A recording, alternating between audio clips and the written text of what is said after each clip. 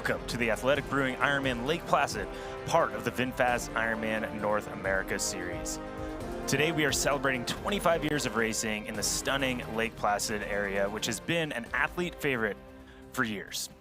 Lake Placid's nickname is the Olympic Village, as it's one of only 10 cities in the world to host the Olympics more than once since the modern games launched in 1896. It's also home to the Winter Olympics in 1932 and 1980. And 1980 was the year of the Miracle on Ice, as most of us North Americans are familiar with. Team USA hockey, comprised of college students and amateurs, upset the professional Soviet Union national team. And it's a vision I remember. I wasn't watching live as a youth, but I remember seeing it over and over again. Definitely historic. Another historic part of our race today is Mike Riley, the voice of Ironman, has come out of retirement to call the athletes across the finish line for the 25th anniversary. And I can't wait to see Mike for sure out there. In addition, Athletic Brewing Ironman Lake Placid, it is Athlete's Choice Award for Global Best Bike, Global Third Most Recommended, the second best run in the North American region, and third best overall North American region. I mean, I want to get there ASAP. Not to mention, it's the 12th race in the Ironman Pro Series and the 5th Ironman distance race. There are 5,000 points out to go to the top pro, male and pro female winners, and it is the final North American event to qualify for the VinFast Ironman World Championship. It's going to be a super exciting day out there in this Ironman Pro Series race with so many point standings changing and shifting throughout the day. Every second truly matters, Matt.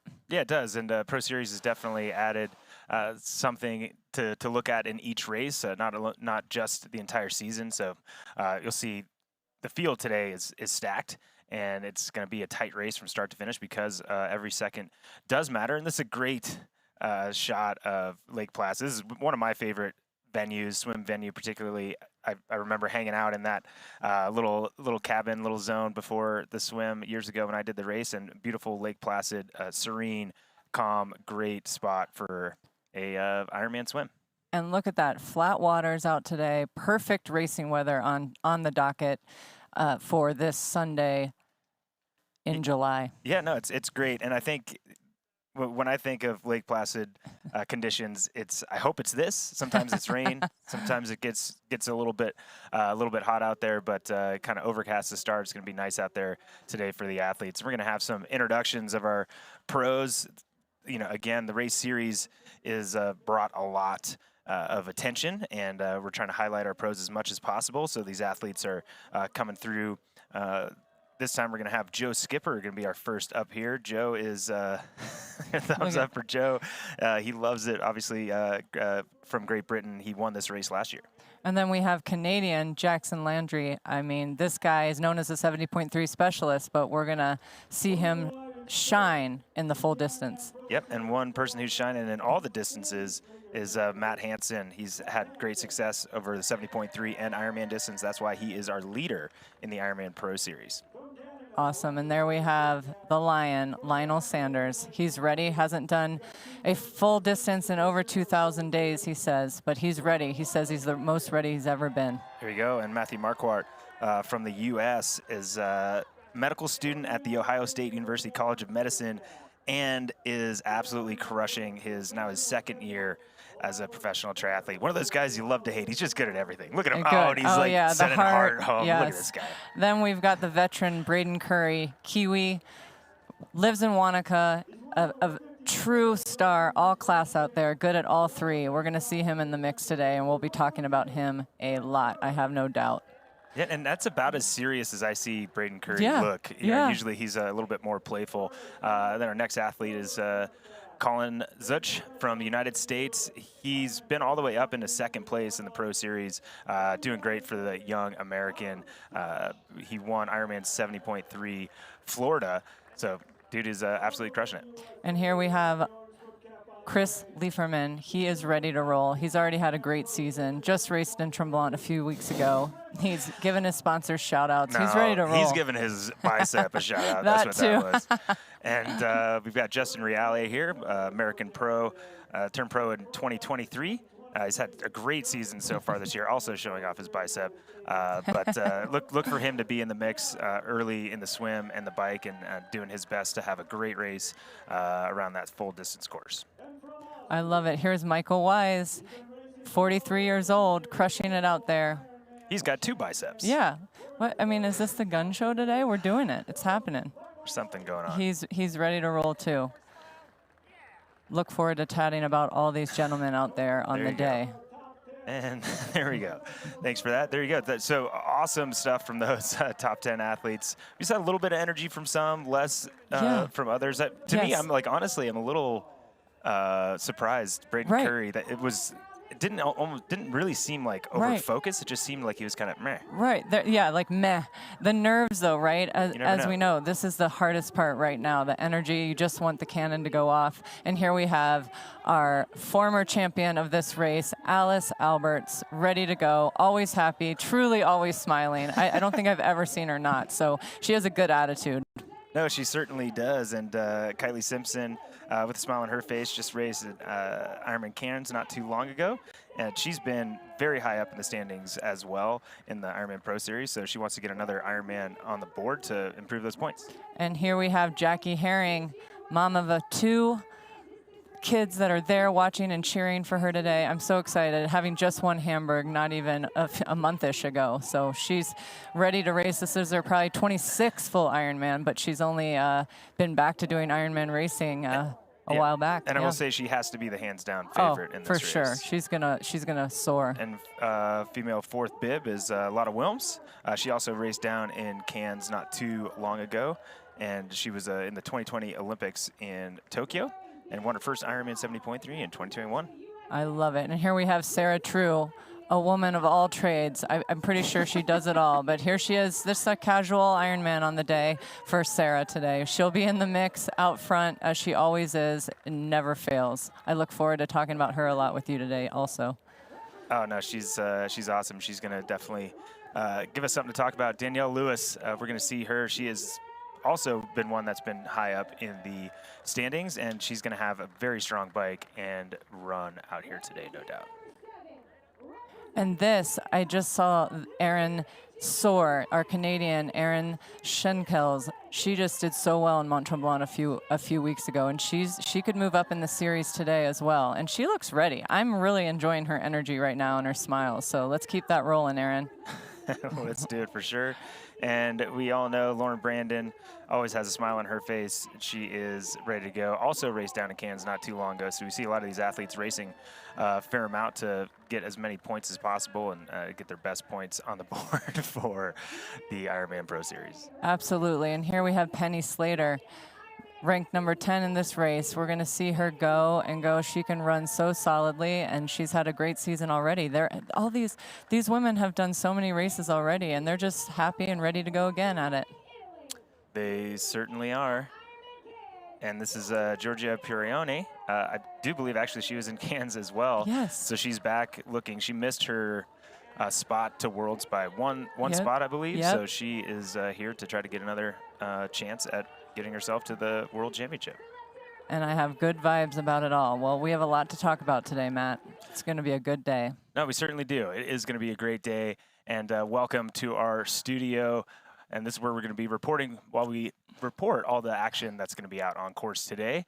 And I just wanted to make sure we could tell all our viewers that due to kind of the remote location of Lake Placid, our Full Gas bike course does go through some dead zones, we might say, limited cellular coverage, GPS, and all that. So we're going to have portions of the bike course with no video coverage, but we decided to get out there and get as much coverage as possible. We're going to have a bunch of, obviously, cameras on course and different interviews possibly to go to while we're out there, but we're going to bring you as much coverage live from the course as possible. But just know that from time to time, you're going to see our faces. We love to see you. Hopefully you love to see us, but we're going to bring you as much live coverage of this bike course as possible out here in Lake Placid. And we have each other to speak to all day, and we're going to tell stories. We're going to hear all about the things. So just know we'll keep you in a happy place today.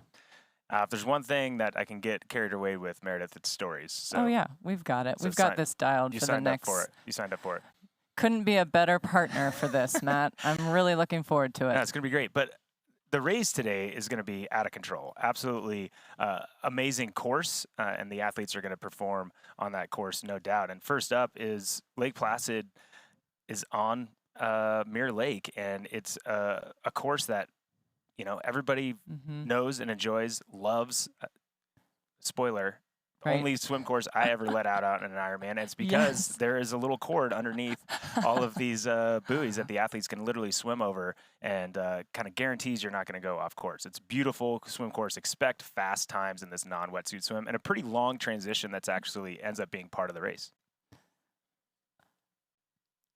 I love it. And we're, onto the bike course. Absolutely beautiful bike course here through the Adirondack Mountains. 2023 Athlete's Choice Award winner as a global best bike. And great views of the Adirondacks the entire way.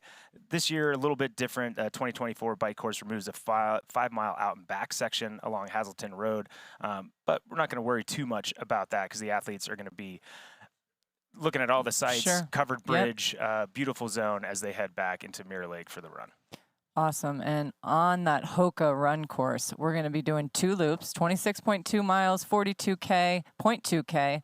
And as I mentioned, it's the 2023 Athlete's Choice Award winner of second best run in the North American region. It's a 2-lap course. It will challenge the athletes. It has some hills in it. It's a tour through the city center. There were some updates to this 2024 run course. It added an out and back on Wilmington Road on Route 86. So athletes will leave that Olympic Oval, turn right on Main Street, turning left on River Road, and then along River Road, athletes will turn around and head back. At the intersection, too, of Route 73, it will just be, they'll just like roll right on Mirror Lake Drive, and they'll have a great day. Yeah, it's going to be, it's awesome out there. Lots of out and backs and sections to be able to see other athletes, and the spectators get to see their favorite pros out here on race day. But just a few moments till we get this race started. We'll be right back with all the action. Your new vehicle, Mr. Lawrence, the VinFast VF8. All the latest tech? Precisely. Whoa! Cut. Great delivery, Joey. I've had a lot of practice saying that word. It's pretty cool, huh? The VinFast? Yeah. It's got action. 402 horsepower. All-wheel drive. Over-air updates and a 10-year unlimited miles battery warranty. Yes, but 15-inch infotainment screen. Cut! None of those lines are in the script, Joey. I just think people are really going to want to know those things. That's what the website's for, Joey. Open up the sky, 'cause I'm coming up to you. So send down your wings and let them bring me to you. You know I'm standing at the station, ready to go. Oh, big old aeroplane, I'm trusting your soul. Get on up, Big Bear. Here's Elizabeth in the middle of the perfect workout for her.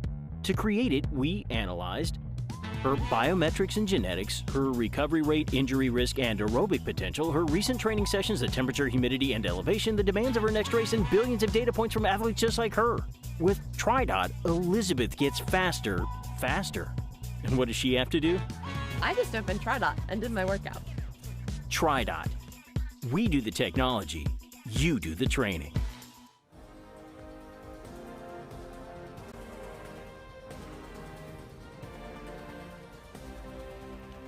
Welcome back to the Athletic Brewing Ironman Lake Placid, part of the VinFast Ironman North American Series. And just a few moments till race day.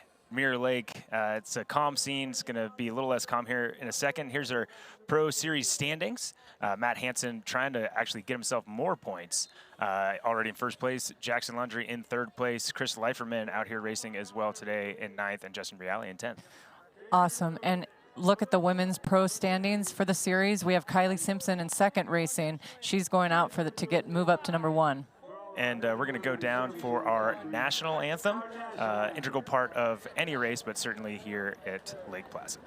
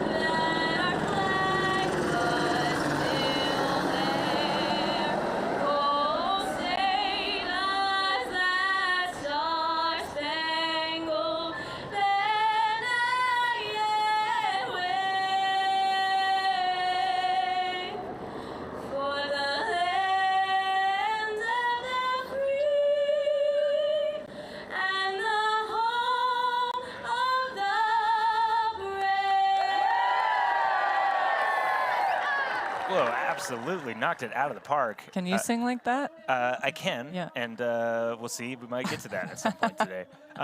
You know, it's great conditions, non-wetsuit swim. You can see these athletes, so it's a little bit chilly. I think chilly. a lot of athletes underestimate, oh, it's a warm swim, and then they get out there and they do their warm-up, and they're absolutely shivering. So And they're freezing. yeah, you'll see some athletes, like I would bring a sleeveless wetsuit Yes. to do a warm-up, or have a puffy jacket or something like that. So. Yes, or a hotel towel that you remove later. Whoa, what? Wait, what? Did you No. give the hotel What? towel I give back? it Come on, back when Meredith. I go back at Sure, night, of sure, course. sure. But yeah, when the anthem's rolling, it's time to go. And this is the most nervous part right this second.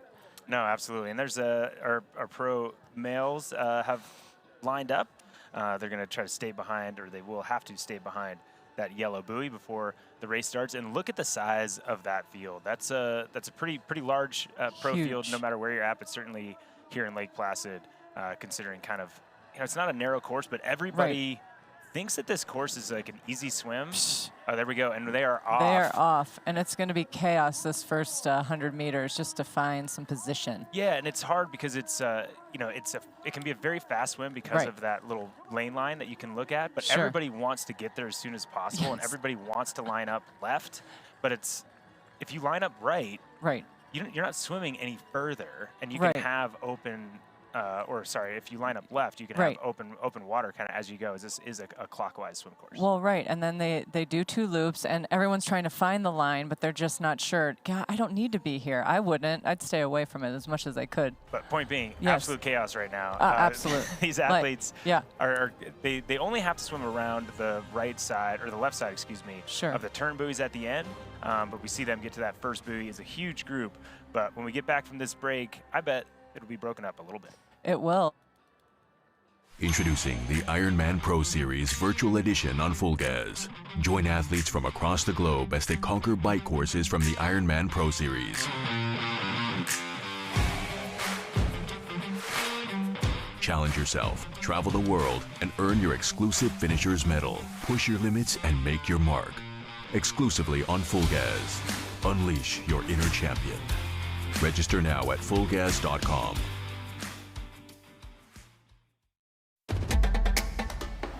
You know, and we know.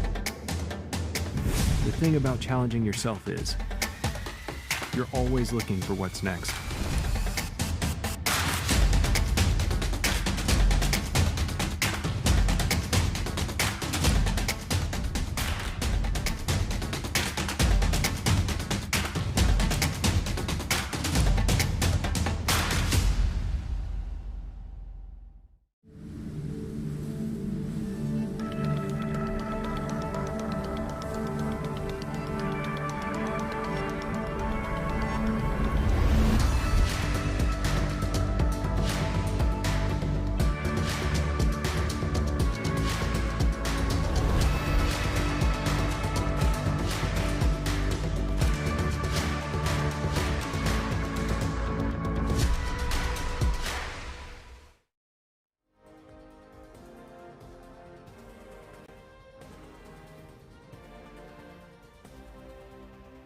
And we are back at the Athletic Brewing Ironman Lake Placid here on the swim course. Swim has started. Our men and women are out in the water. Right now we're 2:41 into our men's race. And right now a little shot, I believe, of our women's start as they head out to kind of that first buoy. Yeah, heading out to that first buoy now. We could assume that we have Lauren Brandon, and with that stroke, Lauren Brandon is in the lead. Sarah True's got to be right up there as well. Lade Wilms, yes, absolutely. And it looks like it's already broken up a little bit. And you know what I'm happy about for them both is that the hardest part's over. They have started this race, and now all they can do is what they've trained for this whole time. No, it's the nerves, for me at least, I mean, I go was away nervous as soon as it starts. Oh, and I mean, I'm sitting here nervous, and I'm not even in the water right now. So I'm glad for them that part's over, and now they can do their thing, how they do it best. So I see some great strokes out there, and a pack of 3 all swimming smoothly and nicely drafting in the pocket. Yeah, and that is Lauren Brandon there in first place, and in green that's actually Lauren Brandon in second, and that is Oh, We got- it's Zelinkus has to Yes. be that first athlete. So that's Zelinkus in the front, Lauren Brandon there in second place. We'll get that cap Sure. color on that third athlete here in a second. And I can't be totally sure that's Zelinkus, but almost sure. And there we go. And that is our women's start that just happened a few moments ago while we were on break, and you could see them kind of shuffling in. It seems like Right. a little calmer, more civilized Oh, start. yeah, we're always a little more civilized, Matt. But like, and when you're doing an in-water start that you're not treading water, it's always weird. You're like, do I kind of tread or do I just dive in here with my halfway in? So, I mean, these strokes. Why can't we swim like this, Matt? Look at that perfect form there, and just cruising along like it's no big deal. The conditions look amazing. Can we talk about that? Oh yeah, no, it's absolutely pristine, and I don't know that I've seen it any other way in Lake Placid. I'm sure there's, in the grand Right. scheme of things, this actually is choppy. Yeah, right? Like exactly. there's some texture on the water. Exactly. And you'll find that you have some athletes that choose to wear their sleeves. And if you see Lauren Brandon behind here, you'll see that she chose to not wear her sleeves, and she'll put them up probably in transition. But it's all what you're comfortable with. Like, some people don't want the restriction of their shoulders and everything while they're swimming. I just don't have the skill personally to put my sleeves on in transition, so I give kudos to those that do. But you have to be most comfortable, as we know. And someone who looks very comfortable is this woman in the lead of the race. Again, I'm calling it Zelinkus, but we'll get confirmation on that as soon as possible. But certainly second place, there is Lauren Brandon. And you can always tell Lauren's stroke. You can always tell. It's perfect.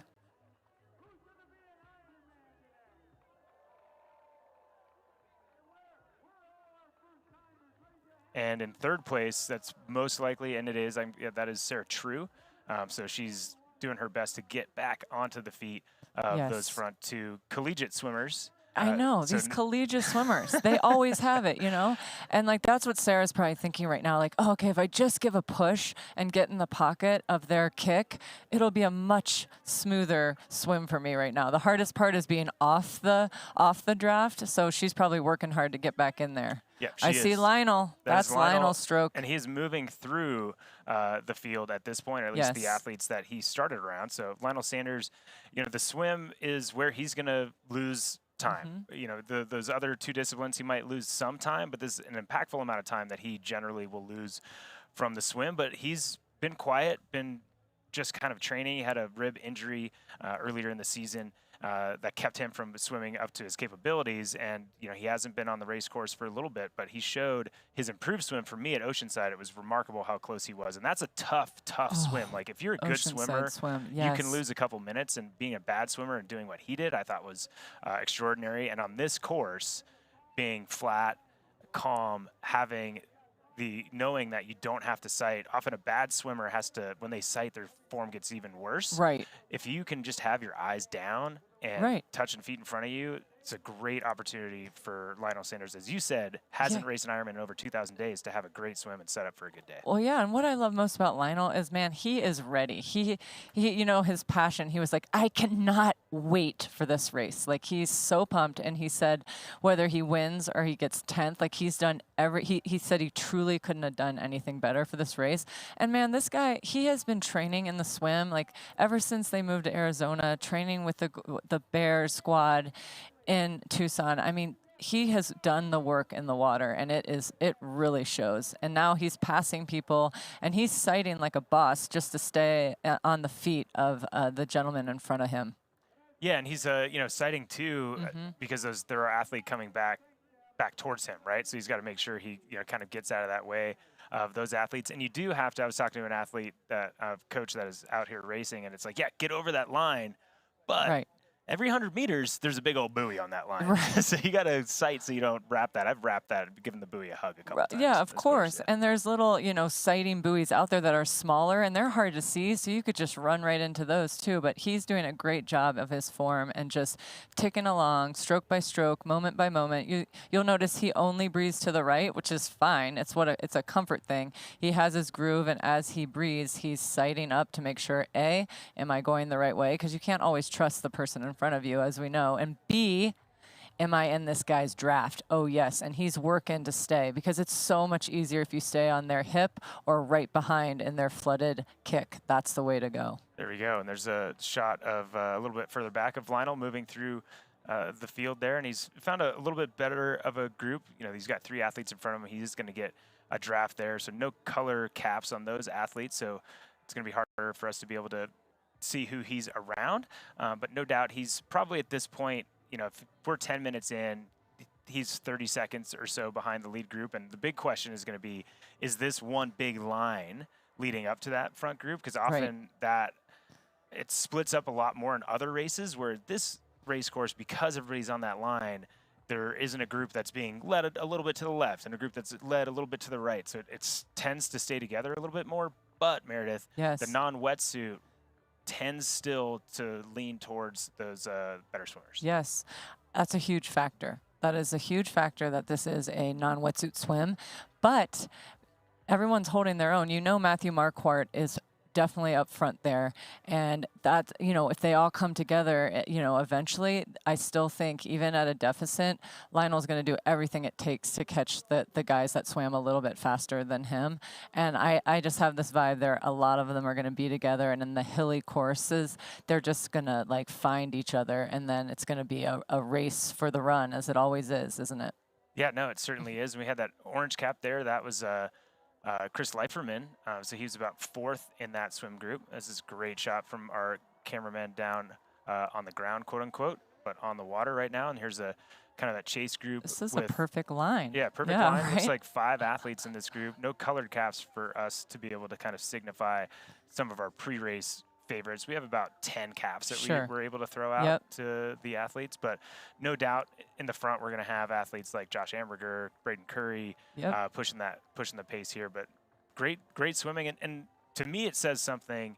Looking at the strokes of these athletes, we can tell they're good swimmers. That looks like the stroke of I'm not going to guess. I'm not going to guess, everybody. But this is a much longer, bigger group here. Yes. And yeah, we're a fair bit in, and again, no colored caps, so our favorites are still to the right of the screen.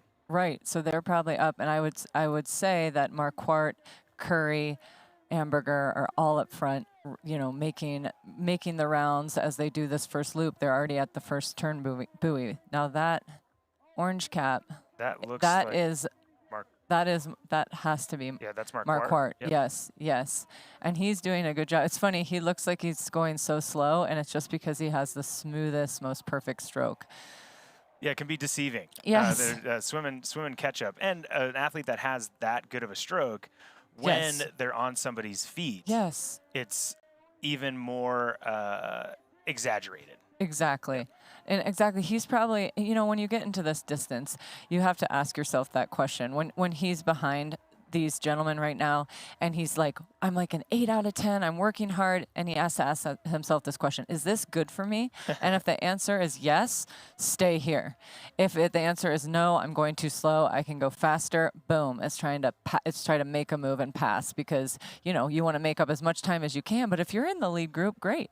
Yeah, no, absolutely. And we see, it looks like we have Jackson Laundrie is almost certainly that green cap. We got a few green caps out there, but that's most likely Jackson Laundrie. It could be actually Josh Amberger. I was just going to say, it's likely Josh, isn't it? Yeah. And then that's Lauren. I don't even have to see. I just know her perfect stroke. And let's see where she's riding in this group, or if she ended up taking the lead, or I would think Lede Wilms would be with her as well as Sarah True nearby, and Rachel.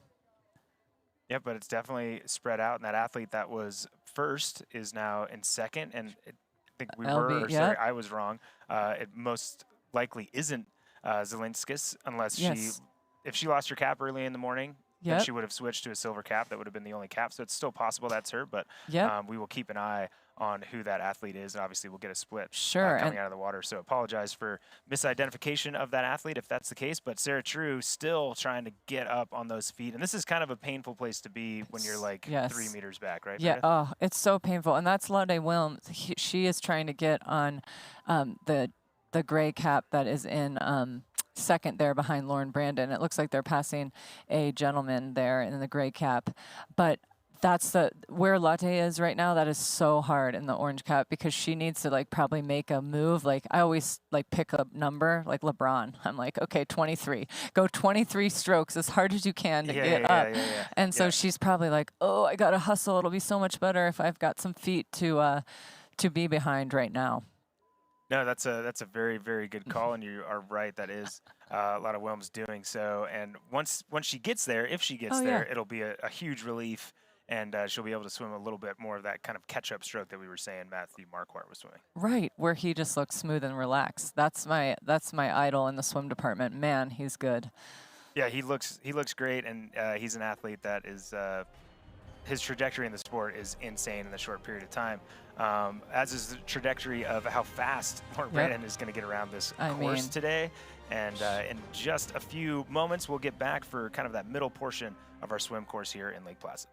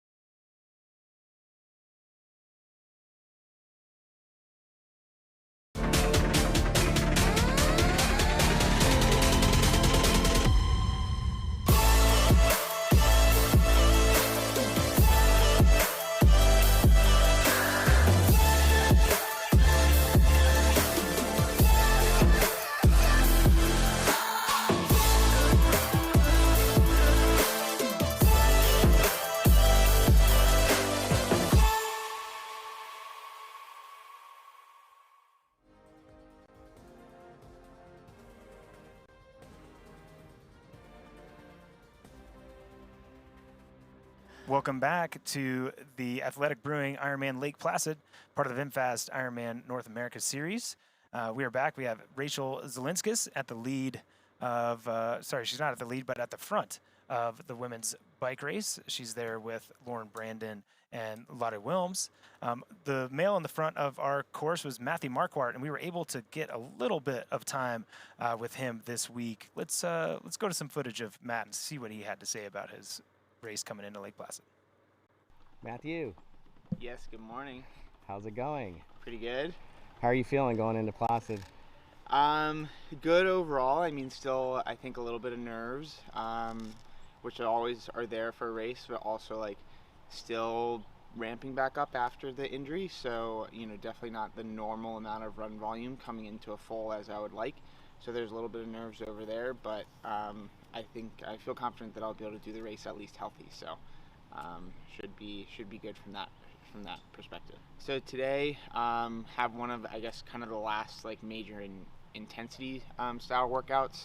So it's just under a 2-hour ride, and we're going to combine that with some course recon. So we're basically leaving from in town, and we'll do the route out. I've done this course before. I did it 2 years ago as an age grouper, but they've made a couple changes. So we'll do the major descents a couple of times just to make sure that I remember them, and then also explore the new kind of loop on the far end so that I know what's coming on race day. What is coming on race day? How's this race going to play out for you? I don't know. I think it's anyone's guess. You always make all of the different permutations in your head, and then you just kind of sit back and figure out which one's going to go. And then there will also probably be things that I won't expect as well, so we'll adapt on the fly to that. And there's definitely a really strong field that I think that will be coming from a little bit later in the swim, and so we'll either have to solo or work with some other people to hopefully put some more time in them earlier into the race. And but more so than anything else, I think the back half of this race is really where things will get interesting. I think you have to keep your eyes on everyone. I mean, I think Matt Hansen has shown that even when the day is not necessarily going well, that he has an incredible amount of grit, and so you can never really count him out until you're across the finish line. And then also just anyone else, you never know. Yeah, I think Leno will have probably a pretty good day. I would not expect anything else from him, and so I expect him to be kind of definitely one of the guys going for the W for sure. And what do you have to do to bring home the podium or the W? Swim well, bike well, run well.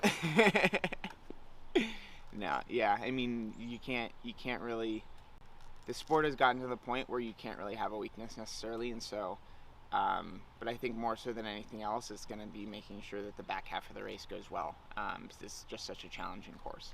Obviously, the descent down into Keene is really fun because you go super fast, and then it's just an incredibly beautiful course overall. And even though the hills make it challenging, it provides a lot of variability that helps break the race up and actually makes it go a little bit faster, I find, in my opinion. Pro Series points. Yep. I mean, how important is this race for kind of your outcome this year? This is a crucial race. I think any of the Ironman races are really super important, and this one's no different. And so, like, beyond anything else, the number one goal is to just get as many points as possible, and then go from there. So I don't necessarily think that the series can be won in this race, but it can definitely be lost. Could that gentleman, Matthew Marquardt, be any nicer? I'm wondering if anything upsets this guy at all. He is just a gem. I did want to say I got to talk to his girlfriend, Sarah, also a doctor, a little bit about him. And the number one thing she really said was how reliable and consistent he was.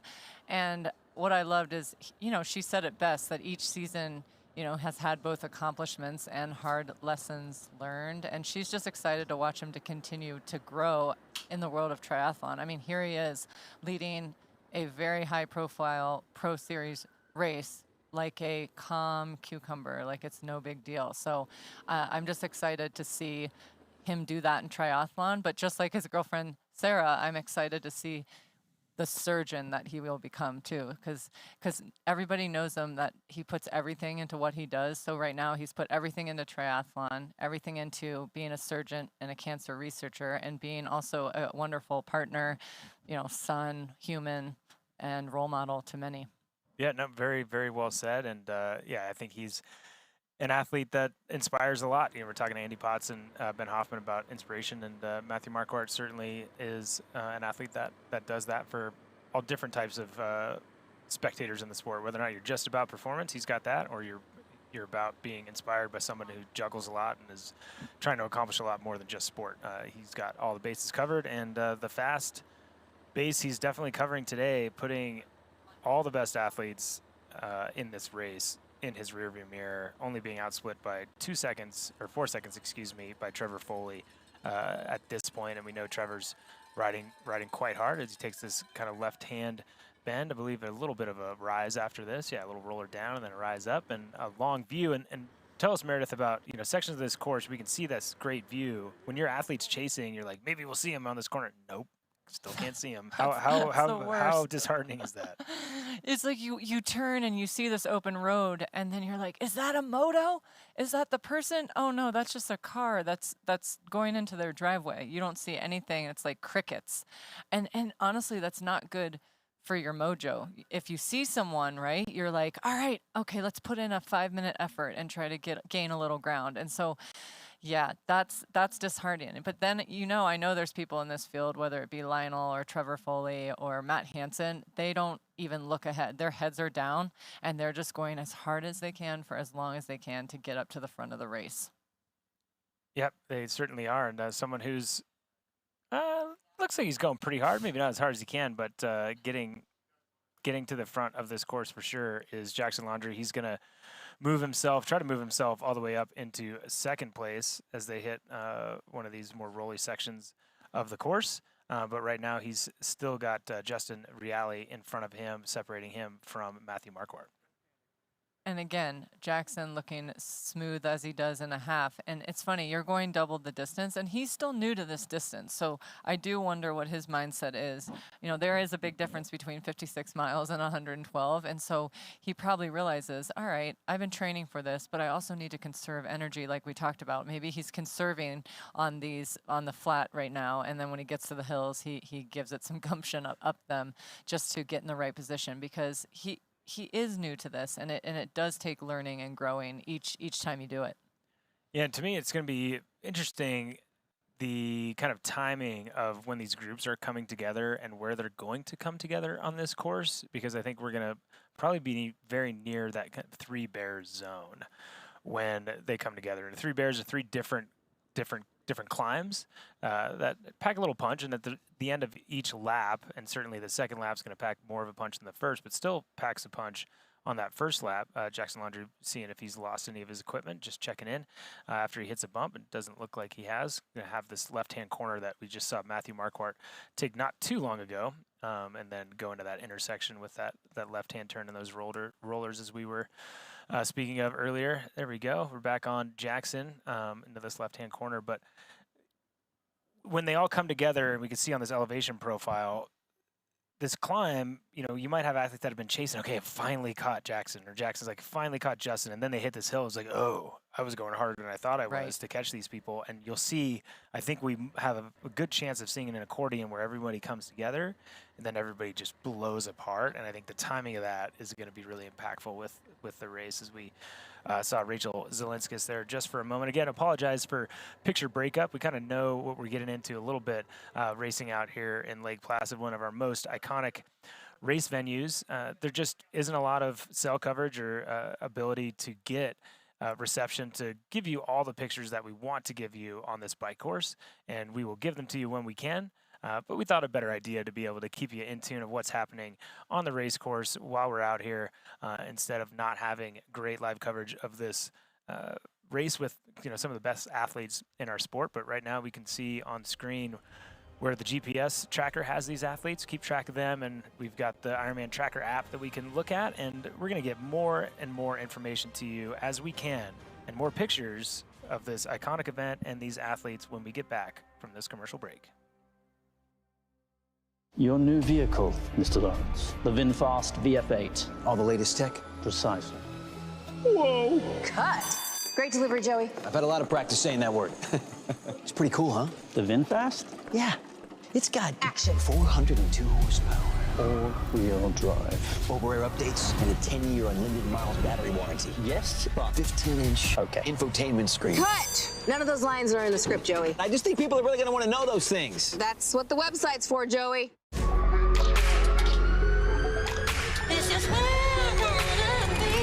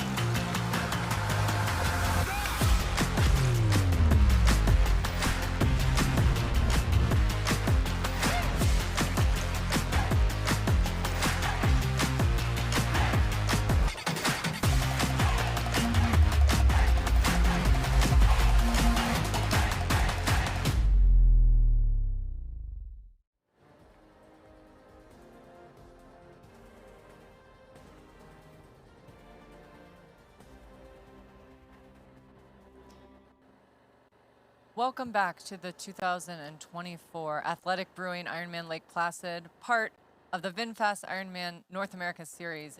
Look at Lot Wilms on the screen. Doing her thing. She did it. She made up that 80 seconds coming out of the swim or whatnot up to the front of this race. And now she's done this a lot this season already. She knows what to expect.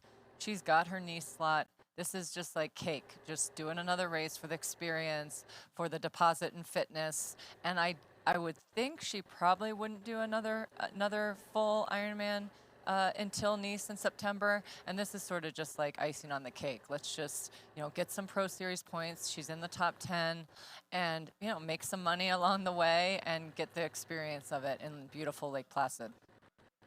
Yeah, she is. She's doing it, and she's pushing the pace, but still has Lauren Brandon and Rachel Zelinskis with her. So those two athletes that had that about a minute and a half gap out of the water, been able to stay with this fast riding Lottie Wilms. And behind her is fourth place is Sarah True at 4:47 behind. Regan is 4:49. So those two athletes still riding together. Nina Duran in 5:39. Jackie Herring then at 5:40. So that's getting a little bit closer. Alice Alberts still with Jackie at 5:41. And Danielle Lewis at 10:39. So you're right, making big moves. She's made almost 4 minutes back on, or at least 4 minutes back on those athletes. Jody Robertson is in 12th place with Giorgia Pieroni in 13th place at 11 minutes back. And what I think when Jackie and Sarah link up together, they have raced together a lot, and they have great camaraderie out there too. And they both can run 2:49 or 2:50x marathons. So like getting them together on the bike, they will get off that bike and they will run a fantastic marathon together. Like you said, the run's going to be bananas because there are a lot of fast runners coming up on the bike here. Yeah, it certainly is. And I love this graphic that we've got of the full gas bike course and the elevation profile and kind of where these athletes are on the course compared to timing mats and kind of what's coming up. So really cool to see they're coming through here pretty soon. We're going to get another split, but definitely starting in that climby section of the course. And it's hard to notice that because Marquardt's still in the air bars, still looks like he's moving pretty well. So there's some flat in that rolly section, but Matthew Marquardt pushing that pace. And what do you see behind him, Meredith? I see absolutely nothing. Last check, obviously, Justin Reale was still in a good clip, 240 plus back or whatnot. But I mean, if I don't think he's one to look back much. But if he did, even looking at this shot right now, there's no one even in the lens at all right now, and that's about a good half a mile plus. So he's in great position, and I still don't see any grimace. I just see calm and fluid, and he's probably, honestly, that guy's probably thinking about what research he could do to, cure cancer, in addition to raising, he raises a lot of money for a Pelotonia Foundation out of Columbus, Ohio, and I bet you he's so innovative. He's trying to multitask right now, using this time to think of ways to, help others thrive as he does outside of this job.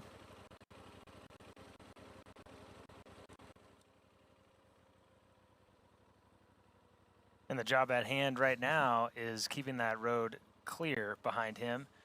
Try not to let anybody get vision of him. And it is a, out of sight, out of mind is a term that athletes in the sport and sometimes commentators use a lot. And what that means for those at home that haven't heard that before is, man, if you get a big enough gap where you're on these straightaways, or maybe it starts off on, curvier section where the athletes behind you can't see you, they kind of forget that you're up there to a certain extent, or they're like, man, he is so far gone. He's either out of reach or he's doing something silly and he's going to blow up and I'm not worried about it. But you forget. And every once in a while you have to remember, oh crap, Matt's up ahead of me.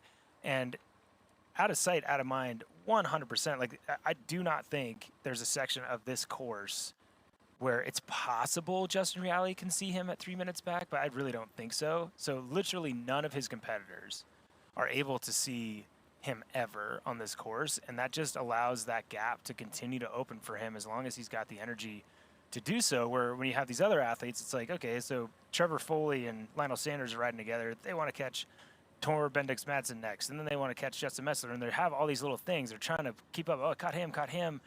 And then they're like, oh, dude, there's still a guy that's like literally 3 miles ahead of us that we can't see. So they don't really think about it, and they will on the run, but still the same on the run. Like, he will be close to a mile in front of a lot of these athletes, and there are sections of this course where you can see that, but not a lot on that run course. So he's setting himself up also for that kind of out of sight, out of mind on the run if he's able to hold this kind of pace. Absolutely. And I can talk about Matthew all day. I did want to chime in, though, and say just a report on Braden Curry.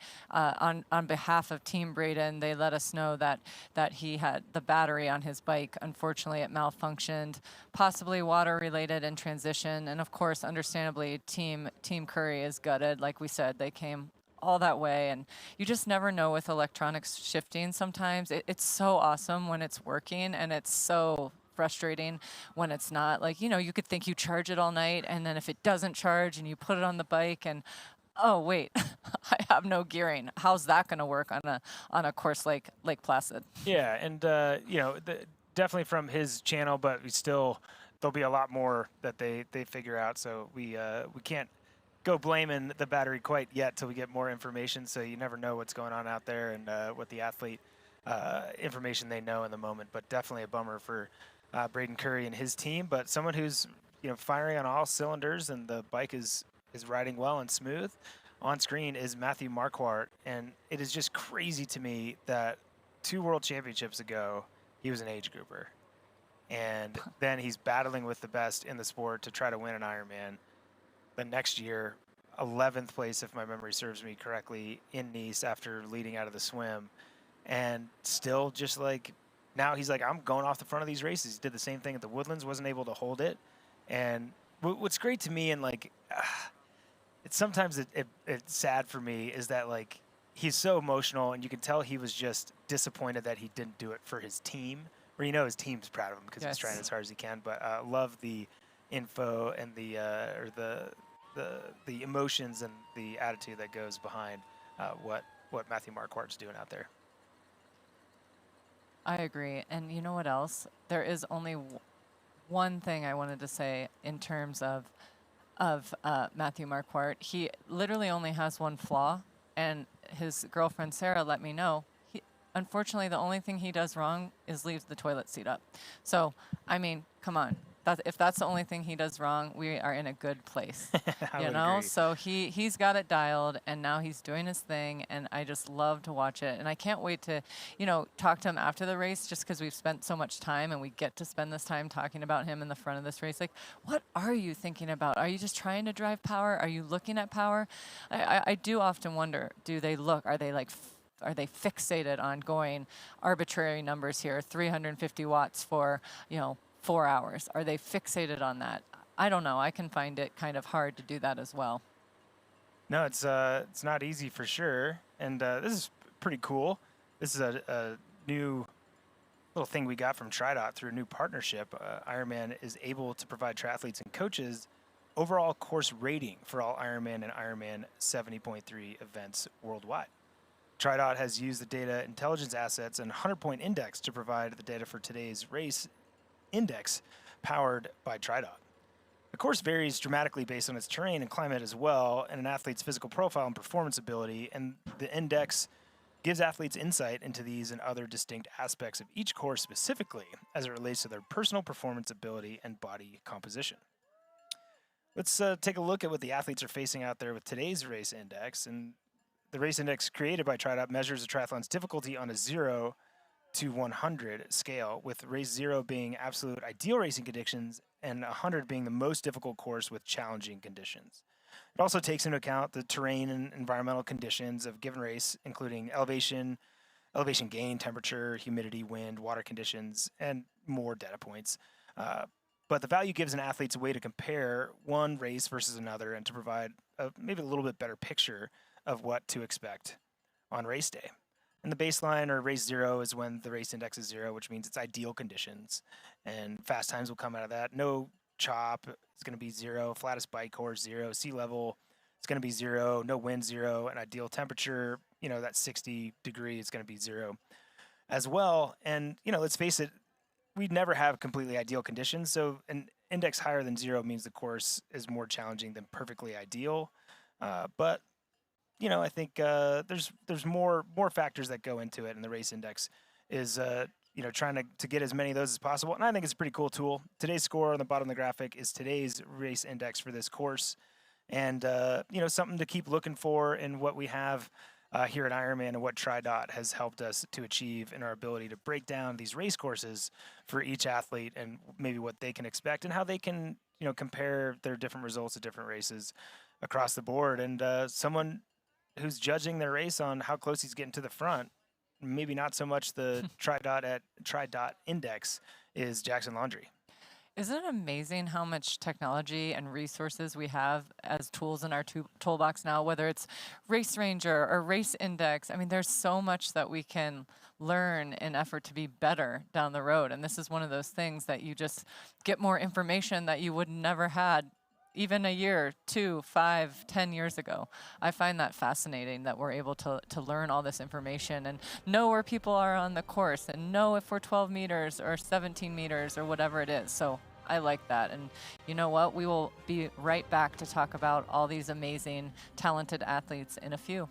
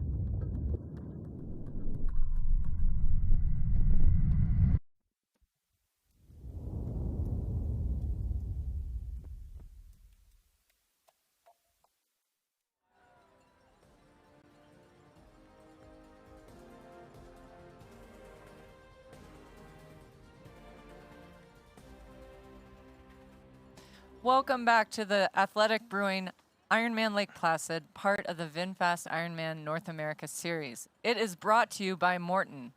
Get used to it. And of course, by AG1. Better finishes start with AG1. And man, do I like AG1 also. She's on it. Somebody else who's on it is Jackson Laundry. Well, I don't know who's on that, but he's on the pace and the race course, but he is cruising through this section of the course. Beautiful views, no doubt. He's enjoying every segment of these views. Who knows if he is or not, but he is going to enjoy, I think pretty soon he's going to see, or he has seen, Justin Reale in front of him. They've gone through another split at 46 miles as they go through this hillier section of the course. Matthew Marquardt still has a lead, and it's now 4 minutes over Justin Reale. Jackson Laundry is 4:54, and he's separated himself from Arnaud Guillot. Tor Bendix Madsen has moved up and is now in 5th place, just behind Arnaud. As we see Jackson stretching out a little bit, but still a good enough gap. We can't see those athletes behind him on this straightaway, but they'll probably be able to see the motos on some longer straightaways because they're not, again, too far behind, just about 40 seconds back. Trevor Foley is right with Tor Bendix Madsen as well, so he's now 5:41 back, big mover, with Lionel Sanders at 5:43, Josh Amberger on the back of that group at 5:44, Chris Leiferman at 5:56. So the powerhouses that have gotten together, as we can see on this screen with their bib numbers, is Chris Leiferman, Lionel Sanders, Trevor Foley, Tor Bendix Madsen, and again, they're about to catch Arnaud Guillot. Those 4 athletes, and it looked like Kurt Leiferman's maybe a little bit off, but he's right within a few seconds of those athletes. Like, that is the train that's coming through, and it's moving quick. And if you don't get on quick, you are going to be left in the dust. And all that being said, they are absolutely moving, and they're barely going faster than Matthew Marquardt in the front. Yes, if you don't get on that train, bye. Bye-bye. Yeah, bye-bye. Choo-choo. But I will say Jackson is about, just shy of a minute down on Justin, and he is going to get to that position perhaps on a turn where it's a straightaway and he sees Justin.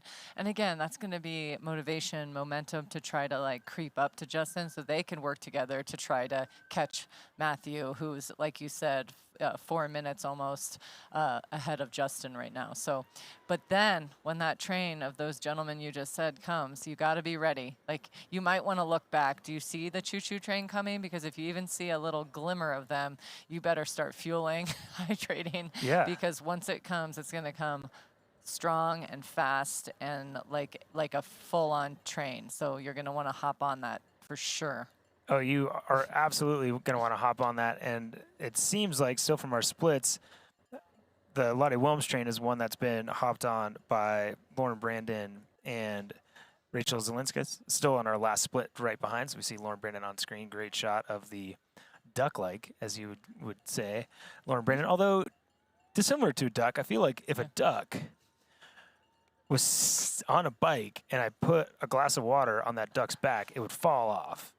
Where I kind of feel like if I did so on Lauren Brandon, it would just stay there, and I'd be like, come back in 20 minutes, I'll have a nap. And, of course, we get a shot of Lauren waving genuinely at somebody out on course. I love that woman. She's amazing. Of course we do. And that's the thing. She's smooth like a duck, not only on the swim like we talked about, but on the bike. And then she has a long, lean running form, too. It's just her whole aura and presence that we love. So I think this is awesome. But now we're going to head to a Lotte Wilms soundbite that we'd love to hear about her and see what she has to say about the race. Yeah, my body feels really good. We did definitely some easy weeks after Cairns, what makes sense, and just building up a little bit, but the time frame was quite small, so we just did the best as we could. And yeah, for me, first time that we back up another Ironman so close to already 2 Ironmans. So yeah, just exciting and see it as an opportunity to just do another one. And yeah. Yeah, well, first of all, it's a lake swim, so it's fresh water. The temperature feels like it's nearly 24 degrees, so I expect no wetsuit, what is good for me because I like to swim free. Also, there's a little treat under the water. There's a rope that we can follow the whole course. So, yeah, you still have, of course, do a little bit sighting, but it makes it definitely easier. So you can relax a little bit more.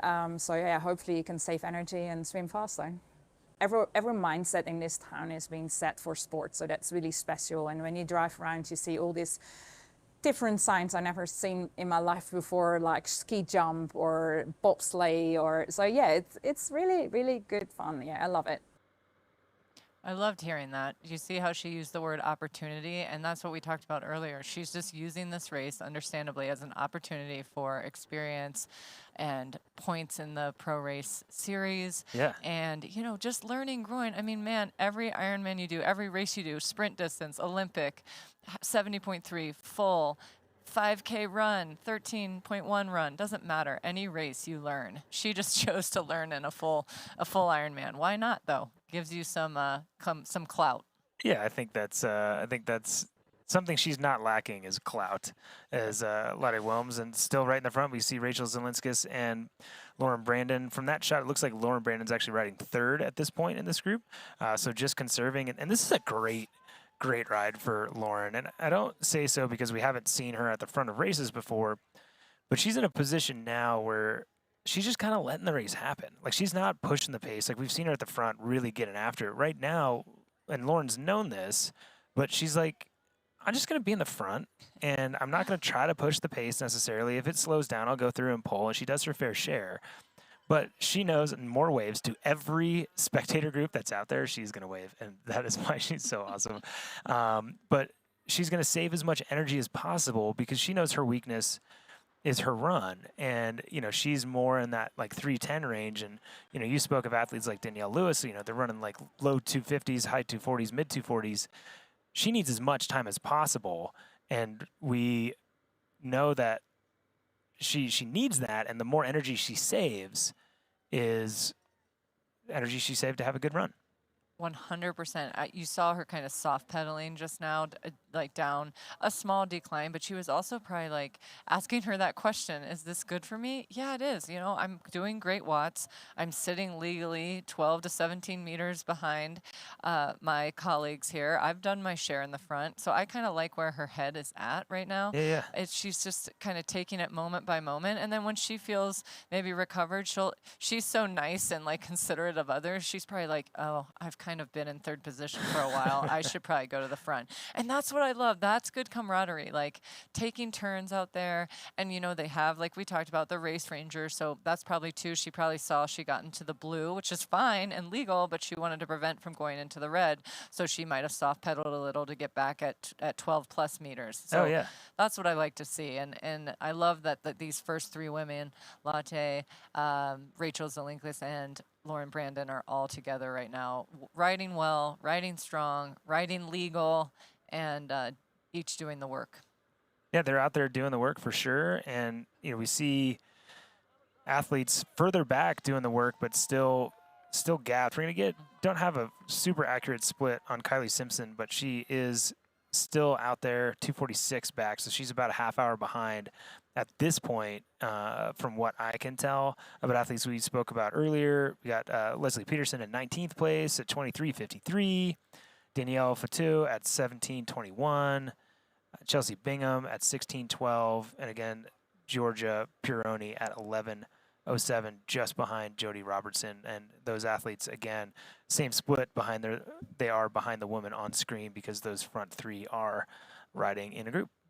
I look forward to getting the next split because it'll be interesting to see where, where Nina and Sarah True and Jackie and Regan are, just to see if they kind of merge together. And then they're going to be the pack of 4 or 5 that try to come and catch the 1, 2, 3 ladies up in the front. So time will tell, but I look forward to that next split, which it'll be split 46.7. So we'll get that shortly as the gentleman's split for that has come through as well.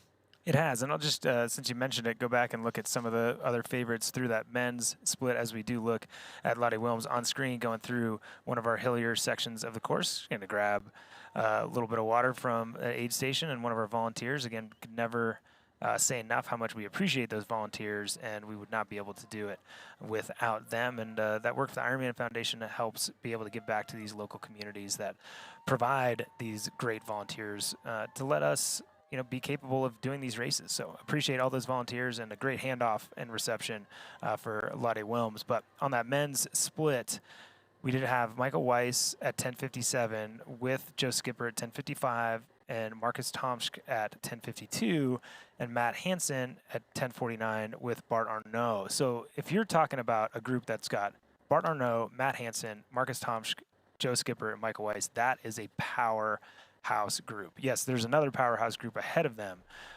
with the likes of Lionel Sanders and Trevor Foley, but that is a really good group. I think someone like Joe Skipper is going to be happy that he's with some athletes that are trying to accomplish the same thing: fast bike, fast run, Let's see if they can accomplish that when we get back from this commercial break.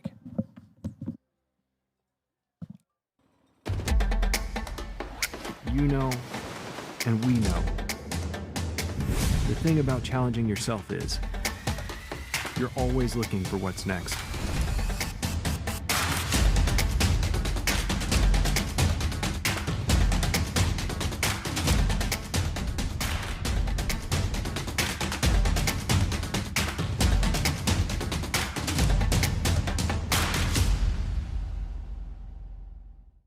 The feed is everything you need to fuel your workout. Hydration, bars, gels, chews, high-performance supplements. We even have breakfast shakes. Ready for your ride? Totally. Let's go. Gels every 20 minutes. Just started training or plan to be a world champion? We've got you. Thanks, Feed Coach. Don't forget to hydrate. We'll help you pick your fuel for your run, ride, or triathlon. Shop today to get a free water bottle printed with your name. Visit thefeed.com. Fuel your workout.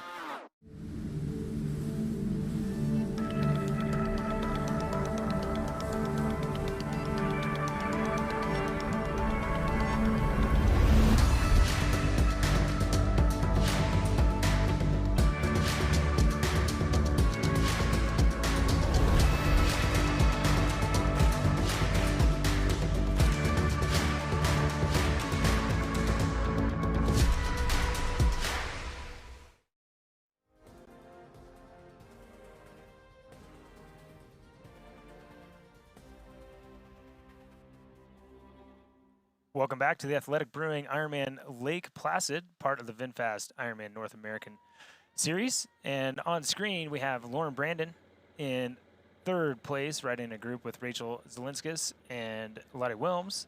And she's been up here all day. She hasn't gotten herself third place is as far back as she's gotten. And, you know, her goal, I'm sure in the back of her mind, is to end up on the podium here today. And with the work that they're doing on this bike, certainly putting herself in position to do so, a lot of really, really talented athletes behind, and I think that's why we saw such an aggressive swim and early bike ride from these athletes. Is it's big gaps, but still 5 minutes to Sarah True. That girl can run, right? Yes. And you Regan, don't want 5 minutes. No, Yeah. Regan can run too. Jackie Yes. Herring. If you don't pick Jackie Herring as the out-and-out favorite for this race, you're not paying attention, or you continue to underestimate Jackie Herring, which people have done her entire career. Yes. But am I wrong that she now has the fastest North American time? Yes. What, 8:19? Would she run like a 2:52 or something? Insane. She has always been underestimated, and not even meaning, just like kind of under the radar. Yeah. And now, if that Hamburg performance didn't show what she's capable of, she's going to do the same thing here on a difficult, more difficult course. So, yes, she should have raised a ton of eyebrows. Yeah. Not to mention, we forget she has done 25 now Ironmans, 20 before she had children, or rather 24 before she had children, and then Hamburg was 25, and this is 26. Well, we forget because she didn't for like 10 years. Yeah, 9 years. 9 years. Her last one was 2015. And so I love that. And we'll talk about her a ton, I know, because she's going to come up. But, like, she misses being in the dark goth place of doom that Ironman provides. And it's funny, we all kind of forgot that she did Ironman, but the last year she did like 5 or 6, right? Yes. And to me,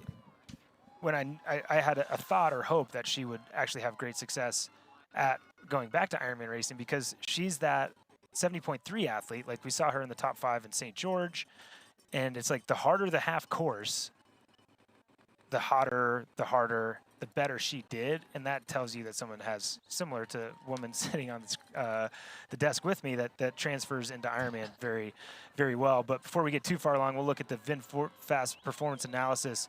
54 miles through the bike, Matthew Marquardt, 3:01:40 total time.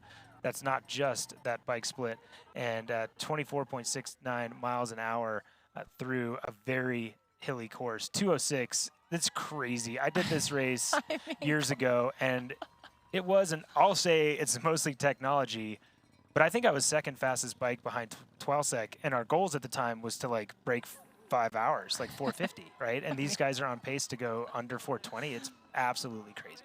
It is crazy. And what is also crazy is the fact that they're basically halfway. Oh, see? I like it. Yes. Oh, and she took it out of the That's amazing. See, that was the best 5-7 seconds he could have done. So tell us what happened there and what that was. Yeah, so I was about to say, what's crazy is that they are basically halfway through the bike. That's just remarkable. I mean, it goes fast for us, right? Yeah. For the actual racer, I'm sure it might feel a little longer. Well, anyway, he was able to get his personal needs bags at that spot, and he opted, a lot of pros don't even put anything in it. They don't even stop. They don't do it. Alice Alberts is another one that will definitely stop to get her things. I've seen her do it in 2 Ironmans that she has won, even if it cost her 30 seconds to stop. But Matthew Marquardt, he stopped to get those 2 bottles to just put right in those 2 little spaces that he has in his aero bars. So, and that was probably his nutrition. He's used to it. It had a number of calories, a certain number of electrolytes he needs for the next 2 hours and 6 minutes or whatever he does this next loop in. So that was only like a 5 to 10 second at most, probably less. I should time it. Yeah. Stop. I mean, he did that perfectly. And gosh, kudos to the volunteer. I mean, she made that. She had his number ready, and she got him what he needed. Well done to everyone there. No, it's super smart, and I think well thought, and it paints a bigger picture on what's important in Ironman racing, even as the pros. And I don't mean to plug my new podcast with Ironman called the Ironman Insider, presented by Martin. Plug but away. I will. Keep plugging. I'll plug too. Had a sit with Julie Dibbins yesterday, and that'll be our next episode coming out. And we talked about how little gaps and little time gaps in the race, whether or not you're behind by 15 seconds in the swim, or you see Marquardt 15 seconds in front of you on the bike, and you want to get there early in the race and during the race in general, it feels really important. A small gap feels important. So like this, you're like, man, like I talked to an athlete that's out here, they're racing, and she said, oh, I'm not using special needs. I'm like, why not? She's like, I don't want to stop. But that's like 15 seconds. That small gap, go to the results from last year. 1st to 10th place, you're going to have minutes behind. These 15, 10-second gaps don't matter at all. And Matt is going to have a better race because he voluntarily gave himself a 15-second deficit, but he grabbed 2 bottles of water, so that either, or whatever drink or hydration that he uses, he grabbed those, and the other option was him either not having as much of his own nutrition or carrying 1 or 2 more bottles that he would then have to carry up that hill, which is going to cost way more than 15 seconds. So he's using his wit and his thinking ahead, and like not that athlete brain during the race that's like, oh gosh, I don't want to stop. Does it very efficiently, replace those 2 bottles that in between his arms that you pointed out before, not the one on the back, because those usually, when you start out, you can strap it in so it doesn't pop out. You don't have risk of getting a penalty, but when you go through special needs, you don't know that you can secure it quite as well. So he's thought through, and again, that small gap, as I said, Julie and I spoke about, feels really important, especially when you have energy. But in the marathon, when you get out there, you're like, dude, I don't care. I'm going to stop here for 25 seconds for whatever, right? But what he just did by stopping, and he did have to unclip for a second because he had 2 bottles, and is that he just set himself up for success on the run, because what he's going to do these next 2 hours, if he didn't stop and get it, what if he didn't get a bottle at the next aid station? There's so many things, and he knew. He knew exactly where it was. It's going to be at the halfway turnaround, and he got what he needed. And now I really feel that helped him, because that's what he's working on, like not cramping on the run. Okay, well, he just probably saved himself a cramp or 2 or no cramps at all by grabbing those bottles, because it's nutrition he's used to, and that his body absorbs faster than maybe other things he would have grabbed, or just plain water and all the things. So that was a good call. Great call. And we see Jackson Laundry coming through here, which means we've had more athletes come through our split. We haven't had sight of Justin Reale, but he's still in 2nd place, just 30 seconds in front of the man on screen, Jackson Laundry, who, again, was up into 2nd place in the Ironman Pro Series. So with this, and that was without any Ironman result, which is a lot more points. So he's going to be top of the sheet most likely after this race is done. But he's there now. Lionel Sanders is just 30 seconds behind Jackson Laundry. Maybe that's why Jackson's looking over his shoulder. Right behind him is Trevor Foley. Right behind him is Tor Bendik Madsen. Arnaud Guillot right behind him. This is Justin Reale on screen. Going through this corner. We're just about where we saw Matthew Marquardt go through before. Arnaud Guillot at the back of that group, Josh Amberger on the back of that group, Chris Leiferman on the back of that group. So that is a group of 6 of of some of the best athletes in the sport and specifically on the bike. So here's Justin Reale going through that special needs zone, or he just went past it. Now he's going through. That's penalty tent that he passed too. So if we have this shot as that group behind goes through, we'll see if any of those athletes have penalties. We haven't heard anything from out on the course. But here we see Jackson Laundry going through that same section, of course, that Justin Reale just went through, Meredith. And you'll see that Justin Reale did not choose to take anything at the personal needs section. No problem. Maybe he has an extra, something works on the course for him. He has an extra bottle holder and all the things. He also just looked back because he probably felt Jackson's presence not too far behind him. So it is fascinating to me to see who takes, and there goes Lionel. I doubt Lionel stops either take everything. Yeah, no, not at all. We'll see this big group here. So that was Trevor Foley going through there, the Tor Bendik Madsen, Arnaud Guillot, Josh Amberger, Chris Leiferman. So that group is absolutely full of bike powerhouses, but honestly, bike run powerhouses. Like Lionel Sanders can run low 240. You've got Trevor Foley, who we haven't seen a lot of Ironman distance races in him, but he's running the 240s. This is an athlete that I think ran a 106 half Ironman split. I'll have to get that split, but he's absolute machine and can do so off of bike ride. Torbenix Madsen knows how to run fast. Arnaud Guillot can run in the 240s. Josh Amberger capable of that. Chris Leiferman as well. So that group is kind of terrifying if they're in your rearview mirror, and they're in the rearview mirror. Things seem closer than they appear, but Matt can't see anybody in his rearview mirror. He's so far ahead. He's literally 3 miles in front of that group or more. He's more than 3 miles in front of them. So right now he's not worried about him, but that is a powerhouse group, and Jackson Laundry and Justin Reale are going to add to that group here in just a minute.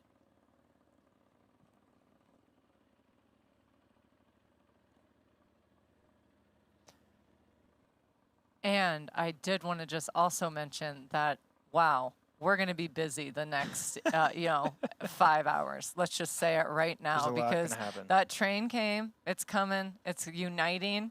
And now Matthew being the carrot out front, it's like, wow, they're going to work so hard together to try to catch him, hands down. And that's going to be a situation, and when we get to the run, it's going to be all out. They're going to have to go to the depths of their soul, all of them, just to it's a hilly course. One thing they have going for them right now, I will say, is a 62-degree perfect weather conditions for racing a hilly Ironman course. Perfect. And there might be some athletes, like, I'm pretty soft when it comes to that. Oh, it's rainy and now it's like 61 degrees and somehow I feel hot because there's like some aspect of humidity. It'll feel a little bit humid for some of these athletes out there, maybe on the run, but this, as you said, it absolutely perfect conditions for fast riding and fast racing in general here at the Athletic Brewing Ironman Lake Placid, and looking to see if there's any more splits coming through here. And it does look like Jan Stupinski went through at 10 minutes down, 10:48. Colin Zuch, Justin Metzler, 10:49. Gillespie at 10:50, and Marty Andre at 11:32. So that's the massive, or the splits going through here.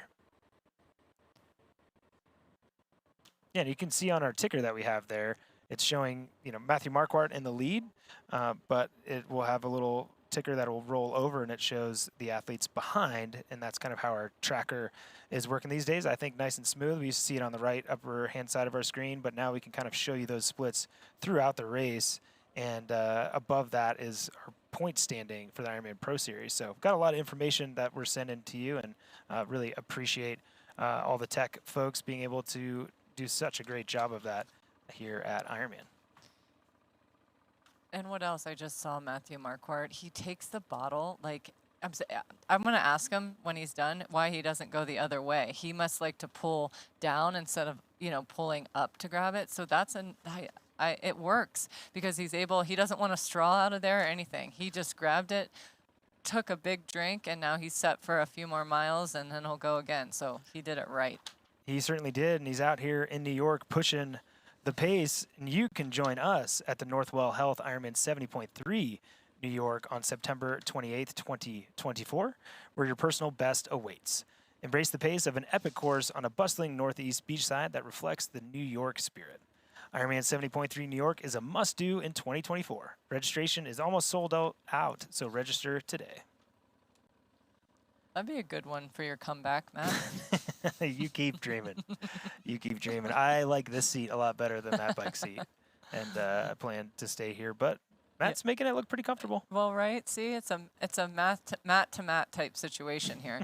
But do you see what I mean? Like with his, I'm infatuated by this because is he getting enough? Yes, he must. He can do it. It works for him, but it doesn't hit his knees or anything. And so I think this is it's a good formula for him, literally, that's doing it. And now he's climbing, so he makes it look easy with his very powerful legs.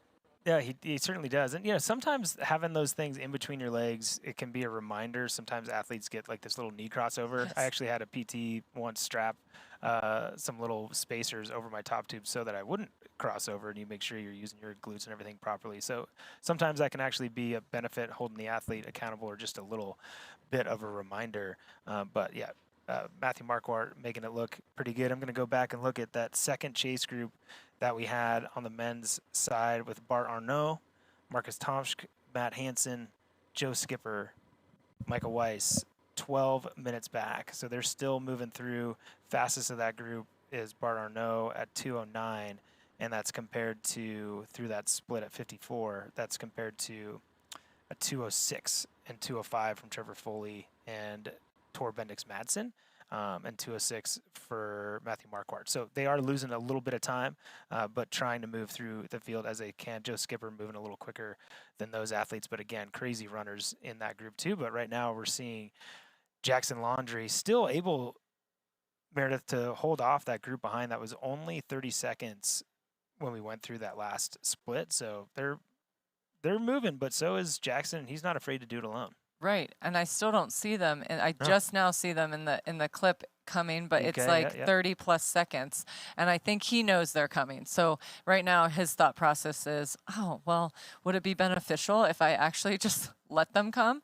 Because it's such a small little, like 30 seconds is not that much right now on the bike with another loop to go. So maybe it'd be beneficial for him to ride on the train. Totally, but there's so much that goes to that, right? Yes. Like, as you know, it can be like, man, right now, like I know my watts are 10%, 15% below what I thought my goal would be. So I'm not going to go easy to let them catch. And it's really disheartening when they're like, dude, what the heck? Jackson's been 30 seconds in front of us for like 25 miles now.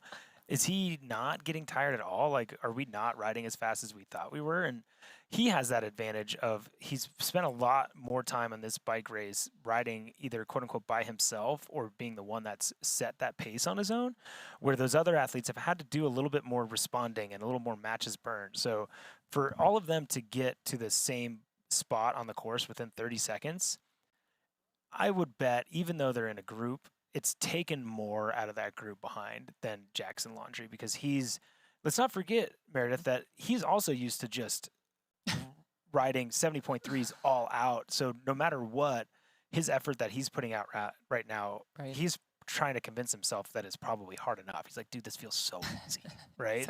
Where those other athletes maybe aren't quite feeling that. And again, they've had to tap into those 70.3 watts, I guarantee, to try to catch. And man on screen that's been pushing that pace, it seems like, but looks so comfortable doing so. We know what Lionel looks like when he's pushing hard, and he doesn't look like that right now. No, he's doing what Lionel does best, and that's the thing. What Jackson is doing to these guys right now, just being 30 seconds ahead. To be honest, Justin is doing the same thing to Jackson, being 30 seconds ahead. But Lionel, he can see where he is. He knows he's in good position. I mean, right? He's in 4th place. He's moved himself up to 4th place, right? At least at the last 56-mile check. So now he knows his jam. He knows what's going on. He's in it. He's not in it at all, and he's going to do what Lionel does, and that's get to the front or aim to get in the front. I mean, obviously, he is still almost 6 minutes down from Matthew, but to Jackson and then Justin another 30 seconds above that, he's close to the 2nd position. He's really close. He so is, and we getting a little encouragement from the athletes he's passing. And I kind of gave ourselves, or like self-deprecating on the fact that we're going to overuse comfortable and smooth. Words I never, ever use with Lionel Sanders, because he does not ever look smooth or comfortable. And he looks very smooth. And I noticed that earlier in the year in Oceanside, it just looks like he's more comfortable on the bike, even pushing higher wattages. So I don't know if he's brought his front end up a little bit in that aerodynamics, maybe made a little bit of sacrifice. That's not generally something Lionel would do. But, you know, I used to get texts while races were happening that's like, Lionel Sanders has broken a arm or something. And it's because he was so not smooth, just trying to get power from wherever he could. And now he has that power with efficiency, and in Ironman racing, that is so, so very important. And to me, it's when those words smooth came out of my mouth and I see that it's Lionel Sanders on the screen, it's funny, but it makes me appreciate the work that him and his team clearly have done, because he knew that. Right. And that was him just trying to get all the effort out. And now he's doing it in a smoother fashion. And I'll tell you what, he had struggles in years past over Ironman distance racing because of energy consumption and being able to get enough nutrition in to be able to deal with that energy consumption. And it seems like he's figured out. Obviously, he had a great race at Ironman World Championship in St. George to get second place over Braden Curry last kind of couple hundred meters. Hasn't really raced an Ironman since then. It could have been the last one. I should have that written down. I'll take a look. But in the past, it's when it was hot and like challenging, like he had struggle. He's smoother now. He can see Jackson Laundry up the road. But the conditions today are what a Lionel Sanders Canadian condition, even though he trains in Tucson, he's good at the heat. Sure. A lean, mean, smooth Lionel Sanders is going to be really hard to take a win from today, if what I'm seeing right now. Yes, I agree, Matt. He's smooth as silk right now. Are you kidding me? He doesn't look like his knees are popping out, or that he doesn't even look like he's working hard. He's so smooth. I mean, I'm going to give him the duck analogy. He looks like that right now, right? He's going Lauren Brandon on us, but I mean, he has got it dialed. And yes, 2,429 days since his last Ironman victory, which was at Ironman Arizona in Tempe. And you know what? He couldn't have said it better. And his recent stuff is just like, you know, he said it. I have trained phenomenally. He used that word. You know, he's so like good with words, phenomenally, and he couldn't have asked himself for anything more. And so that's what he's showcasing here today, is just going all out, doing what he does best. He couldn't have done anything better. And I loved his passion when he was like, I cannot wait. Like, I cannot wait. I mean, he can wait once he gets on the run, the last 10K, but it'll be over. Everything ends, and this will too. And we will be right back to tell you more about Lionel and others.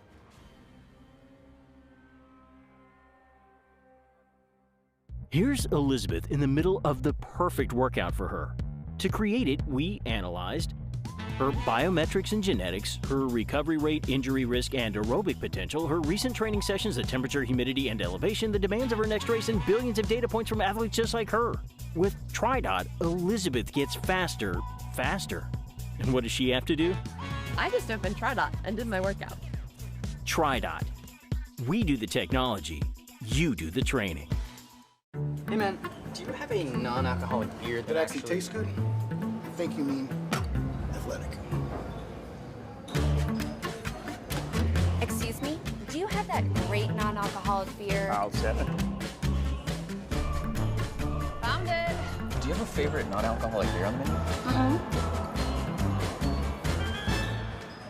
Ah. Athletic it is. She's funny.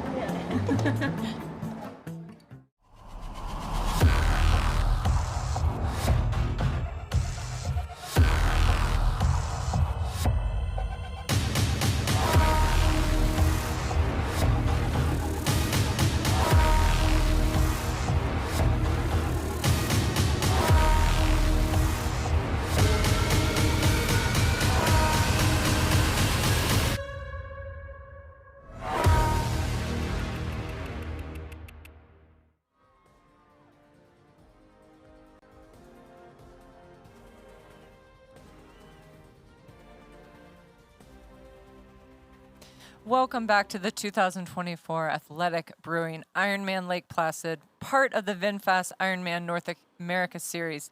It is brought to you by Mortal Hydration, thirst quenchiest hydration, and also by TriDot.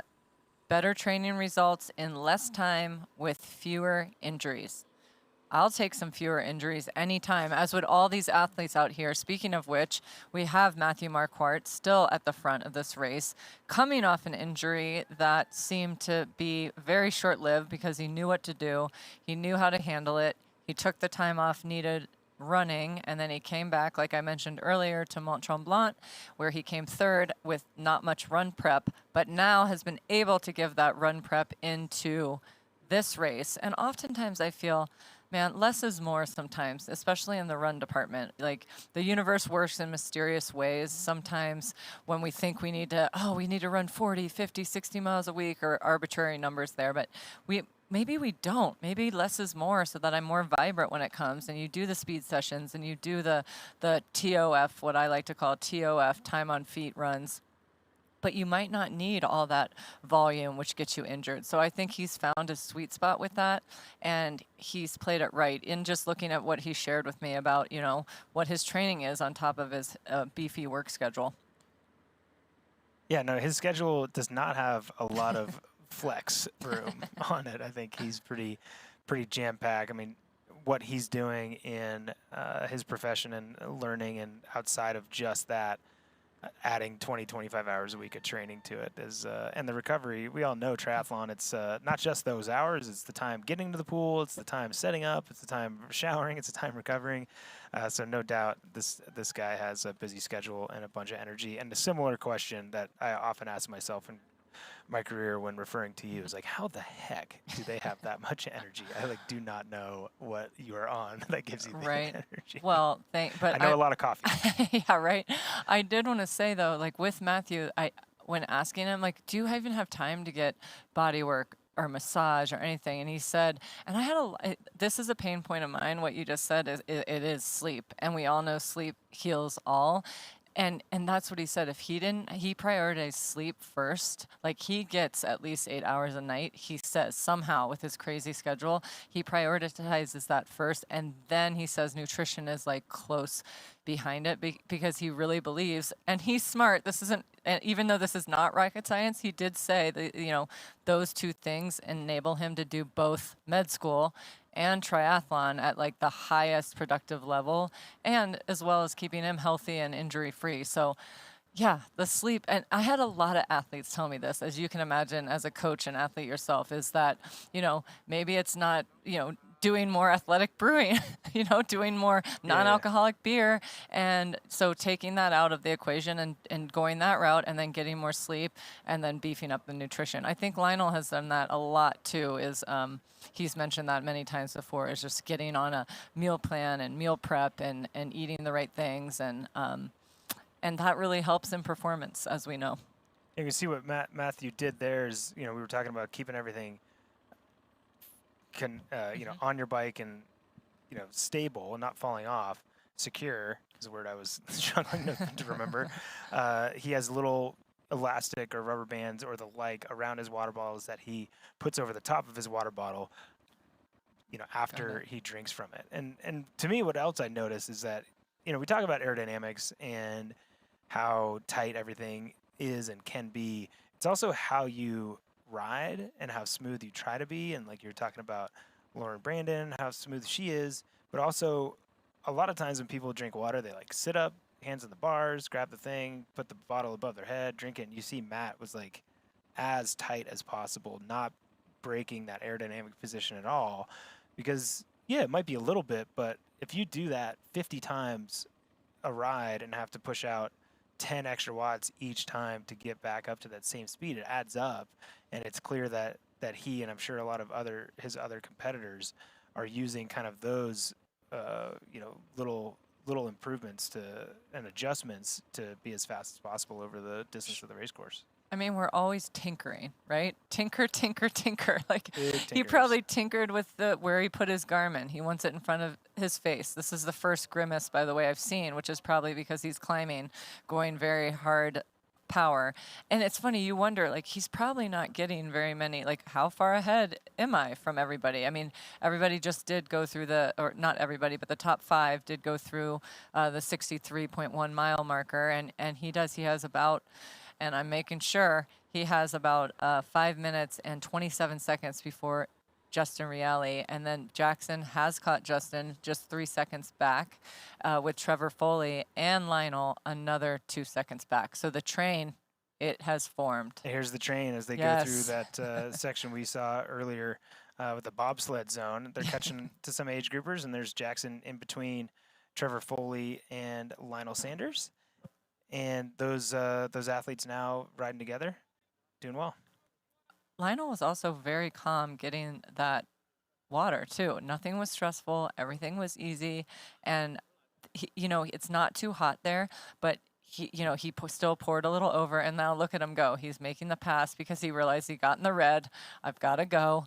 But that's often, I feel like there should be like a little like flexibility around an aid station, because it can get so, you're trying to get your nutrition, pass age groupers, and be compliant, right? So and obviously they know cameras on them. Nothing was wrong, but I mean, there needs to be a little grace in that 20 seconds just to get through safely and with the needed nutrition that you need. Yeah, no, it's there's a lot going on, and you have to make those decisions quickly, like we had spoke about earlier. And generally, there's some grace. Our officials know intent to a certain extent, and if somebody drops something or something's happening, they're going to allow the athletes to respond. Their goal isn't to give penalties. Their goal is to make sure nobody's taking an unfair advantage. So, giving a little grace there, as we see, first time we've seen on screen, that was Trevor Foley. We saw him win the Ironman 70.3 Boulder not too long ago, and he is a real talent, collegiate runner, and amazing cyclist. His numbers are absolutely crazy, and he's now, as we said, riding with Jackson Laundry and Lionel Sanders. Those athletes looks like dispatch Arnaud Guillot and Josh Amager, and to me, a bit of a surprise that they dropped Tor Bendix Madsen as well. So now there's kind of a subgroup that is that Arnaud Guillot, Josh Amager, Tor Bendix Madsen, and Chris Leiferman that are now about a minute back of that group that now is 3. So Trevor Foley and Lionel Sanders were able to drop those other athletes and get up to the front. Right now we see Rachel Zelinskas coming through the turn. And guess what? Guess who should be, it'll be interesting, by the way, to see if she takes personal needs. But I did want to say, guess who should be puffing their feathers just a smidge right now is the coach of the 2 leaders that we have right now. Rachel Zelinskas is now a minute plus ahead of Lotte Wilms and Lauren Brandon, but also Matthew Marquardt. They are both coached by Andrew Yoder, a fellow professional as well. So he should be a pretty happy coach right now that both of his athletes are currently ahead and leading this amazing 25th anniversary of Ironman Lake Placid. Yeah, no, I think very, very well said. We can see on the VinFast performance analysis, 54 miles through, Rachel Zelinskas 3:28:21 to 20.54 miles an hour. Again, that's total time, that 3:28. And she is she's cruising, and Lauren Brandon is cruising as well. And I have to say it because I was on a team with Yoder when he was young, and when we're young, we all do different things. We may be a little bit scattered, maybe not our wisest time. It is absolutely shocking to me that he turned into the coach that he is. And I say that with very high respect for the coach that he is, because as you said, he's got 2 athletes in the front, but I would have bet $1 billion that that dude couldn't coach somebody out of a wet paper bag, and he is coaching a lot of great athletes right now. He really was uncoachable. He was uncoachable. Well, Matt Dixon coached him when you and I were with him. We were all uncoachable. Okay, and look at him rolling now. That's crazy. It's pretty cool. I love it. Well, they are doing great, and then Lauren Brandon is still sitting there in as of the last check at the halfway point, still in 3rd place. Was riding with Lotte Wilms, and we can check that last check. But the women are halfway through the bike now. I mean, whereas time goes, like I said, goes so fast for us sitting here. And I think it shows that we often think that the chasing athlete has the advantage. And so in this case, Lottie Wilms pulled back time on Rachel Zelinskis and Lauren Brandon. And you always think, okay, that means they've got the momentum and they're going. But it's like, you don't know how hard Rachel's going. She could be just cruising. And she could be saying, and the smart athlete would, save it for the 3 bears on the first lap. Right. And you need to be able to go a harder exertion up their 3 bears on the second lap. So save some then too. And Lottie Wilms bridges up, rides with him for a bit, rides in the front, and Rachel's like, oh no, I'm supposed to go a little harder on the 3 bears, so I might as well do that. And I think, and speaking to Andrew Yoder, their coach, I've seen her do the same thing in when she won Mont Tremblant. Like, it's like at a certain marker they're supposed to go. And that could have been, I mean, she got that gap, that minute gap, really quickly. So maybe in her head it was like, all right, at mile 40, I'm going to do a push. I'm going to do an effort and see where that guides me. But I find that super fascinating. In addition to the fact that there's a male train going on, well, there's also this female train coming with True and Darren and Alberts and Herring and Hollyoak. So I really think that's another train coming, which is, again, goes back to the bananas run we're going to have.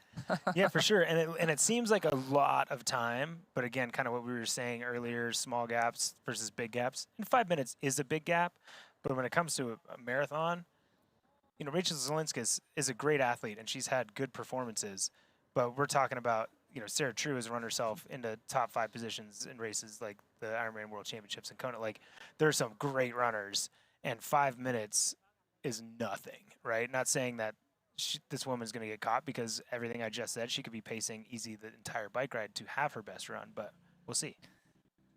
Wonderful.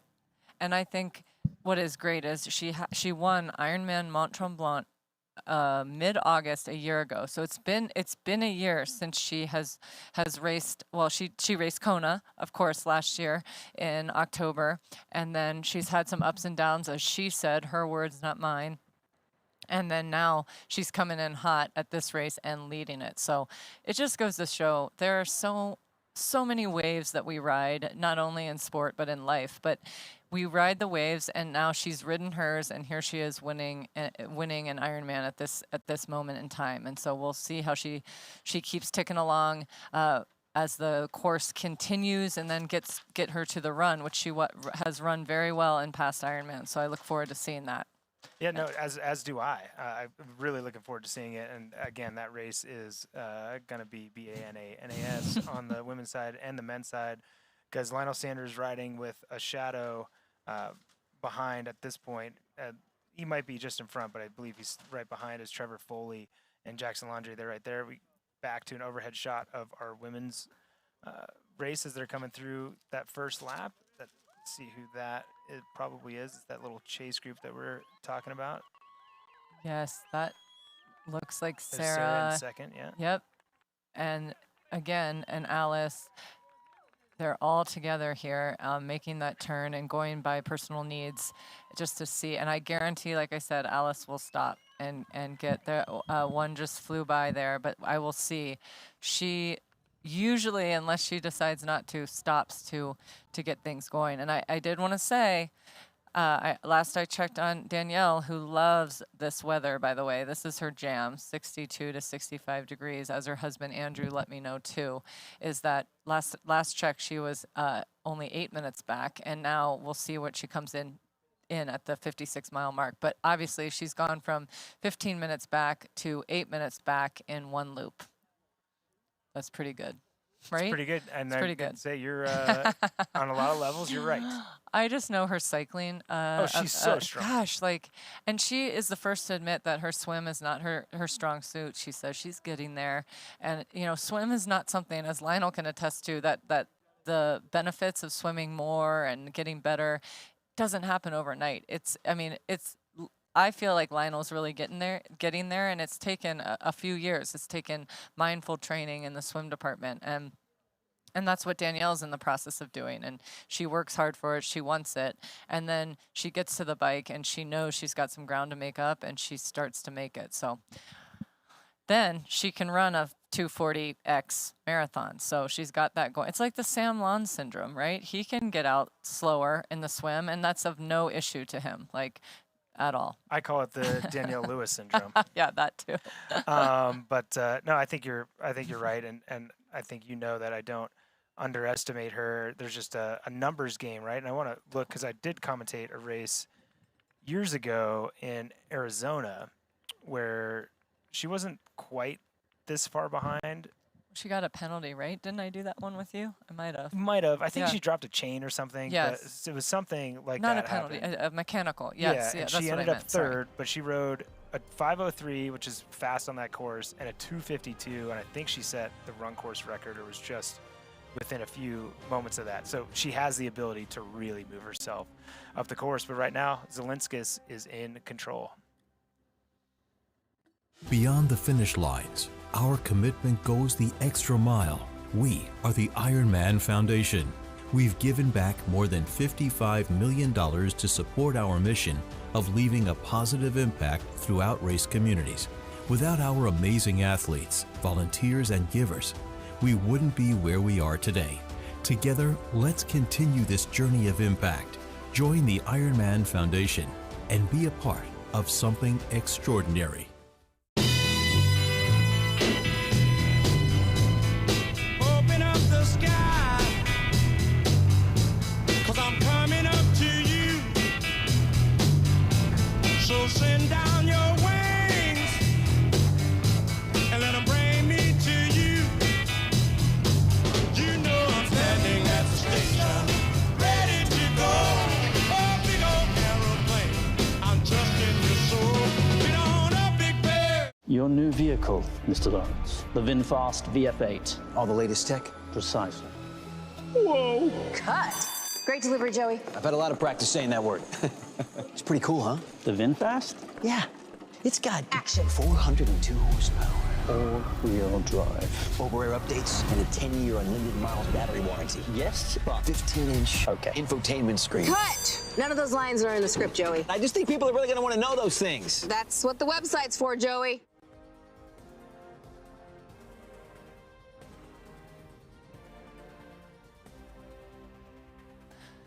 Welcome back to the 2004 Athletic Brewing Ironman Lake Placid, part of the VinFast Ironman North America Series. Look at that lake. Couldn't be better. And we're just happy to be here.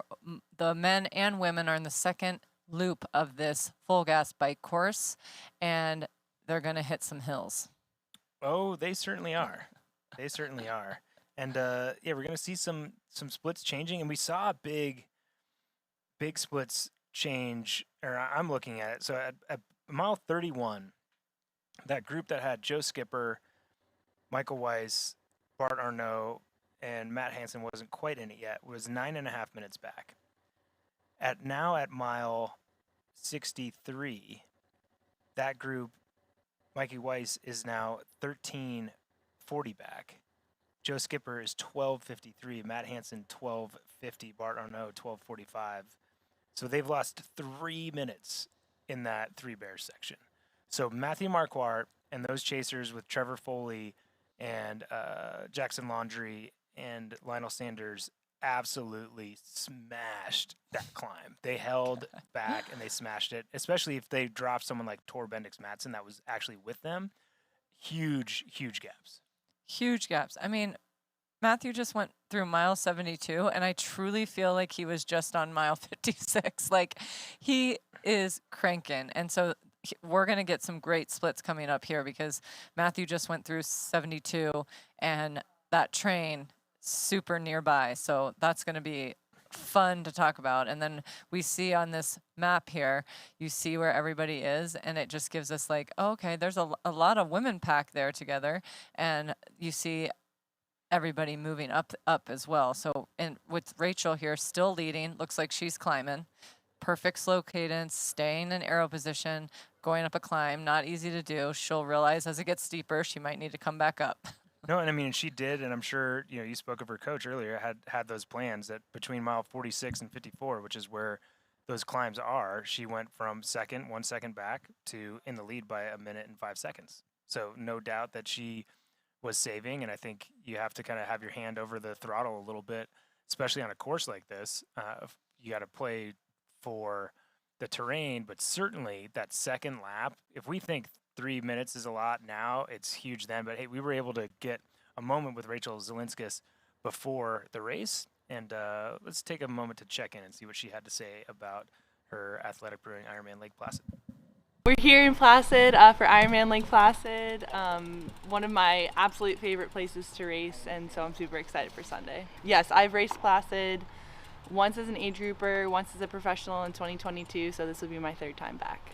I'm just most looking forward to seeing the community out on the course. I have a lot of people that I know that are racing, a lot of people here supporting me. So that's really what I'm looking forward to, is just being out there, seeing them, and honoring all the support that my friends and family have given me. I had a bit of a rough start to the year, so this is actually my first race back. So it's just an opportunity for me to get back out there and to see where I'm at. And yeah, I'm super excited just to be back out on the course.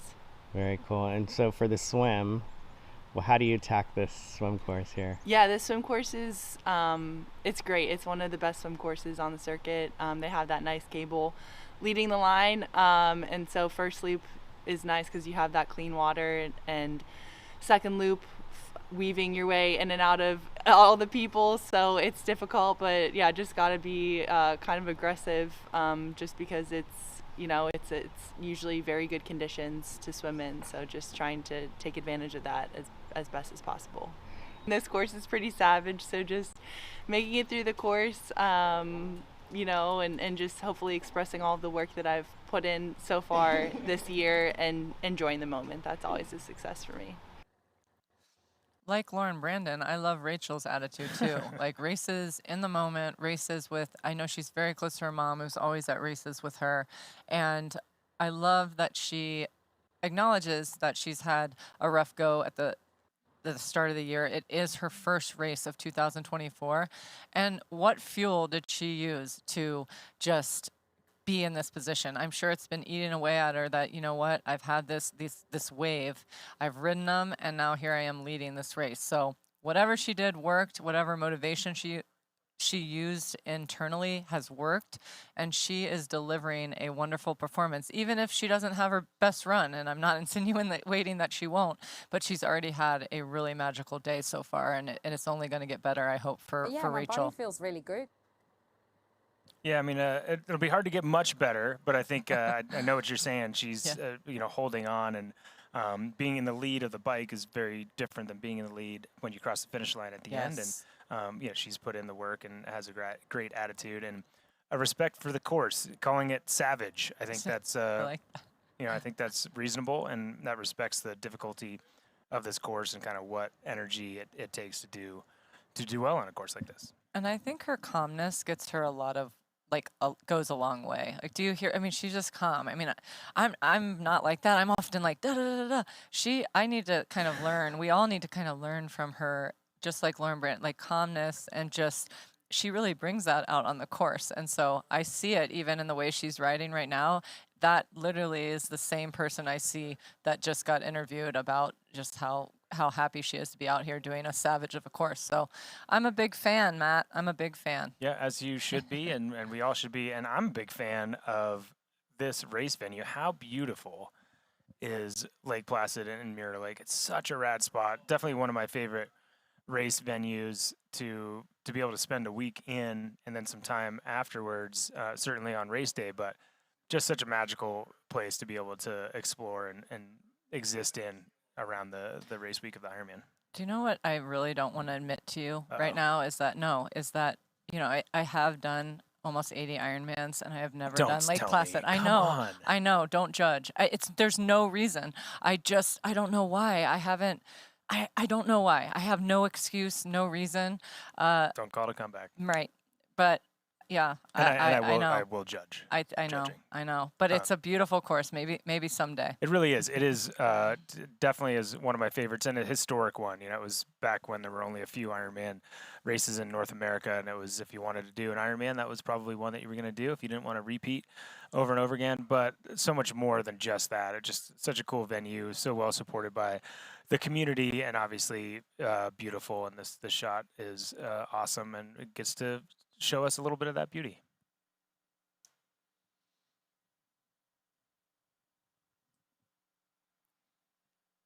But as beautiful as it is, savage as well. Cool though. Actually, now with this shot, you can see the ski jumps in the background where they're doing training, and obviously at the Olympics use those ski jumps. Pretty cool, and you can kind of judge some of these landmarks and see them from distance when you're out on the course. And nothing to see in front of her except lap traffic and maybe some more of the pro men's field is Rachel Zelinskis. There she is, and she continues to, again, last marker we got was 56 miles in when she was a minute ahead of Lotte Wilms. And honestly, when Lauren Brandon has dropped a smidge, they're all, the top three are now riding a little bit solo. Lotte Wilms is about a minute 10 back from Rachel, and then Lauren is an additional maybe 45 seconds back from Lotte Wilms. So the front group is breaking up as we head into the second loop with a little more hills, a little more power needed on the bike to get up the hills, but with some downhills too, which will be great coming into transition to flush the legs out and get ready for a magical, very hard, amazing run. It is going to be very hard. That it feels great, kind of, depending how your legs work and how good of a runner you are. That first downhill, you're like, oh man, I'm going fast. For me, I was like, oh, it hurts so bad to run down it, but running up it is, man, it's brutal. And again, it pains me because back in the day, racing at the front of this race, it was like, man, if you ran right around 3 hours, you were on the podium, were going to win if you had a good bike ride. And now it's like what they're going to run out here today. And I don't know that a 3 hour marathon, unless Rachel continues to extend her lead, won't win the women's race, most likely. And it would be hard. It would take someone, a front runner like Rachel or Lauren Brandon or Lottie, to run 3 hours and maintain the podium position with the kind of field that's behind. Absolutely. And a small tidbit is, Justin Reilly's best marathon so far is 3:17, which he told me. He said in a jokingly way he hopes to improve on that. It was in Kona as an age grouper. 3:17. I'm like, Justin, yes, you're going to run a lot faster than that. But it was funny how he said it. He's like, I sure hope I PR in this, and we know he will. But Rachel I hope so. Yeah, and Rachel's runs at like 3:09 to 3:12, and unfortunately nowadays that's not going to work when you have Jackie Herring and even Kylie and Danielle like running from the back of the race. In terms of Kylie and Danielle, like running the low 250s, that won't work. Even if you have, just think, even if you have a 20-minute lead and you run a 3:11, that's not going to work nowadays. And just thinking about that, like what you said, back in the day, the gentleman running 3 hours was really good on this course, and now it's like, oh wait, if you don't break a 2:40, what's going to happen? No, it's absolutely crazy, and I'm looking forward to seeing what these men and women do on this run course. And I think it's I love Justin Reilly and his his ability to be, his candor and his ability to be pretty open about things. And yeah, I mean, he's not as fast a runner as a lot of these guys, and he knows he needs to be up there on the swimming bike to be able to hold on, and that's kind of his game plan. And he's probably searching for around a 3 hour marathon to be steady.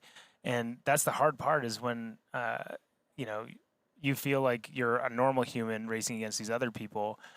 It's still hard. Like a 3 hour, if it goes wrong, it can be 3:17 pretty quick, right? Like it's yes. Tough on this course because it buries you. I saw Justin Metzler post something the other day about, he led this race for so much of it a few years ago when actually I was commentating. And I think from mile 18 to the finish, he lost 3 spots because it just like he was walking. This is all he could do. I mean, right? It's and brutal. Just to think of that, and like, what will be interesting today is the perfect weather. Remember how hot it was? It's been really hot here, really, really cold, and now we have perfect temperatures. So people should be able to run, if all's well with their nutrition and obviously their training, right? A wonderful, fast marathon here. I mean, when I say fast, I don't mean because of the course. It has elevation, it has hills, but I mean a very solid marathon here today. And that's a lot to do with the weather, I think, because these are perfect racing conditions right now. Absolutely perfect, as we see Rachel going through that bobsled zone again. So we're going to get another split on her and then the athletes behind. But we know there's another aid station coming up and kind of this quote-unquote technical section. But we can notice, Meredith, that the ground is a lot less wet than it was before. Way less. So they don't have that dynamic to worry about right now. And we knew that there was going to be light rain in the beginning of the race and then perfect 70. You always want just like 70 and sunny. Like you're not too cold, not too hot. Even 70 feels hot sometimes when you're, working as hard as they're all working. But once they get to the run, they can put ice where they need. They can put water over their heads. They can get everything sorted for nutrition reasons and then just go. Look at that on this perfect day. So beautiful. Yeah, this is about as good as it gets to be able to race any Ironman. And Placid has thrown some crazy days at people. There's times where they've been running through. I think my brother did this race in like an inch of standing water. It was raining so much, shoot. but this is about as good as it can get. And I'd be shocked if we didn't have course records across the board broken today here at Lake Placid. I'm with you all the way. And Rachel did just go through mile 63, so we get to get some splits here to see if she's gained a little more on Lotte Wilms and Lauren Brandon. And then we can also see where that Jackie Herring train and Sarah True and Alice Alberts and Nina Darren, we can see where they are in regards to the two. And it looks like, yeah, here it is. So Lotte's holding, Rachel's holding 1 minute in front of Lotte Wilms, same as the last check. So again, we'll just keep chipping away at it. But right now they're in chip mode. They're just chipping away, probably taking it in 5 mile increments, knowing that they're over halfway. Yep. They still have a ways to go, but they're liking that. They're liking that they're on the second half of the bike, even though it's harder. No doubt. And I think we'll probably see a lot of what we saw from the pacing of Rachel Zielinskis as long as she continues to feel good, that we might see that gap come down from Lotte Wilms or stabilize and then open up again on the climb. Like she obviously was saving some, and no doubt if she and her coach came up with that plan, they would also do so for that second half of the bike ride too. No, and I'm glad we still have coverage of her riding smooth and riding in her moment. Like that's what I find fascinating. Is she made a decision to kind of get a gap. She got the gap. She's holding it at 1 minute. And now it's just a decision of, all right, because she's going to probably have to, like you said, make another push to get off in like really good spirits. And who do we have here? I'm loving this. That's Danielle Lewis. There we go. Yep. And she is awesome. determined and creeping up. And we'll see her split here at the 63-mile mark. Last check at 56 miles, she was 8 minutes back. She's obviously definitely riding the fastest amongst the women's field right now. Not looking like she's slowing down either. And this is her jam. This is where she shines. And what's crazy is once she gets out of the water, her day really is just beginning, starting with the bike and then, yes, being able to run such a very fast marathon. So we'll get more coverage of Danielle when we get back.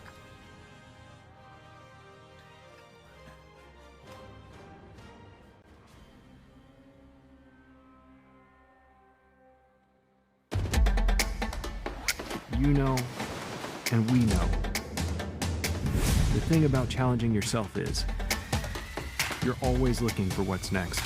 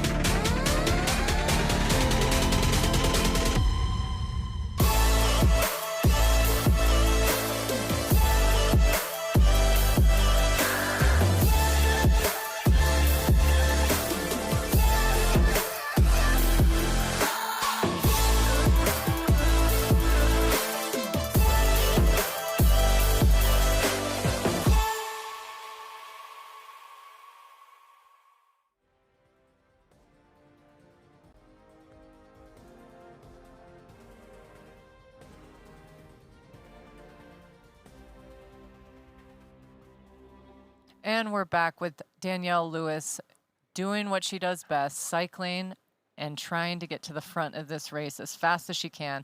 Truly, she has made up nearly 8 minutes in the first lap of this race. And, you know, watching her in aero position right now, it reminds me that when I asked her, you know, what makes you like tick or thrive or take that question as you see fit, and she said being in her training environment at home with her husbands and their pets. And I found this really interesting because they do live in Boise, Idaho. And she said, you know what, it's just more efficient for me to ride indoors. And so she does 99% of her cycling training indoors. And that could also be why she's really good in aero position. She says she does a lot in aero position on her indoor trainer, and she says that is what builds her strength, and she just really likes to be in her home environment the best, and it is working out for her today, I see. Yeah, it certainly is, and she's rolling through. We'll see this split here from her in a second. We just had Sarah True and Jackie Herring go through. Jackie Herring at 5:58, Sarah True at 5:23, with Lauren Brandon dropping a bit at 4:12. And we'll see Danielle here in a little bit. Regan just went through at 6:04. To me, maybe the most impressive or consistent, and someone we haven't really talked about, and we should because she wins a lot of Ironmans that people don't talk to her about. Sarah True has stayed really steady. She's riding actually the same pace as Rachel Zelinskis. And right now we can see on the left side of our screen that that's Danielle Lewis, and right there is actually real-time pace and speed that she's at. So she's heading south at 643 meters elevation at 30.6 and now 29.8 miles an hour. So pretty cool. We can see obviously she's going down a little downhill. We'll be able to see as she goes around this corner how immediately the GPS responds. A little bit of lag, but pretty cool for us to be able to have this kind of information. We see Danielle Lewis going around that left-hand corner. She's going to go up a little rise here on this portion of the course, so slow down a little bit. It's probably going to lag on that, but she was cruising right around 30 miles an hour going into that corner, so pretty cool stuff. Has not gone through that timing mat yet, but again, what I was saying was I think Sarah True, that consistency and the fact that she's riding the same pace as Rachel Zelinskis and 30 seconds slower than Lottie Wilms, it's like, okay, she's riding her own race, not responding to anyone, and she's still right there. And if I was anybody on this course outside of maybe Danielle and Kylie, if they came off the bike with her, Sarah True is someone that you don't want to get off the bike with to run a marathon. No. Even when if Jackie and her get off the bike today together, they, like I mentioned maybe an hour ago when I said I hope they catch up together.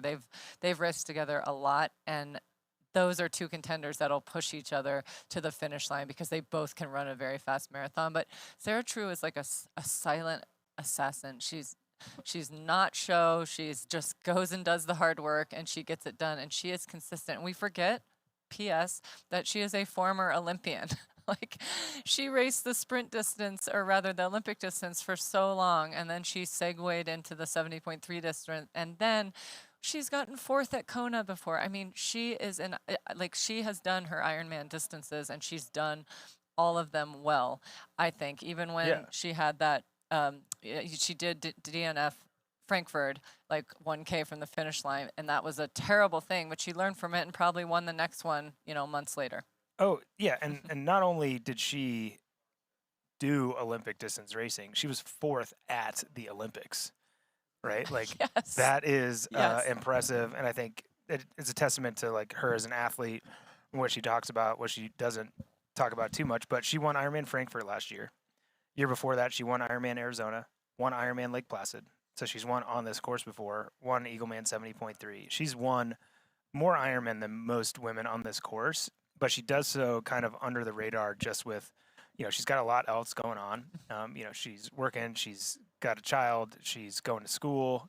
She might be done with school, but she's got a lot on her plate and continues to do well. She raced Ironman 70.3 Mont Tremblant not too long ago and was 8th place, but consistent. And I think consistency, when you have an athlete that, again, has like been fourth in the Olympics, for her to run a 2:55 or whatever isn't like extraordinary for her. right? It's Right. extraordinary for most people. And she ran a 3:04 the last time to win Lake Placid. And if I'm remembering correctly, she beat Heather Jackson. Yeah, Heather Jackson and Jody Robertson in that race. But amazing athlete, and one that's I'm calling us out because we Yes. haven't talked about her enough. But woman on screen here, she's slowed down a little bit as far as what she's pulling back. I think it's very similar to what we were talking about as far as where on the course you're putting your effort in. I think she's doing so in the right places, but she hasn't, between 56 and 63, she's only brought back 15 seconds on the leader. But she is moving, and 8 minutes over 56 miles is crazy. And she's definitely on a mission, has to make up that gap she lost in the swim. But Danielle Lewis, how close will she get to the front of this race on the bike? And then guess what? She's got a marathon to run too, and she's pretty fast. Your new vehicle, Mr. Lawrence. The VinFast VF8. All the latest tech? Precisely. Whoa! Cut. Great delivery, Joey. I've had a lot of practice saying that word. It's pretty cool, huh? The VinFast? Yeah. It's got action. 402 horsepower. All-wheel drive. Over-air updates and a 10-year unlimited miles battery warranty. Yes, but 15-inch infotainment screen. Cut. None of those lines are in the script, Joey. I just think people are really going to want to know those things. That's what the website's for, Joey. Hey, man, do you have a non-alcoholic beer That actually tastes good? I think you mean athletic. Excuse me? Do you have that great non-alcoholic beer? I'll set it. Found it. Do you have a favorite non-alcoholic beer on the menu? Ah. Athletic it is. She's funny.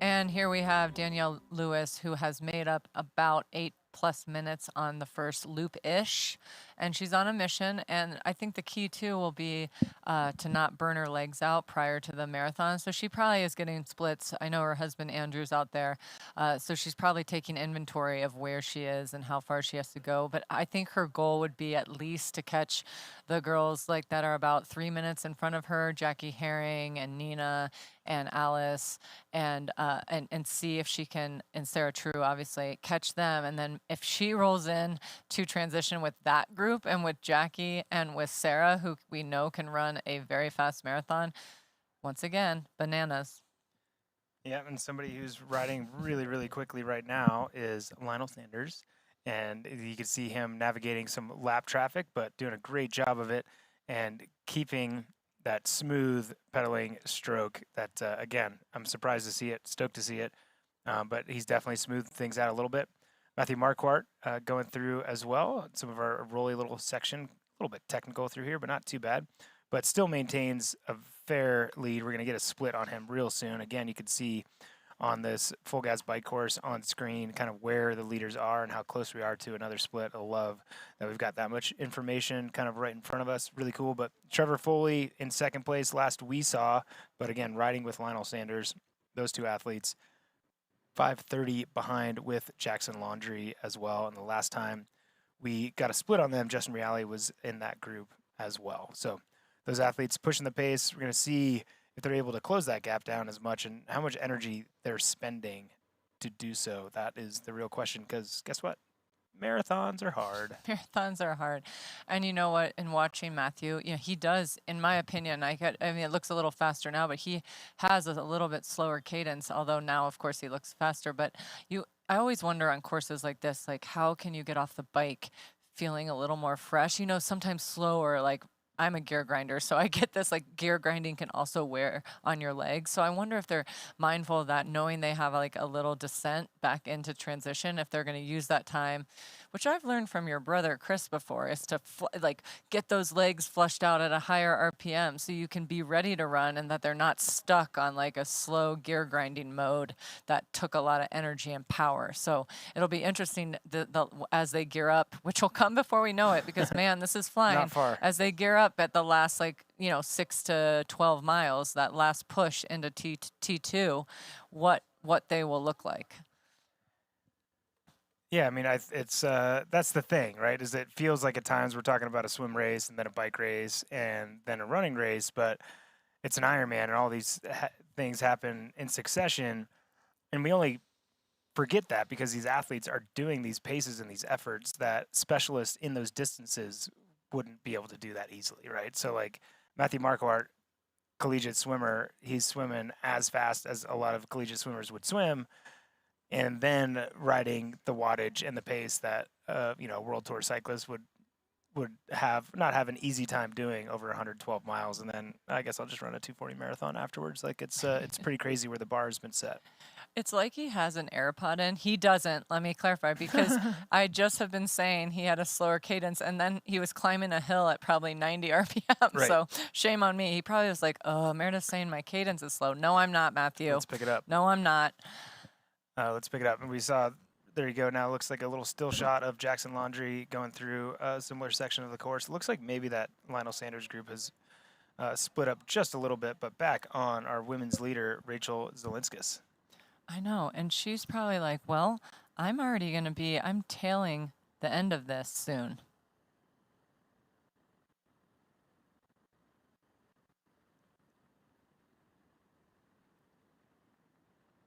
Yeah, but she's looking great as she does so, like looking forward to the end of this race, but knows that she has a lot of work to do, and she's paced successfully. If she has paced successfully, she'll want there to be this much time left on the bike, right? Because she's able to pace that back climb and ride a little bit of time into folks where other people were kind of struggling to maintain their effort.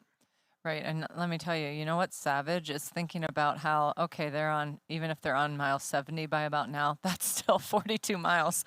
And that's the mindset, like these athletes, everyone out there listening, like these athletes cannot think about how much further they have to go. They have to be like so in the moment, or else your race is kind of over. Because if you worry about it, like in anything, even in training, if you worry about the next set you have, that might take you away from the set you're doing in the moment. And so I know to be mindful of that.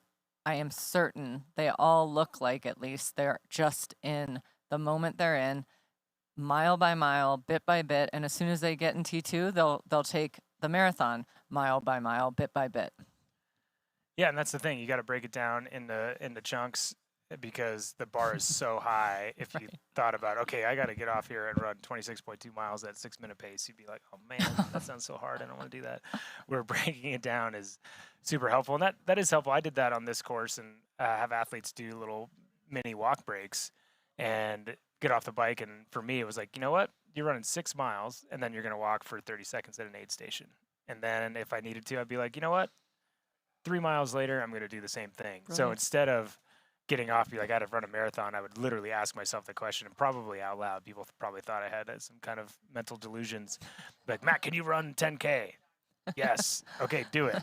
Matt, can you run 3 miles? Yes. Okay, do it. And just break it down in that way so you don't have this monstrosity kind of hanging over your head. But maybe somebody that actually likes to think that they've got 26.2 miles to run is Danielle Lewis, because she eats those miles up pretty quick. Right, and I don't think she's one to stop at an aid station. No. I feel like she would fly right through an aid station. Although I really, on a side note, think there's something to be said about walking through. I mean, Chelsea Sodaro did it in Kona, and she did just fine, right? So, like, just walking through, getting the nutrition you need, and then you go faster in between the miles, right? So there's something to be said about that. It'll be interesting to see if anyone does it come the marathon here. And I bet we'll see a few, but again, you want to have it as a planned thing, not a reactionary thing. Yes. And kind of what we were talking about early is you will have that result because you did that, not in spite of doing that, right? Like, these are things you're doing to give yourself a better chance at having the energy and having walking resets your biomechanics a little bit. So it opens up the hips, the heart rate comes down, like all these different things. And that's as long as you see it as a thing you're doing to help yourself and not like, oh man, I cracked and I'm going to walk now. It's like, no, this is like a tool, and you've planned it and you're going to use it. That was a very thoughtful, very coaching sentiment you made. I've Like, given- I know I've I'm given that really speech a thinking lot. that was really good. No, like you want it as a tool, not as, a detriment. I liked that. Yeah, and two athletes that know their way around training and have the ability to do so in a well thought manner. It's Matt Hansen and Jackson Laundrie. Let's check in with them. Bottles. Great. It's third time in Castle Rock. This is the only time I ever went to Boulder for more than a half a day, so that was cool. Down in the triathlon hub of like what, the world maybe? I don't know. It's pretty crazy. Depends on the year. Yeah, but it's pretty neat. And right now especially with the Olympics coming up, it feels like everything there is super. Everyone's really dialed in training and a lot of Olympians. So it's pretty good spot. You pretty much go to the pool anytime and you'll have half a dozen people faster than me swimming. So This is your second full Ironman? Yep. Second one, I did Mallorca 2021. Lake Placid seems pretty good for me, where it's sort of similar to a lot of the 70.3 courses I've done well on, like Tremblant and St. George, stuff like that. So, and it's not even that far from where I live. It's like 6-hour drive or 7-hour drive. Obviously I'm not driving from there because I'm going from here, but it's just in a climate in an area that I'm familiar with. So we'll see how it goes. Should be really competitive and good experience at the very least, but I'm hoping I can, be competitive with the guys at the front and see how the body holds up after, 8 hours. So it's always a bit of an unknown going into an Ironman when you've not done any. So that's trying to keep a bit of an open mind, but also go in with like as good of a plan as I can and take as much information from Matt as I can, who's done probably like 30 pro fulls or 20 or something. And won a bunch of them and been on a ton of podiums, so couldn't be in a better spot to prepare for it. My next question for Matt. Matt, are you giving Jackson good advice or bad advice? Jackson doesn't need much from me. It's just good to have somebody here to train with. I think we've raced each other 24 times. 24 times, and we're 12-12. If you believe the stat, I think the swims were pretty close to even. Bike, I think he's outbiked me 20 of the 24 times, and run, I've probably outran him 20 of the 24 times, and I don't expect much of a difference going in, but that's kind of what makes it good for us to train together, because we can push each other in the pool. He pushes me a little bit more on the bike, and then I'm able to kind of push him on the run. We're kind of been able to leave the egos aside of training, get what we need out of the sessions, but hopefully just use each other to get that 1% more, whether it's in the pool or him helping tow me along on the bike a little bit more, or opposite on the run. So here I am late again. Yesterday for the run, I arrived at 7:01 and the group was gone, and I considered just going home because I didn't know if Julie was gonna let me join the workout, but she was kind enough to have some grace for an outsider. So we've got the veteran-ish and the real veteran. 70.3 veteran in the Ironman. We haven't been, if you think about it in terms of time in the sport, it's not that much different. No. My first pro race was 2014. My first pro race was also 2014. Well, I did one at the end of 2013. I did a revenge race after Kona. Yeah, everybody pays their dues. Yeah. I remember getting the first pro paycheck ever when I was still working full-time in 2014 at Ironman Texas. I thought it was the best thing ever. I just got paid to do my hobby. And then a year later, I won the race, quit my job, and then I think I went a year without getting a paycheck to do my job.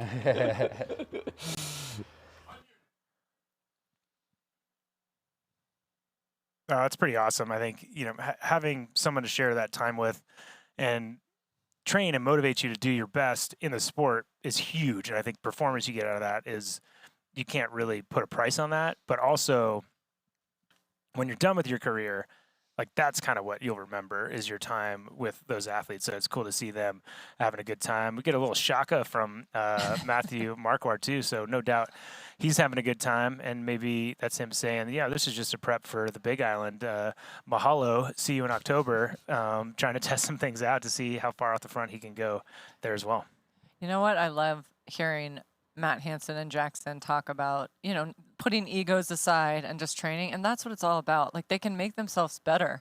If they do that, which they obviously do, they've become these primo A racers, and they're doing that. So I love seeing people train together. Speaking of which, with Matthew Marquardt, I know Justin Reale comes into Columbus, Ohio a lot for his job. And so whenever he comes in town, he and Matthew get to train together. So again, that's pretty cool. Like, hey, working buddy, I'm coming in. Can we do a swim or whatever? So I think that's where magic can happen, is training with people as good of you, better than you in certain instances, and making each other work for it. So can't wait to talk more about these like-minded athletes when we come back. Yeah, no, I think there's a lot we can learn from them, and they're having a great time doing it.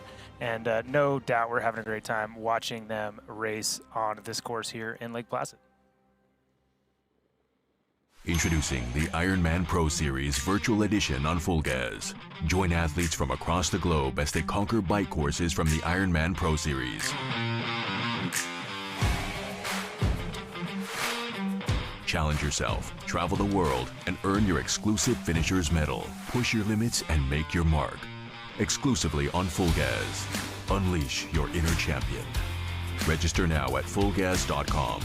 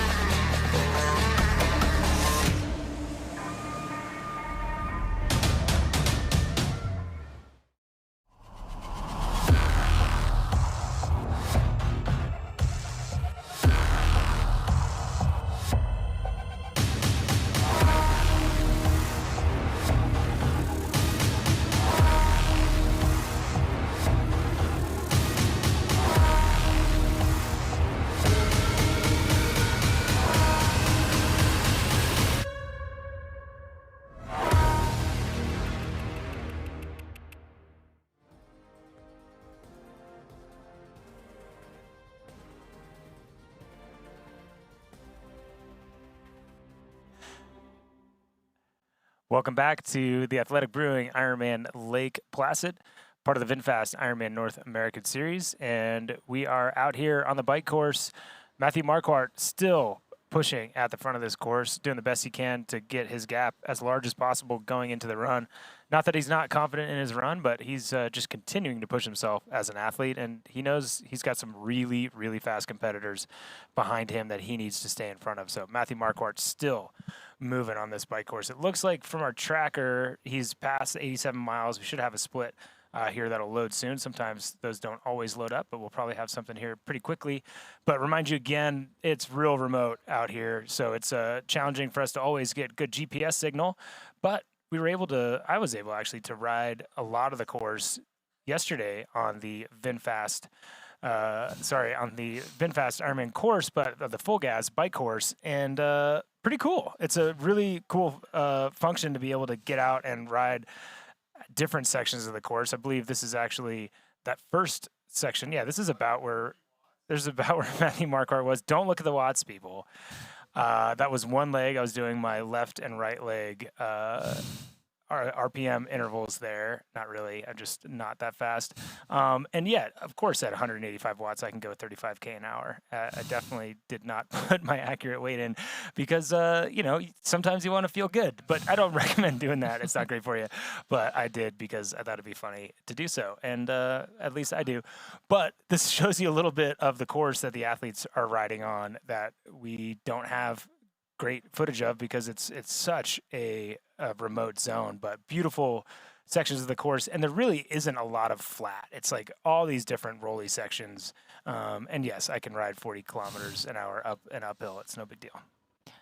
I have faith in you. I think you actually could have done the whole course yesterday. Next time Yeah. might be able to do that. But, we're in a similar section of the course that Marquardt is at, but gives you more of a feel rather than actually being on the same exact portion of the course. But you can see a little bit slower going up these rollers. Definitely can feel that when you're riding through there. Again, this had to be a 1-leg interval with the watts that I'm putting out there. But You burned 400 plus kcals. Oh, yeah, That's there you good. go. Yeah, that counts for something. I did go over the yellow line there, got DQ'd. I got DQ'd on that section. But how beautiful is this course? I just assumed you've done this race. No, but man, shame. I know. Shame on me. I know. Shame on me. But it looks lovely. Where were the sections? There were sections at 5% grade that I did at 40K an hour yesterday, and my producer is throwing me to the wolves with the pace and the watts that he's chose to put up on the screen. But that's okay. We'll take it. Yeah. That's what I'm here for. But Matthew Marquardt putting out 3 times as many watts as I was yesterday when riding the full gas bike course. And once again, making it look easy. I mean, the thing this gentleman does is really something special. I did want to touch, he has said that many people would think, dating a professional triathlete would be all glamorous and stuff, but he even said it best. He assures you that's not like the truth at all. And he recognizes the privilege too of getting to travel to pretty places around the world together with Sarah, his girlfriend. But he'd argue that being a dual med student, like they both are, and / him being, a pro triathlete couple, it's really challenging when you're trying to do a dual career path and pursue that as a couple. So he acknowledges that, and he admits, and actually she said the same, that he does everything he can to support her, because we know triathlon, right, it can be a selfish pursuit, but she knows that he supports her in everything she does too, because it's like very reciprocal. So I love that about what they have going on. But he said it best too, that med school breaks people, and so does training and triathlon sometimes. So yeah. He's inspired about how both of them approach the day, like with all that they have going on, and they kind of still make it work as a couple and do great things together. Yeah, that's huge, and I think it's super important to have your team and whatever type of team works for you. Some people want to have a partner that's going through the same kind of things that we are. Some people want to be kind of disconnected from their home life and what they're doing on the race course, and everybody has to kind of find that recipe and what works for them. And it's cool to see them find what works for those guys. Well, and I told you, Pelotonia is a huge fundraiser for cancer research in Columbus, Ohio. It's every August, and he's obviously a huge influencer for this, and he's even benefited from them raising $275 million the last 15 years or whatnot, but he's been given a grant to be able to do research and such. And he even on for his spinny spins, he'll go and spin with Sarah, because she's training for this, whether it's a 50-mile, 100-mile, or doing a 100-mile each day.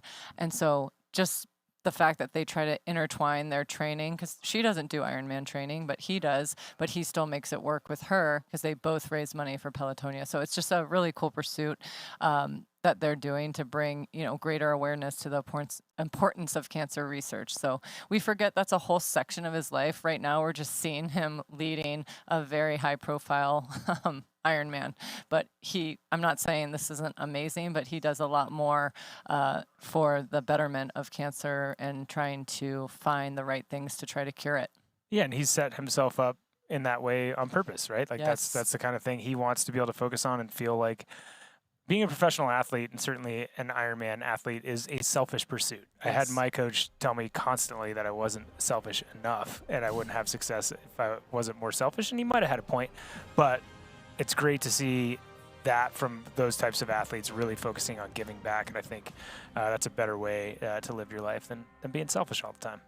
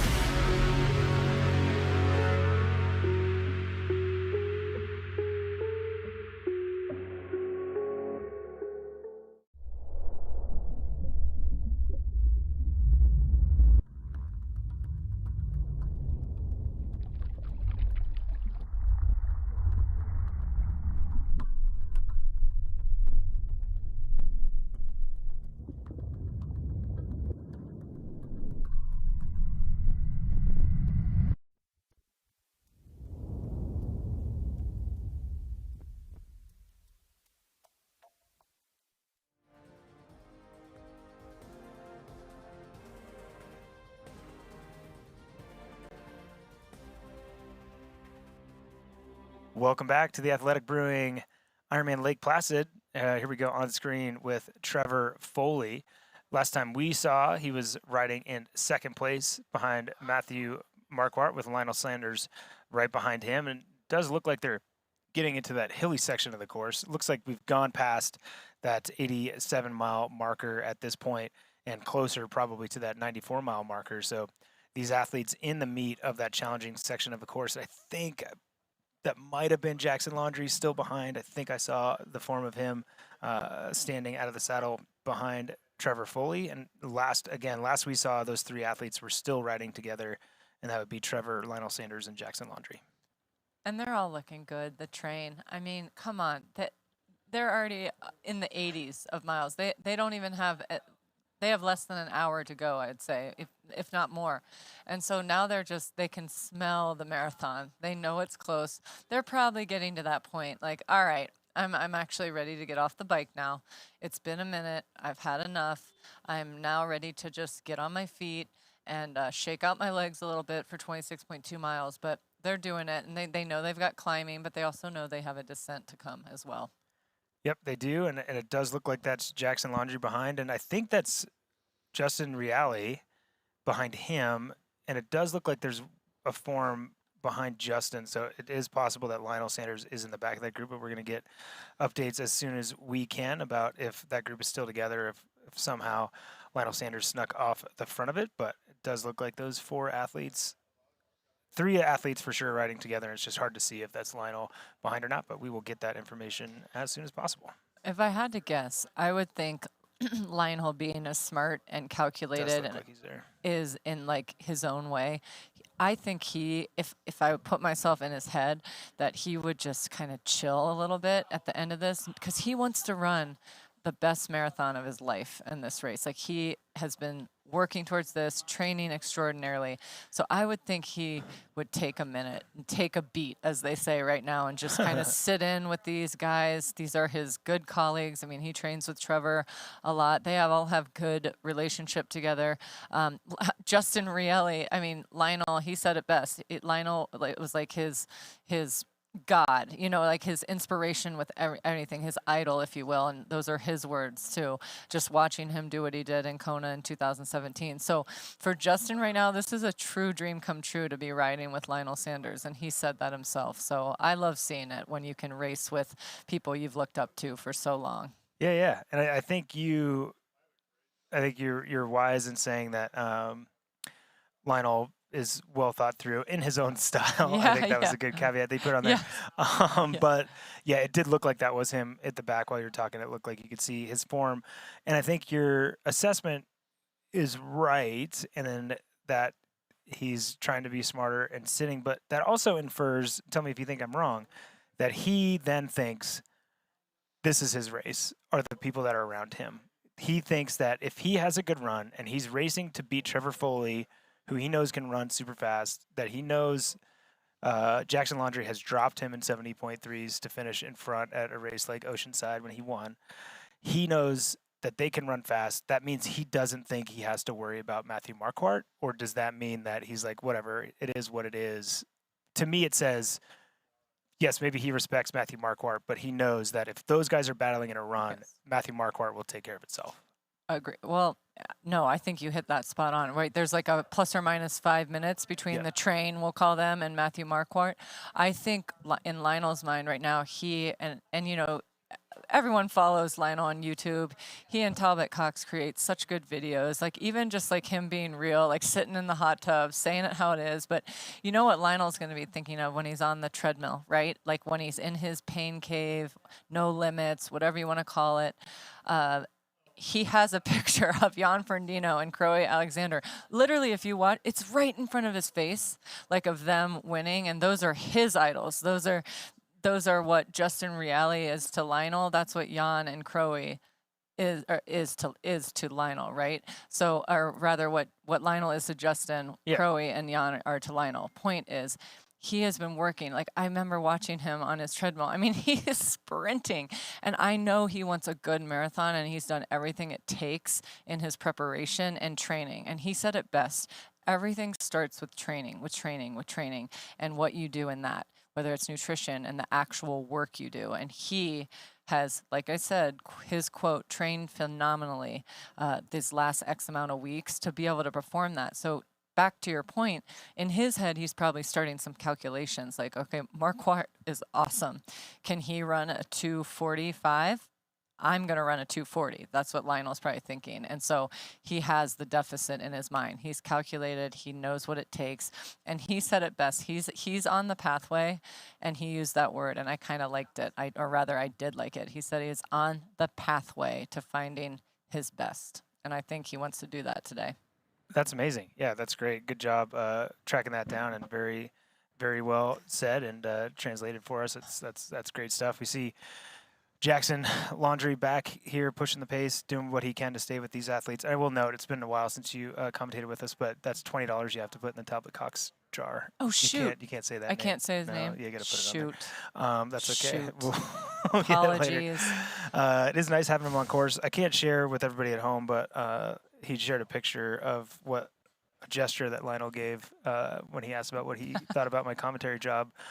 So that tells me that Lionel still respects me as a commentator, and that he's in a good place and has a great attitude still about halfway through this bike course, or a lot over halfway through. But Lionel's having a good time out there. So great to see that after over 2,000 days away from racing. But Jackson Laundry in a different world. He's used to racing all these names over 70.3 distance, but not so much over the Ironman distance as we see Lionel Sanders come in front. And this is exactly how he'd want the picture to be. It's just a blur of Lionel Sanders going through the field, getting past Jackson Laundry, maybe bridging up a gap to Trevor Foley, really concentrating on getting that water. Look how concentrated he is. So concentrated. I really do like the quasi-still slots. But back to your pick for today. Yeah. Danielle Lewis, she's moving. She is moving, and you know what? And her husband Andrew does a lot of her bike fit situation, and he had mentioned when I asked him some questions about how what they're going to do after Nice is really perfect. They're not going to change too much now leading up to Nice. It's just like try to get her even faster. I mean, I don't think she could be any faster, but I know, knowing Andrew, her husband, he can get her, a watt or two per whatever faster, even if it's a little more aero or a little bit, move the saddle a little bit, change the cranks, whatever it is. That's going to be their focus for next season. But for this season, she's pretty darn dialed right now, and we'll see at the next tracker if she made up. Like you said, last split she was holding at like the high 7 minutes, and we'll see if it got a little bit further down. Yeah, it went down 15 seconds at 72 miles, but not a huge drop. So she's certainly stalled. I mean, I think 72 miles it's 7:27, and at 54 miles it was 8 minutes. So not a lot of time.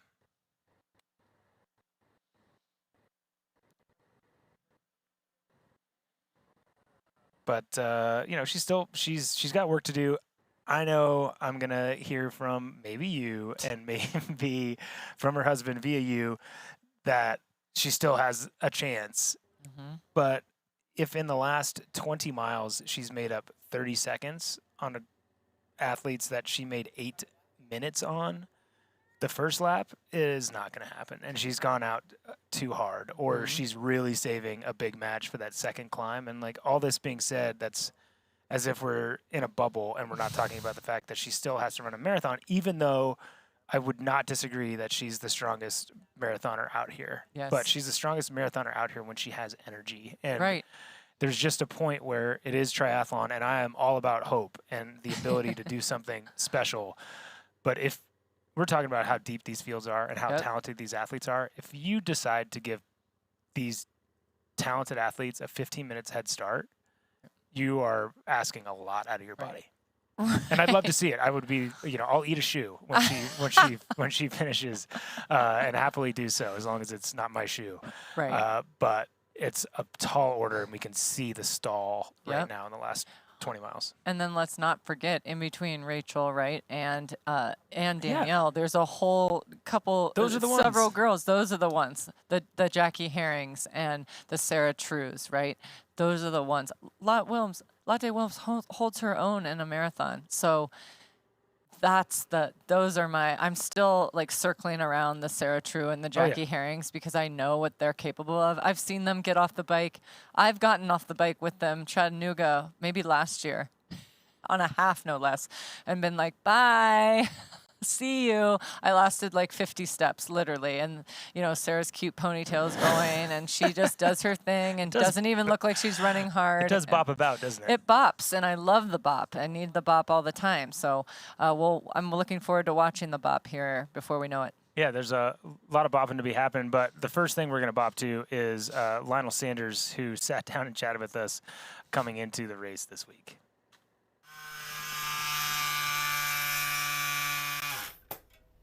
Nervous? Am I? Yeah. If you're not nervous for an Ironman, you don't know much about Ironman. You should be healthy nervous, for sure.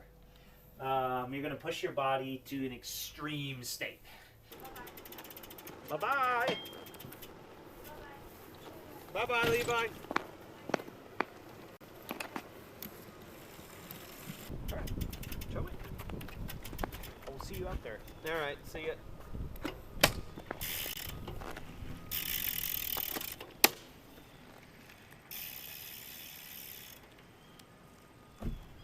I made this YouTube series called the Kona series, and it really kind of exploded, and I really didn't even have a plan. But then the next year, Lionel messaged me or called me one day and was like, hey, I have a YouTube channel, but I'm wanting to like really take it to the next level, and I know you know a bit about YouTube and video. Would you want to help me? And I was like, sure. And then, kid you not, 2 days later, I was on a flight to Canada for my first ever time, and we started Lionel's YouTube channel. What year was that? That was 2017. Or I guess 2018. 2017 I went to Kona, then the next year Lionel and I launched his YouTube. But we were not the OG YouTube people. It's Chris Corbin and Lindsay Corbin were the OGs. It's a privilege, actually, if you can push yourself to the extreme points. Because sometimes your body will shut down, like you'll shut down for whatever reason, nutrition, training, whatever.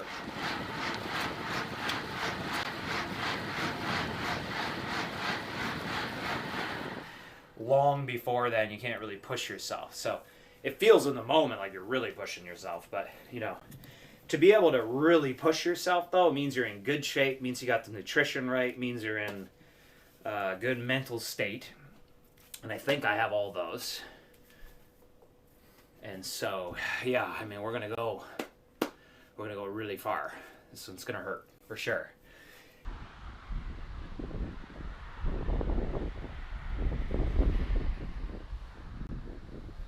The Kona course record's what, 7 hours 40 minutes. The fastest a man has ever done it is 7 hours 40 minutes. And you don't want to train very much, but you think that you're going to be able to do something that the fastest dude was 7 hours 40 minutes. You're going to be able to do that very well? That doesn't make any sense. That's rolling the dice. So I've rolled the dice. Most of my Ironmans have rolled the dice, and it's panned out okay for a few of them and really bad for quite a few of them as well. So that's what happens when you roll the dice. I believe so much in him and have so much like emotion tied into him as well. And just from friends to business partner, in the YouTube space to all that, I get extremely nervous as well. And then on race day I have to like storytell, shoot content, attempt to cheer him on, but I also need to be respectful of the other athletes racing as well, so I can't be biased. And so it's lots of emotion goes into race day, I think, for everyone in the entire party. Do you think that you would have figured it out? I haven't figured it out. Nobody said they figured anything out. Not figured it out. There's nothing Do you figured think out you here. would have It's gotten... simple, though. It is simple in the sense of train a lot, train consistent. How do you do that? You do that by listening to your body. Of course, you want to hit all of the zones because you want your system to be in peak physical form, so you need to hit all of the zones.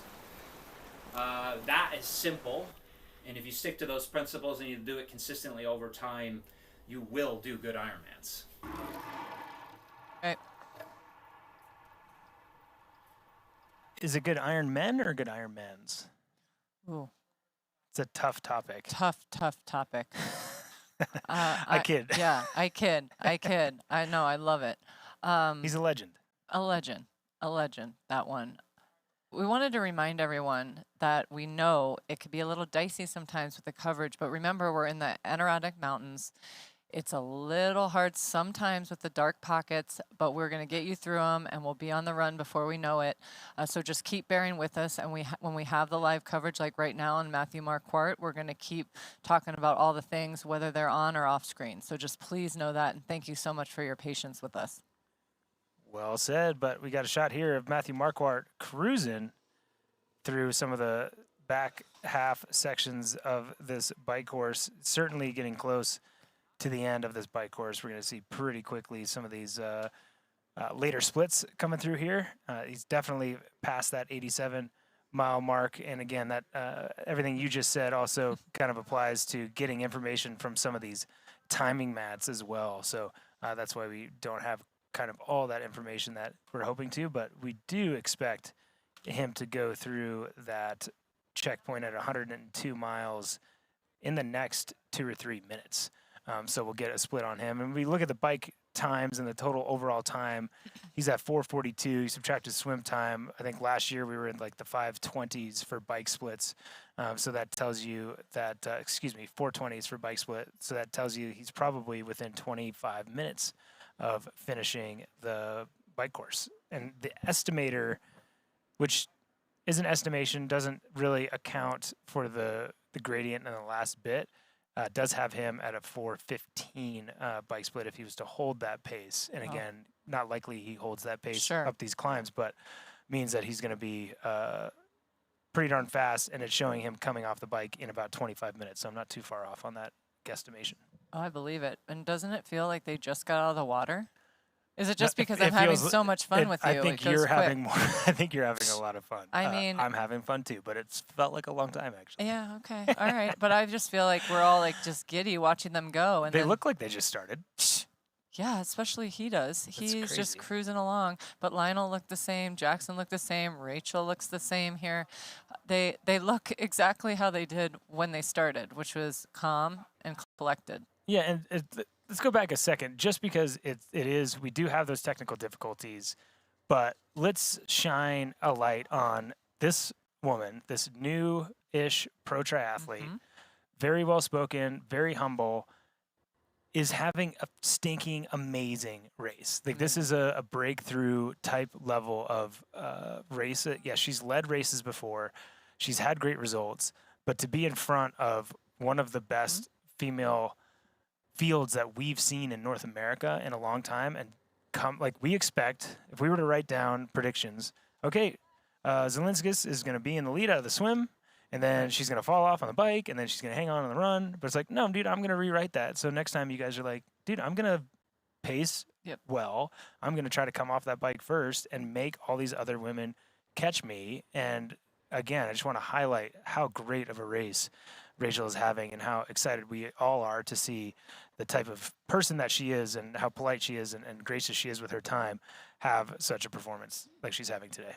I love to see it. I really, really do. And as someone who has raced Ironman since 2000, like I've seen a lot of personalities, and take this as you see it, but what I love, or as you hear it rather, what I love about, the likes of many people out here, I'm just not talking about one person, but Rachel, Lauren Brandon, and so many others, is they don't have that cutthroat attitude. It's more just they live in a relaxed space where that's where they thrive and that's where they can make it happen, and they don't have to be like have a chip on their shoulder or anything like that. They go and do their work, and then they're kind about it to everyone else, and they lift others along the way. And those are my people. Those are the people I want to surround myself with out in life, not just in sport, in life. So I admire what they do. Same with Lionel. Lionel never has a chip either, I don't think. A chip? I mean, on his shoulder. That guy's full of chips. He's full of chips. They're chips that he takes seriously. They're his own chips. To motivate himself. Yes, the chips that he puts on himself. They're not about, I don't know. Exactly. I've asked him some questions that I felt like I put a chip on his shoulder, but it's. I love it. No, and I say that I think we have a relationship where we can laugh at each other, me and Lionel, but he's I think some athletes need a little chip, right? Like Some do. Some do. you want to have Yes. the man's trying to bring me down Yes. thing going, and I think he's certainly matured out of Yes. that a lot, and I will Yes. will certainly give that, and don't see as much of that coming from him. But man, I'm super He's impressed focused. by this athlete today. I think he's having a great race, and I like, I enjoyed Lionel when he was younger, really did. I love Lionel now because Yes. like there's a little more like sarcasm and dryness to like Yes. he knows that he's like a kind of intimidating force and that he can Yes. be a little bit harsh at times or have quick responses, and he's one that is getting Yep. some of those athletes. And again, these aid stations, these refs are going to know intent, and they're going to realize that these athletes are just trying to get around safely. And Lionel Sanders and that amateur doing the best they can both to do so. But man, look at that. And he's pushing it right now. He's trying. He's trying to drop. The speed Yep. is a little accelerated, it looks like, from our camera, but he is trying to drop Trevor Foley right now, or put enough pressure to drop Jackson Laundrie. He wants a little bit of time, and they are getting very, very close to the end of this bike course. Right. / he probably just wants to get out of any riffraff and just use it as momentum just to get to the finish line of the bike. And that's what's happening here. But that's what I love about Lionel. He's so matter of fact. He's like, I'm in good shape. He just says it how it is. I'm in really good shape. I've trained phenomenally.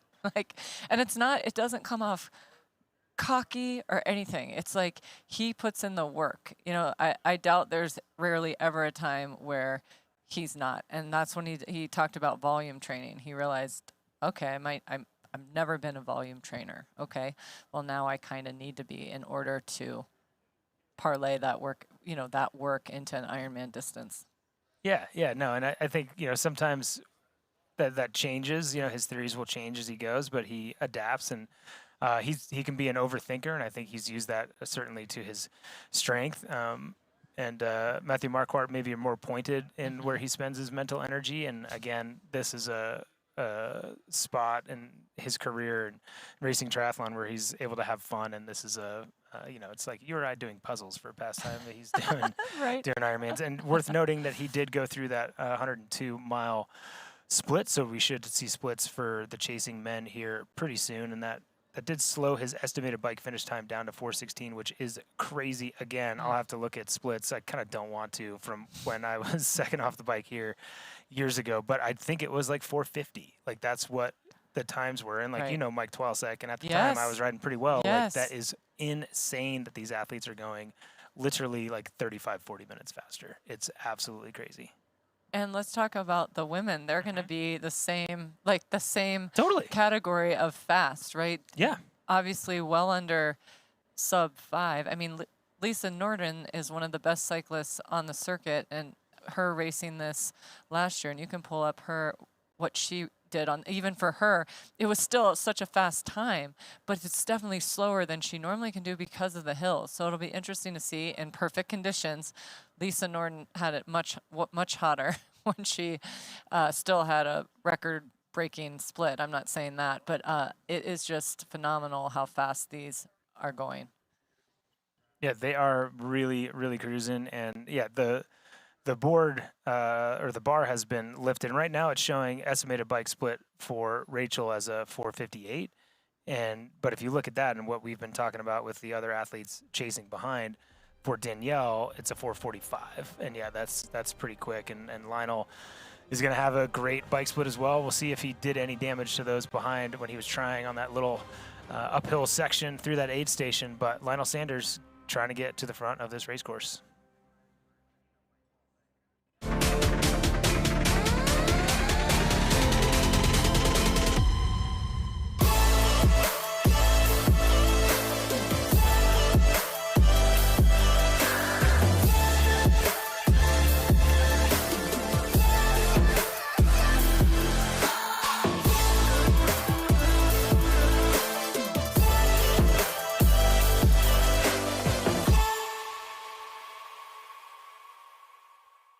Your new vehicle, Mr. Lawrence, the VinFast VF8. All the latest tech? Precisely. Whoa. Cut. Great delivery, Joey. I've had a lot of practice saying that word. It's pretty cool, huh? The VinFast? Yeah. It's got action. 402 horsepower. all-wheel drive. Over-air updates and a 10-year unlimited miles battery warranty. Yes, but 15-inch infotainment screen. Cut! None of those lines are in the script, Joey. I just think people are really going to want to know those things. That's what the website's for, Joey.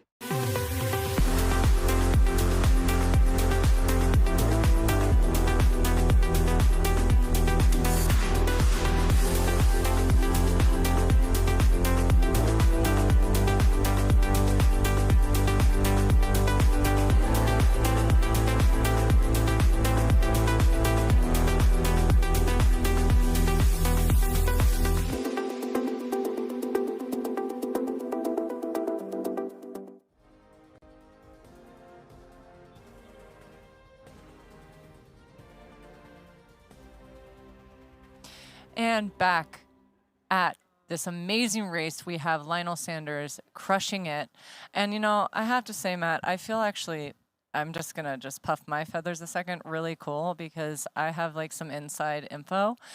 Because, you know what, I feel what I love about this community is I have created a whole friendship with Lionel's wife, Erin.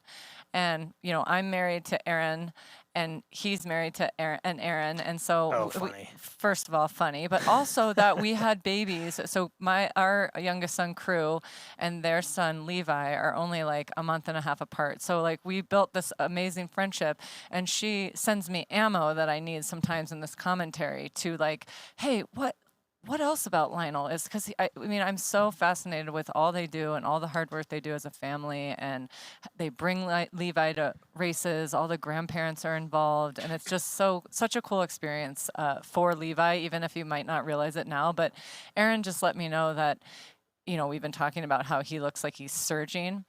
It's because he might change into some run clothes on the run. So she thinks his wife is like, you know what? I think he's probably changing into run clothes in T2. That's probably why he may be surging now. So he is a slight buffer on those guys. That's what her mindset is. Maybe. And only I would have the guts to disagree with his wife because she totally knows what's happening. And I do so with laughter. But I do think he's getting rid of Jackson Laundry. And I think she probably is right to time with Trevor Foley. But that's a long time out to do something like that. It's obviously a time conditions where you would, but I do think he wants to dislodge Lionel. He also has spent a fair amount of time training with Trevor. So when you do that, you know the athlete's strengths and weaknesses, right? So like Lionel knows somewhere, okay, it's either I have to count on Trevor not doing his prep correctly, or I need to count on him, you know what, he doesn't start out the run very fast, or maybe he's like, man, Trevor starts out way too fast and I need to try to gap him if at all possible, and then be there when he runs past. But the biggest thing here is no matter what Lionel's doing and the kind of effort that we think Lionel just put in on Trevor Foley, Matthew Marquardt has put 2 minutes into these guys in the last 30 miles. Insane. So Matthew Marquardt now has 7 minutes and 22 seconds on Lionel Sanders and 7:24 on Trevor Foley. And Jackson Laundry has been gapped by that effort of Lionel Sanders at 7:45. And you know what? It's quite possible and likely probable that in that aid station section or right before on the hill, because that's where you would do so, somebody gave a split and said 7 minutes. And he's like, wait, what? We've been riding strong and with this group of three that they think are the strongest cyclists. And guess what? Matthew Marquardt just put 2 minutes into you. And we're going to go further down on these other really good cyclists when they come through. And you're going to have splits on like a Hansen, 15 minutes back. Like Matthew Marquardt is doing something special today. He is. And he's also so smart, right? That he's like, oof, I haven't run a marathon as to what I'm capable of doing yet because he's just coming off injury. That is definitely better now. But so his mindset is probably like, wow, if I feel good this last, X amount, 10 miles, I am going to go as hard as I can to get the biggest buffer I can. And if he starts the run at 7-minute lead, that's huge. That's huge. Huge. And it's probably going to be more than that. Right. And it's having faith in himself to be able to run in the 240s. And to me, gonna have to search up his actual splits. But to me, that says a lot in how much Matthew Marquardt is a gamer and knows that he has to like mentally put some effort in on these other athletes to put them in a back seat. Oh no, it looks like Danielle Lewis has had some sort of mechanical. Looks like she has had either dropped a chain or a flat tire. So let's take a look and see what's going on with Danielle Lewis. But she's gonna get some help if she can, and we're gonna see what happened when we get back from this commercial break. You know, and we know.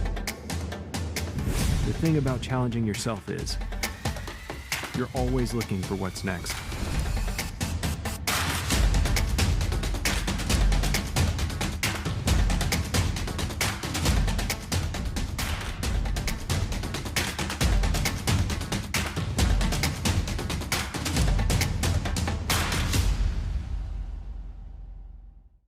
The feed has everything you need to fuel your workout.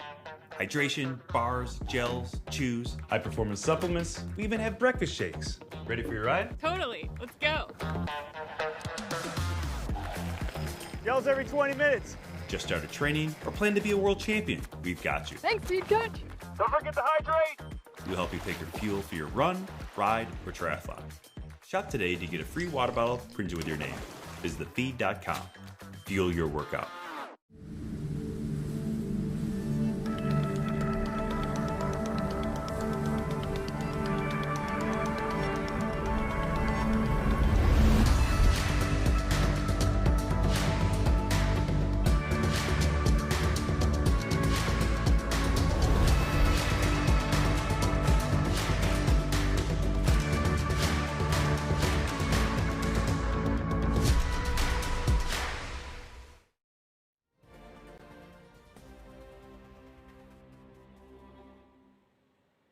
And we are back at the Athletic Brewing Ironman Lake Placid, part of the VinFast Ironman North America Series, and believe we're looking at a recap of Danielle Lewis going through whatever it is that we kind of caught the tail end of. So let's watch here. I'm seeing this for the first time just as the rest of you are. So right now, at this point, she's riding in a great position. Again, we said moving up, down from 8 minutes down, up to about 3 minutes out. She did crash coming out of that corner. Wow. So shoot, hate to see that.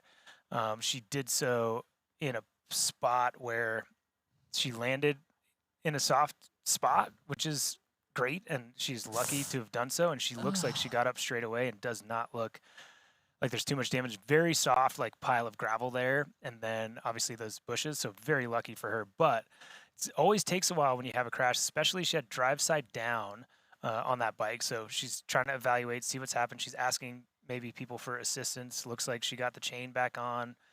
The brake is almost always going to be off, even in a disc brake situation there. She's trying to see if she can litter, I think is the question. She gives that to someone that's involved with the race course. So she gave that to police officer. Now she's getting back on the bike, see if the bike functions properly.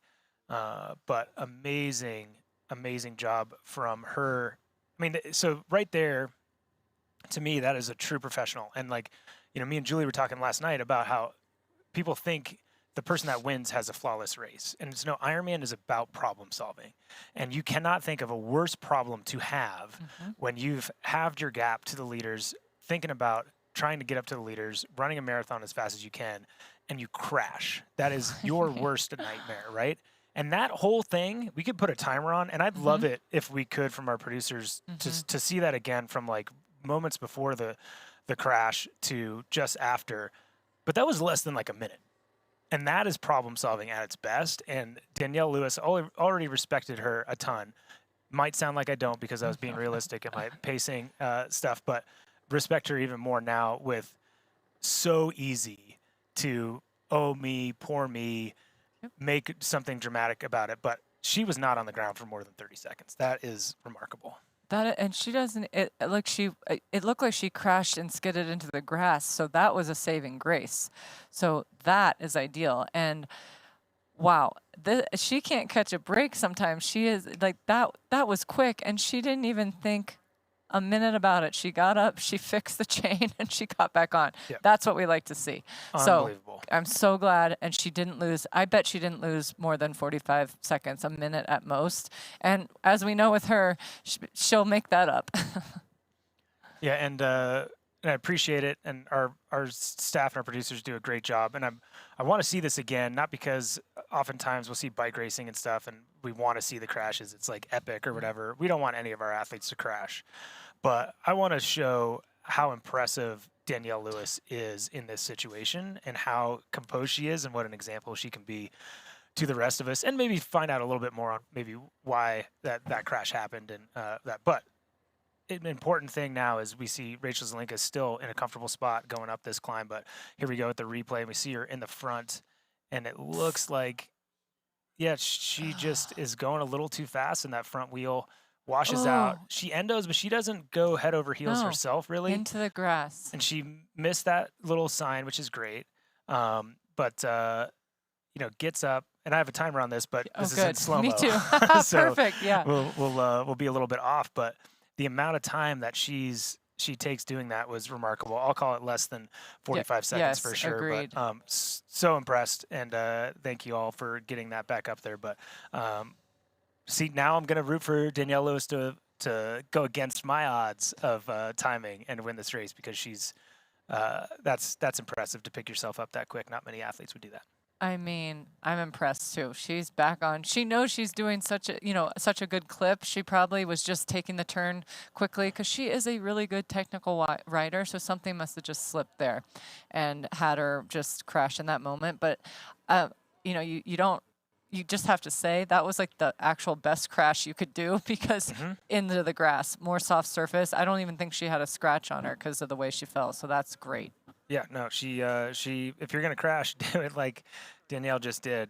She's looks like she came out of that unscathed, no hitch in her step necessarily. So looking good for her. But back with our men's leader, Matthew Marquardt, who is continuing to put effort down. I won't ask you word by word, but it sounds like one of your buddy you were just talking about was like, ooh, notice that gap a little bit bigger. Yes, I think Lionel is realizing at this maybe time that he's about 7 minutes down and not 5 anymore. Yeah. And it's just 2 minutes, but 7 minutes is a lot for these guys that can all run similar paces.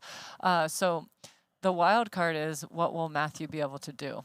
Will he be able to run, a 2:40 today? Because we know Lionel is going to chase, and he's going to chase and give it everything he's got. Not that Matthew won't too. They all will. So we're getting to our bananas section, Matt. Oh, it's coming, huh? It is coming. I mean, the guys are done so soon. They're already 5:04 into the entire race. So I see they're going to get that descent in to flush their legs out and get back in and see what's going on. And I think we might, again, some of these mats is challenging with the amount of athletes going through and the reception that we have.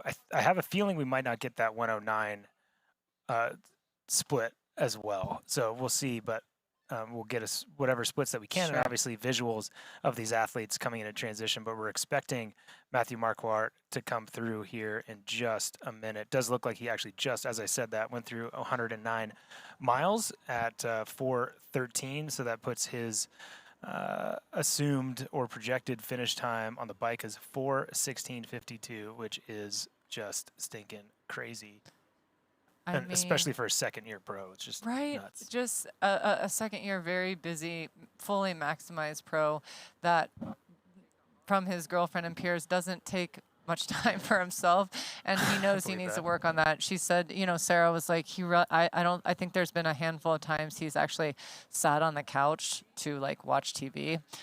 And, you do need to relax sometimes, but he's always doing something for others and for research and for triathlon training. So it's the time is minimal, but at least he gets his 8 hours of sleep. That's what's going for him, as he says best.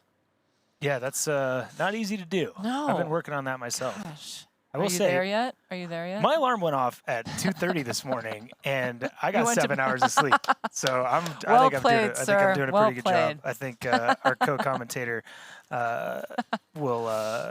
got a co-commentator who's You really, got me really beat. good, You really got good me under beat. sleep. But you just filled my coffee, so I'm all right. That's okay. We're good. But We're good. yeah, and to me, Marquardt, it's interesting, and it's people's perception. And it might have something to do with bravado and how athletes, market themselves or allow themselves to be marketed. Kind of like Jackie Herring. Yep. Nobody's picked Matthew Marquardt to win.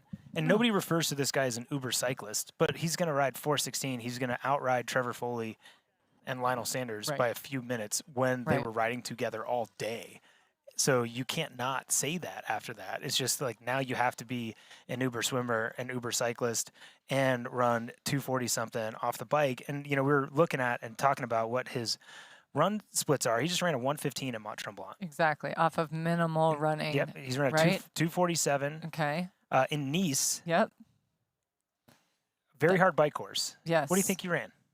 Oh, man. 2:43. 2:43 off that bike course. 2:43 and a 2:49 at Coeur d'Alene. So 2:43 at Texas. These guys have absolutely a ton of work cut out for them, and they will have to do something transcendent. Right. If he has a good run and runs in the 240s, they are up for a challenge. I was just going to ask you, if he ran a 2:43 today, don't you think he'd take the W?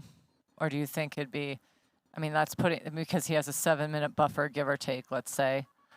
Then they would have to run, 2:37:38. Yeah. Yeah. Or obviously less, 2:36 really. Gosh, see that math. Anyways, we'll see when everyone comes into transition. We'll see what's happening and see what his final lead is. Coming into T2, he can smell it, and he looks the same as he did when he started this race. So looking so good, Matthew. Let's do it. And here we go. Gets the shoes off, and nice and smooth.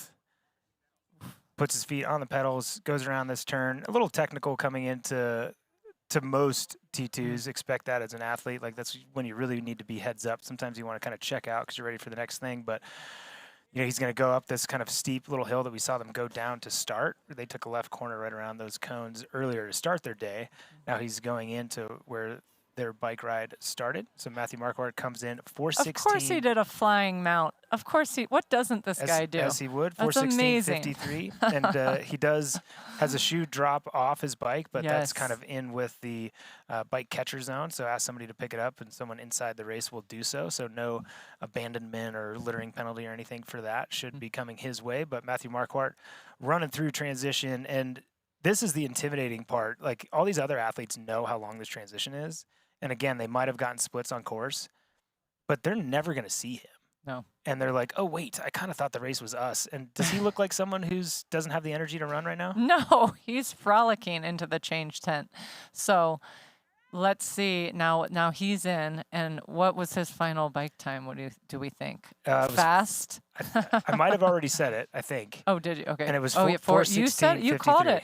You called it. And here we go. Wahoo Element Bolt has given us a nice little graphic of that, and 4:16:53 over 112 miles.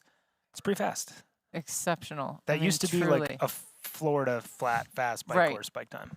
Right, and now with all this elevation, that's the new normal now. Insane.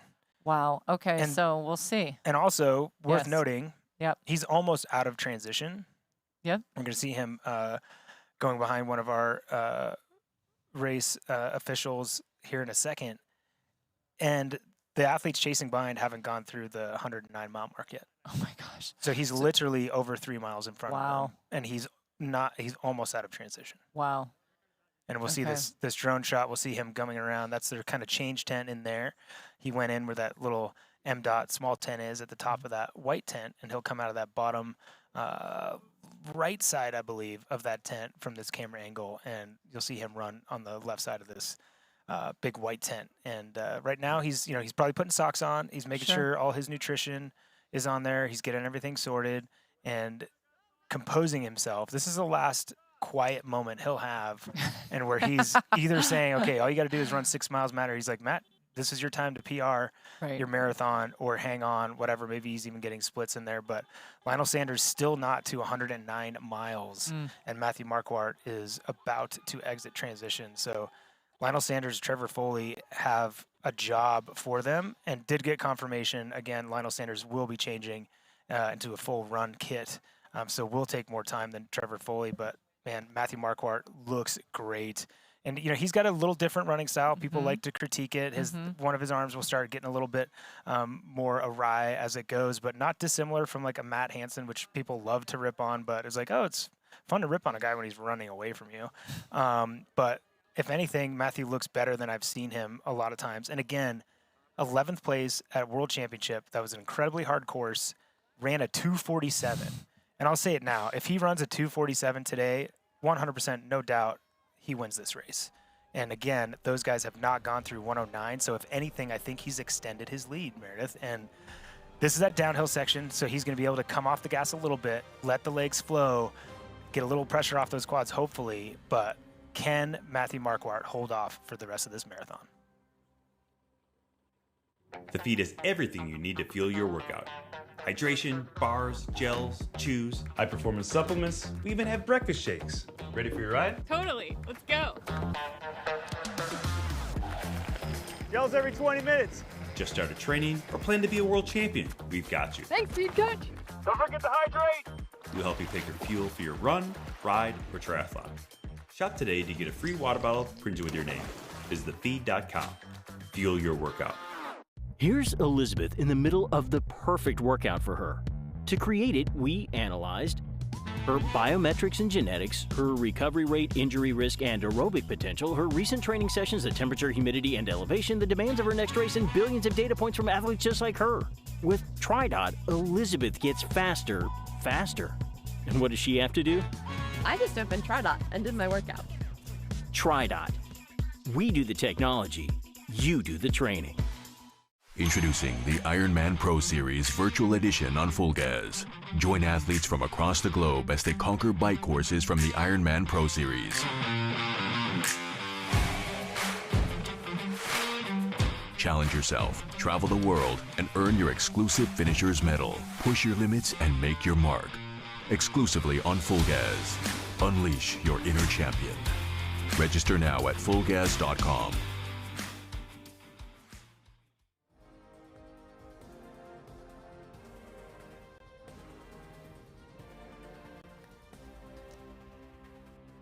Welcome back to the Athletic Brewing Ironman Lake Placid. Lionel is going to be getting off the bike soon and trying to chase Matthew Marquardt down. Will it happen? Time will tell. Can't wait to see it unfold. It's getting close, but I think I might have said it seems like he's putting more time in. Yes. In the last 7 miles, he put another minute, I will repeat, minute, into Lionel Sanders and Trevor Foley. And this is a Lionel Sanders and Trevor Foley that we noticed that Lionel put in an intense change in pace and acceleration to try to drop other athletes. It looked like, in hindsight, it was him responding to maybe splits he was getting. So Lionel Sanders accelerated, and in that period of time, he's lost another minute. And Jackson Laundrie hasn't come through that split yet, but I bet if they're 8:20 down, they're going to be 8.5 down by the end of the bike. Jackson is going to be 10 or 11 minutes down. So Matthew Marquardt, again, I think if he runs now at this point under 250, that's going to be really, really, really hard for any of these other athletes to bring back on a course like this. And not just on this course, but like they've been riding really hard. So it's like the sum of parts, right? I mean, to have usually if you in an Ironman have even a 4 to 5 minute lead, you feel like in great position to try to win. But an 8 to 9 minute lead is wow. Like I'm in awe of what's happening right now. So, and you've said this before on broadcast too, like unless there's an epic meltdown, which doesn't look as such for Matthew, if he just runs this clip and runs between a 243 and 247, even 250, as you just said, it would be really hard to catch him. Really hard. Yeah, and I think he's done the kind of bike ride, and I'm not trying to argue with you, but if with the kind of bike ride he just did, I think it's more in if he runs 247 to 252 type of thing, he has a really good chance. I think we're looking at course record run times as far as I can see with the results that I see. Like Matt Hansen last year ran a 241.14, but again, that was someone that rode a 430. Joe Skipper rode a 420 and ran a 245 to win by a few minutes, right? So we're talking someone who's ridden 4 minutes faster than Joe Skipper and has a 247 under his belt. And, we've seen 245s, 246s, like that's phenomenal runs on this course. So I think even if, like, this is just a different beast. Like, this isn't a Nice where it's a flat, fast course after a hard bike ride. This course is stinking hard. And when the first couple males back in the day ran sub 255, we were like, holy crap, this is on a different level. So, like, I think we might see some slower times, but the people that could do it are the two people that are coming off the bike behind him in a incredibly talented ex-collegiate runner and Trevor Foley and Lionel Sanders, because he's just tough. He is as tough as it gets, and he's going to get off that bike, change into those running shorts, and go as fast as he humanly can. And he'll show it all over his face, all the gumption he is putting into it, because he will give it everything he has. I've never been more sure. There's no limits, as he says. So now they're off. I can't wait to see the split here. Definitely not. And, I'm looking at run splits for Trevor Foley and, talking to him a few years ago about his abilities and, his numbers. We see these two gentlemen get off the bike, having some words side to side. He never felt like he actually had the run that he's capable of in a half. I mean, this is a guy who could probably run a open 104 or something like that. Like, he's run a 108 in Augusta, didn't win that race. Run a bunch of 111s, 112s. He won Boulder this year with a 112 high, 113. So that's a very fast runner, but it's not like a 235 marathoner on paper. And, like, he hasn't done the full distance in a bit to his potential. So it's hard to say that, you never know an athlete like that could be much, much better in the end at the long distance run. Like, he had his first Ironman at Ironman Texas, he ran a 249. So, like, that's incredibly talented, but I don't think he's a Patrick Longa 232 guy yet. I'm with you, but this guy looks like he's running that pace right now. He's crushing it. Insane. Right? With the two gents in T2, Trevor Foley and Lionel Sanders, they'll do their quick change, and maybe they'll work together to try to catch, or maybe one will blow each other, just blow by each other and then get up to Matthew, or just try to minimize the deficit a little bit. Yeah, it's a bit over 8.5 minutes at this point to Lionel Sanders and Trevor Foley. So that was off of the bike. So we'll see transition-wise if these guys go through a little quicker. But right now, he's just kind of floating, and he went through the first half mile in like a 5:15 pace or something, and that could be accurate. Sometimes that stuff's a little bit harder because if the mat's 20 feet closer in, it shows the pace a little bit hotter. But it is a very, very fast downhill. And we see Trevor Foley come out of transition first. Not surprised by that. As we said, we know Lionel Sanders was putting on a full running kit. He knows that that's what makes him feel most comfortable. He feels like a pure runner when he's in that kit. So Trevor Foley does get out of T2 at 8 minutes and 5 seconds down from Matthew Marquardt. So he has pulled back just a little bit of time on our race leader. Wow, and he's looking pretty quick too. You know how you can tell when you first come out of transition if, you're stiff at all? None of these guys even look stiff.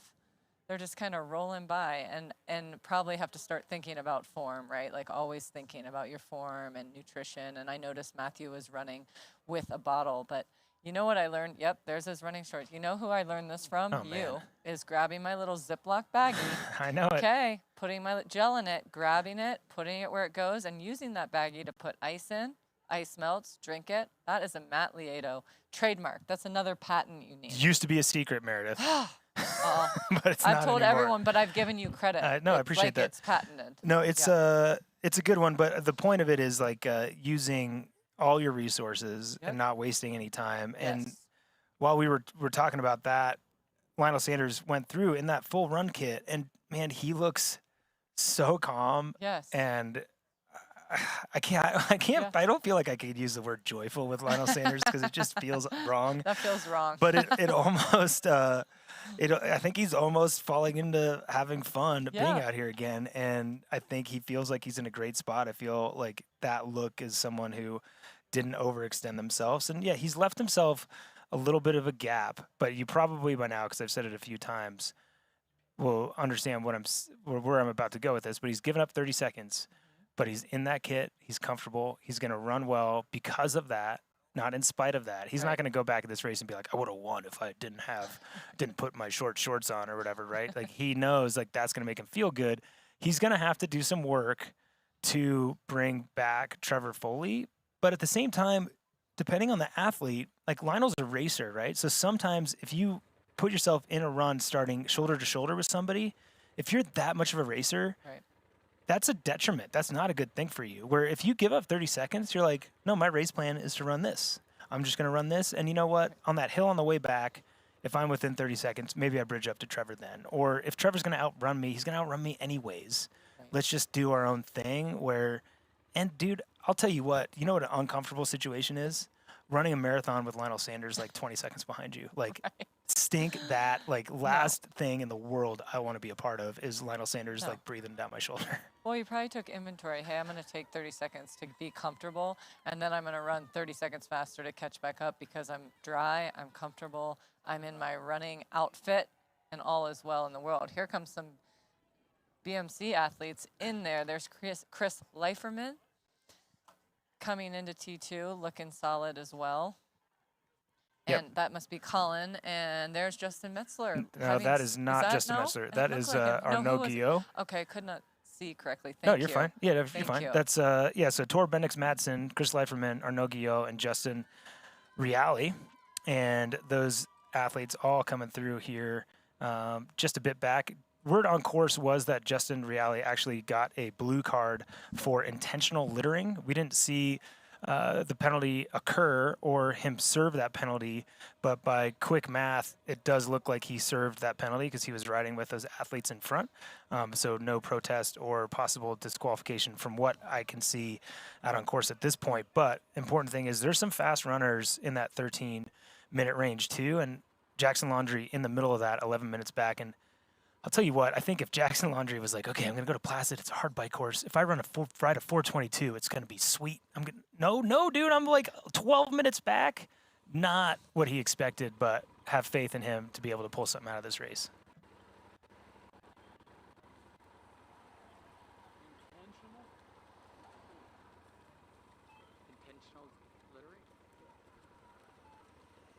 And we're back here with Matthew Marquardt running a little bit faster than he actually is in person. Sometimes our cameras catch up and it looks a little double speed, but he's running just about that. Matthew Marquardt running down this fast section of the course, Meredith. Right, that looks like a little downhill, which they need right now, just to find their legs, get their rhythm. I'm sure he's looking for his family there. Maybe Coach Andrew Yoder's there to give him some splits because he doesn't know. I feel like he is the kind of person that he's not even looking for that. He's not even looking for splits. He's just going as hard as he can for as long as he can and doing it. But he'll be able to see where he's at before we know it.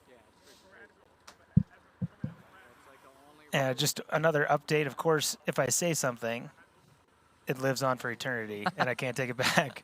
But Justin Reale, first report was that it was a blue card. It's a yellow card for unintentional littering. So it's a much smaller penalty, but he did serve that penalty as he should, and good on him for doing so. And he is back out on course, but not a 5-minute blue card, a yellow card infraction for him. But we're back on this section of the course here. One of my favorite sections of this run course, also probably my least favorite section of this run course because it's lonely. It's like really lonely out here. So I do really think this is kind of where a lot goes down. The first lap, great. You're like, okay, I need some peace. This is cool. I feel good. I'm just running a Sunday run. No big deal. And also, how great does he look right now? But on the second lap, you're like, okay, I remember it feeling like a Sunday run earlier. That was fun. It feels harder now. And then you're like, oh, remember that hill I had to run up after this? That sucked. Right. It gets really hard the second lap. But the first lap, we're going to see some incredibly fast running. And again, this is the first out and back section. So we'll see a lot of like overly proud running. You know how it is when you're on out and back and you're like, oh, I feel like crap. And then you're like, no, I'm going to look like I am so good and everything feels easy. So my competitors think they have no chance. And it's not really. Well, he looks as such right now. So if his competitors were to see him, they'd be like, oh, man, how am I going to catch this guy? And it's interesting to see when, if you're tied to your watch. Like if I'm going to watch and see if he even looks at his watch to see the pace he's going. Obviously, he's going to be going fast now because he's going downhill. But he's just trying to go. He doesn't have a grimace yet. He's very calm and cool and collective. So he just needs to stay. Just stay, Matthew, right at this pace. But you've got some chasers, and they're going to come. Not saying they're going to catch him, but they're going to try to break the deficit that they have right now. Something's going to happen too, and we definitely want to go back to women's coverage when we can. Again, the coverage is much harder on the bike course. We've got clear signals for the men's race right now. We're still keeping an eye on the women's race. That the splits again were challenged because of the reception, so we're not going to have another split for a little bit to that 102-mile mark. But with Rachel Zelinkas, she should be going over that mat in the next 3 or 4 minutes, so we will have some splits to share with you and hopefully a few pictures as well. But just want to let you know we're keeping an eye on that and getting to the women's coverage as soon as we can. But right now we've got cameras that are giving us good signals from the men's coverage, so we're going to look at these athletes doing what they can now. And the splits that I'm seeing, I'm going to wait to give splits till the next section, but it looks like Matthew Marquardt has a pretty substantial lead at this point. We'll wait till 2 miles to give another accurate split, but right now, man on screen, Trevor Foley does look like he's just jogging, and he should feel like he's just jogging. I mean, this is an athlete that has been used to running a ton of miles in training as a collegiate runner, has a huge engine. He sent me a bunch of his numbers years ago and results, and it's just crazy. I saw him all. I'm like, this guy's going to win world championships, and he might someday for sure, but he's got a lot of like growth to do on how to execute to get there, but he's certainly learning how to do so. And I'm looking over the shoulder. I'm not seeing Lionel's form. Don't do that, Trevor. See, these are things that he's going to learn to not look over the shoulder. And that is why, exactly what I said, the worst stinking place to be when you start a marathon is 30 seconds in front of Lionel Sanders. And I'll tell a little story about one of my first races where I learned this. It was a small race in Northern California. My brother won the race, and I was like 90 seconds behind him. And with a quarter mile to go, you come out of the trees, and I was running, and I was 100% going to get second place. And there was a dude that I had passed that was like 20 seconds behind me. And it was a quarter mile, and I look over my shoulder and see him, and he catches me. And after the race, he's like, man, I never even thought for a second that I had a chance to catch you. And then as soon as you look back, I was like, man, that guy's mine. Right? And it's one of these things that, like, we know what Trevor's doing. He just wants to know where he is. Right. But that's Lionel knows, like, Trevor's thinking about me right now. Like, 100%. And honestly, if I was Lionel, I would stay behind him as long as possible because that stress would just, Trevor probably had a picture of Lionel Sanders on his wall. I bet. Right? Like, totally idolized the guy when he started racing. And to have a monster that you know will go through way more pain than you're capable of running behind you, he's going to look over his shoulder 47 times a day. Yes, he is. And this guy apparently is not. He's just laser focused. I have not seen him look back one time other than when he was on the ride trying to make a turn, making sure he wasn't going to go in anyone's way. So everyone has a different strategy. I don't think Lionel looks back unless he's in the finish line making sure no one's right there. But you learn. And Trevor Foley's 25 years old, right? He's learning every time. And I think when we come back, we'll get to see all the running come to fruition and talk about the women's race as well.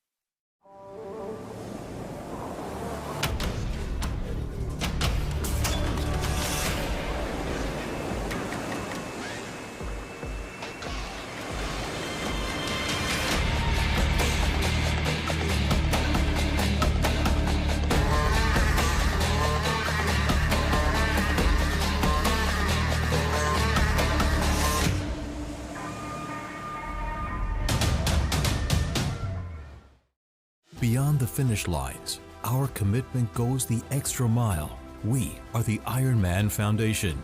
We've given back more than $55 million to support our mission of leaving a positive impact throughout race communities. Without our amazing athletes, volunteers, and givers, we wouldn't be where we are today. Together, let's continue this journey of impact. Join the IRONMAN Foundation and be a part of something extraordinary.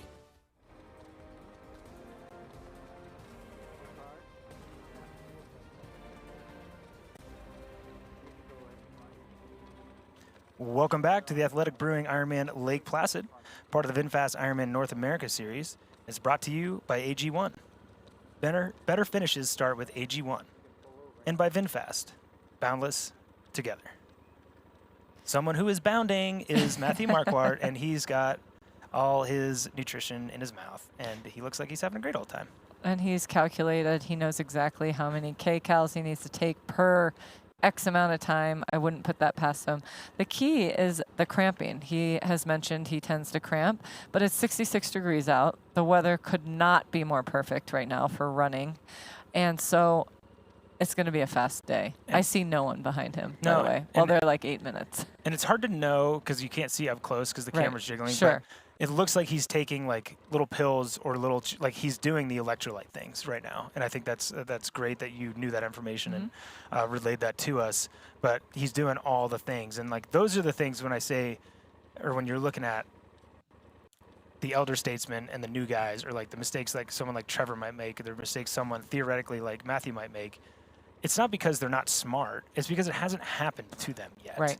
And to me, that's what's really impressive about Matthew Marquardt is that all these sub 250 runs he's done in like the 3 years he's been doing the sport is insane. And he's smart enough to have been able to like prepare himself in all those little things and be ahead of it, or talk to the right people, or as you said, have a coach that knows about these things. Just quick update on pacing. So they went through 2.33 miles, and it looks like Trevor Foley is 7:22 behind, and Lionel Sanders is at 8:06.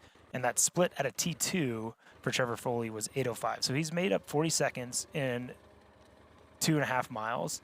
That's not too surprising to me. Again, that's the kind of the free section of the course. And I expect Trevor to run faster than Matthew. I just do, unless he totally overextended. Okay. He's just that good of a runner. And when you talk about really, really, really good fluid runners, running downhill doesn't hurt them at all. Right. They just lean forward and they run downhill, and it's easy. Where someone like Matthew Marquardt, he's not been running at this level for that long. Like, to lean forward enough and to have the turnover where it doesn't hurt your legs is pretty challenging, right? It's not something that you easily can't. It's not something easily done for a non-pure runner, but for someone like Trevor Foley, expect it. And in that kind of downhill, he could have made 40 seconds up in that mile, that downhill easily and no problem. But where someone like Matthew Marquardt, he's not going to have an upper hand on Trevor, but he's a strong, strength-based athlete. Right. Those uphills will be different. Like, yes, Trevor, if he's on, can run 40 seconds into him on that uphill too. But if they're both in the kind of the same zone of energy, that gap is going to be a lot less. Agreed. And see, he's still, even in this cooler temperatured kind of a cloud cover race, he's still trying to keep himself cool, pouring water over himself and all the things.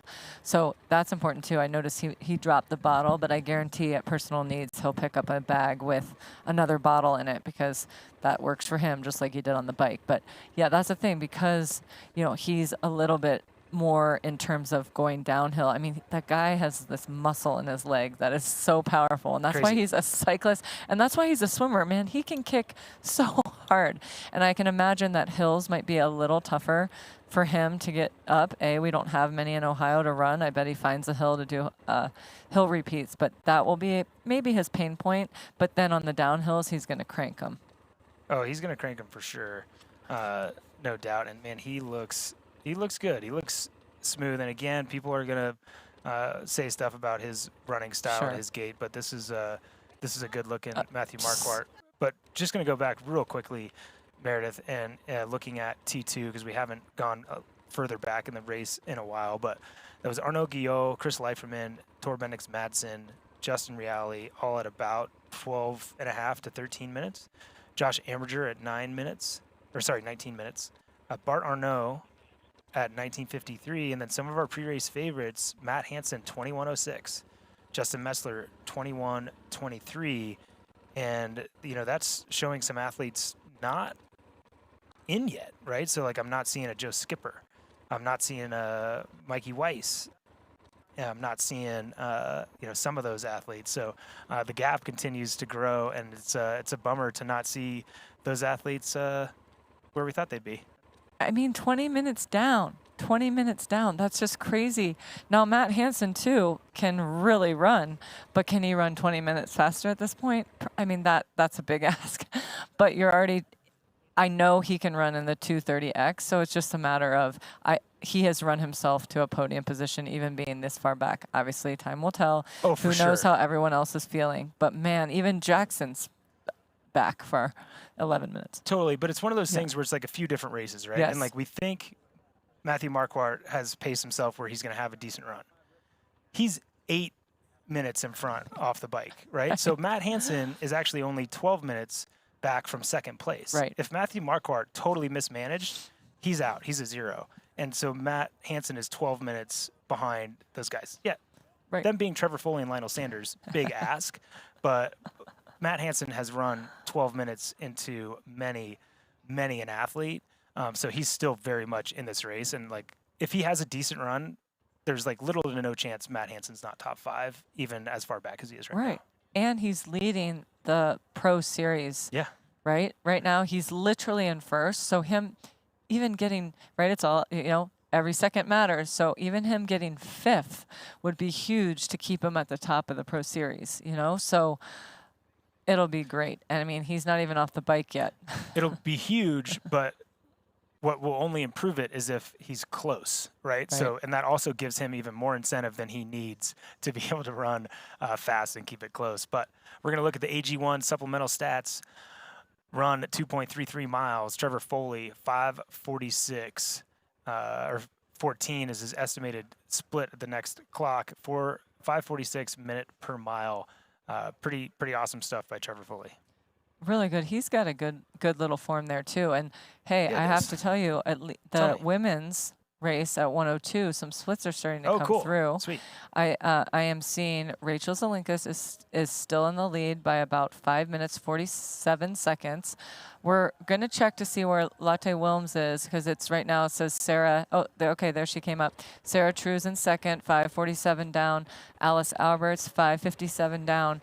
Latte Williams 6:42 down. So there's a little shakeup in the top end of the women's race. But what do we say? It's Sarah True, just that little. There she little goes, Miss silent assassin. Just jump, Right. jump. And yeah, dude, that's amazing. Right, and we'll see how Danielle Lewis comes through. And if she's in 5th, if she rode herself up to 5th, we'll see. And we got to see where Jackie Herring is, because Jackie's just going to bite her time on this run. I mean, rather on this bike. She's just going to get through the 112, knowing that she can run a fast marathon. I've said that to her before in a half when I could race at her level, and I'm just like, Jackie, you can run a 115 on this bike. You should just like chill this last 10 miles of the bike, because you're going to outrun everyone at a 115. And she's should have silent confidence in this, but she knows that. She knows she can do that, and I believe she can do it too. So we will see here, but we'll see where those splits come in. But Latte Wilms in 4th, Alice Alberts moved up to 3rd, Sarah in 2nd. We'll also find out where Lauren Brandon went, and we'll get all these splits as they come in and they get out of the dark pockets. Yeah, and just to what because I think you summarized that women's race perfectly, but what we were talking about earlier with the Pro Series is, Matt Hansen and trying to get some points back up the board. But I think it's interesting to look at is that one of his scores is Ironman Texas, where he did not have a great race for him, right? So he lost 14 minutes. So he lost 926 points. I'm not going to try to do any of this math, but that's more points than he would lose if the race ended now. Right. And we know that gap's going to be smaller, right? So he will improve his points ideally he wants 5,000 points. Right. Because, he's then putting a lot of pressure on his world championship in Kona. Yes. That's worth 6,000 points, but then that means he needs to finish within a certain amount of time to earn more points than he has at one of these races, right? So it's complicated, but it's also like quite simple. Right. If he finishes closer than he did at Texas, which is a faster course. Yep. So this is going to be a better performance. Sure. He will have raised his points and maintain the lead most likely, unless Jackson Laundry gets a lot more points than him at this race, because Jackson has not scored a 5,000 point Ironman yet, just 70.3s. Wow, so much goes into it, but it's all going to be sorted, and why we say every second, literally every second counts. So, and that's what I like, because Jackson's in third in the Pro Series, and you have Chris Leiferman, Justin Reale, they're top 9 and 10 respectively. So it's like, wow, they've got big work.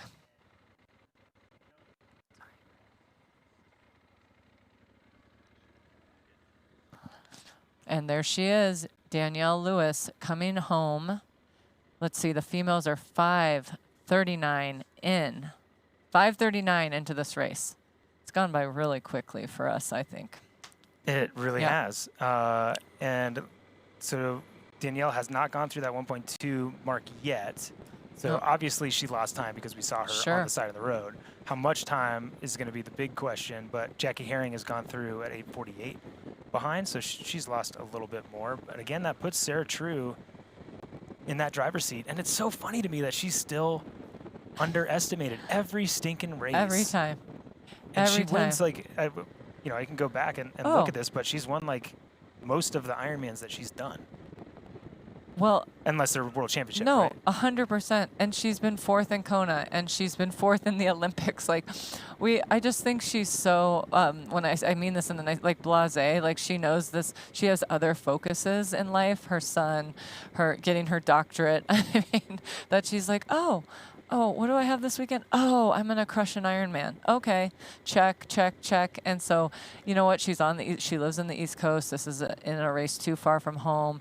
So this is kind of her jam. Living on the upper East Coast, and like just all the roads she rides in Vermont and all the things. Like, she knows this kind of cycling. So that sure showed. Totally, and everything that we said about athletes like Matthew Marquardt, you say about Sarah. This is like this is certainly what she did.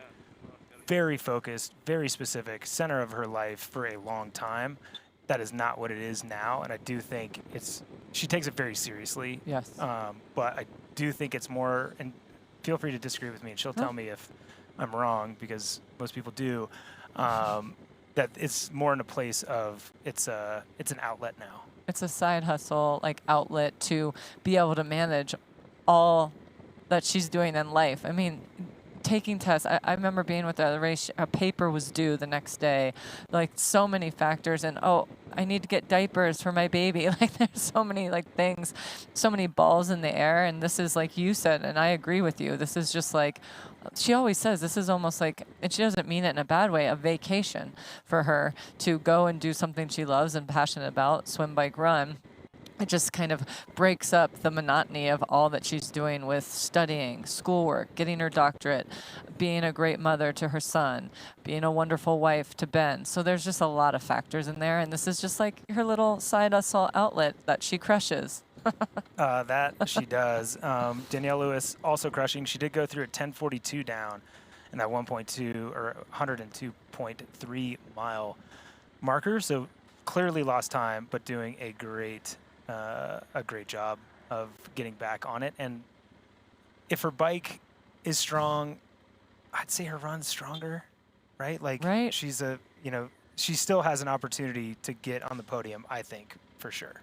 Danielle, and what's great is she has a team of people around her that really believe in her, i.e. her husband and I are, just chatting right now and saying, he knows rather that she's 10 minutes down, but hey, he even said she can still win this one. So he believes in her. He knows, if anyone, what she's capable of. So let's see. I know, 10 minutes. What do you think, Matt? He knows maybe what she's capable of, but he's also biased, and there's of like course. a belief thing in there. I'm going to go ahead and say great support, and I appreciate it. Totally. And again, I'm trying to find a really good-looking shoe around here because I'll eat one when she wins this race. But again, I'm betting, and I'm not rooting against her at all. Of course I think not. anybody listening can see the respect I have for her when she had that crash. But numbers are numbers, and at times to have a belief, it's then having a belief that like every other athlete has something catastrophic happen. And yes, that sometimes does happen. Yes. But there's a respect for the other athletes involved where it's like, man, that's just, you can't give up that much time. No. And that's what it comes down to. No, and even here, this is tough. I mean, Lionel was 30 seconds back. We don't see him. Trevor has made the turn. So, yeah, this is when I want to get in Lionel's head. Like, he changed, but we thought he'd probably be right here. So we just want to see where he might be in regards to Trevor Foley. But Trevor's in a good clip, so he's made some time. He does, and he looks great doing so. We wouldn't expect anything else from Trevor Foley. 4.7 miles, 6:49 back, and Lionel Sanders at 7:30. So the gap to Lionel Sanders has actually gotten smaller after that downhill. So maybe kind of some of the things I was saying about that speed on that downhill, that was maybe used a little bit more than for Trevor Foley than for an athlete like Lionel Sanders. Right, and having Trevor be only, like he made up, a minute and 20 seconds. He's only 6:49 back or whatnot. He's doing a good clip. Go Trevor, I'm impressed. Oh, he's doing it. He's doing it and is looking amazing as he does. So just cruising on this out and back section and looking at, I was just going to ask for a closer shot and seeing his facial expression. They knew it. Yeah. I'm trying to see what he has in his hand. It's all about hydration and nutrition right now, Matt. You're right. You got to do it early. Once you realize you're behind, you are behind. And that's not something you want to do out here. And, waving. So, yeah, he's in good spirits. Waving, little heart emoji to those watching. So he's in a good spot. Thanking his team at home, no doubt. But Trevor Foley, second place at the Athletic Brewing Ironman Lake Placid. More soon. Hey, man, do you have a non-alcoholic beer that actually tastes good? I think you mean athletic. Excuse me? Do you have that great non-alcoholic beer? I'll 7. Found it. Do you have a favorite non-alcoholic beer on the menu? Ah. Athletic it is. She's funny.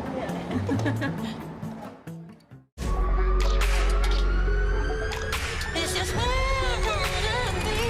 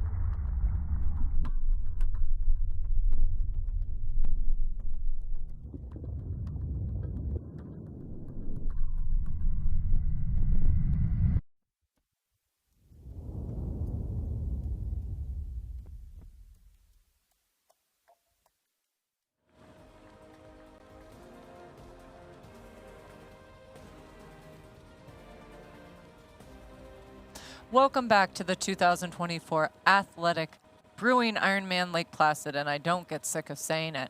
We're so happy to have you here. We have had an awesome day so far, about 5 hours, 49 minutes into the male race and 5 hours, 47 minutes into the female race. We have had the cameras on this gentleman now for 5 hours and 49 minutes this race has been going on. There's no letting down. He's still cranking away as he does, and we couldn't ask for a better race right now from Matthew Marquardt.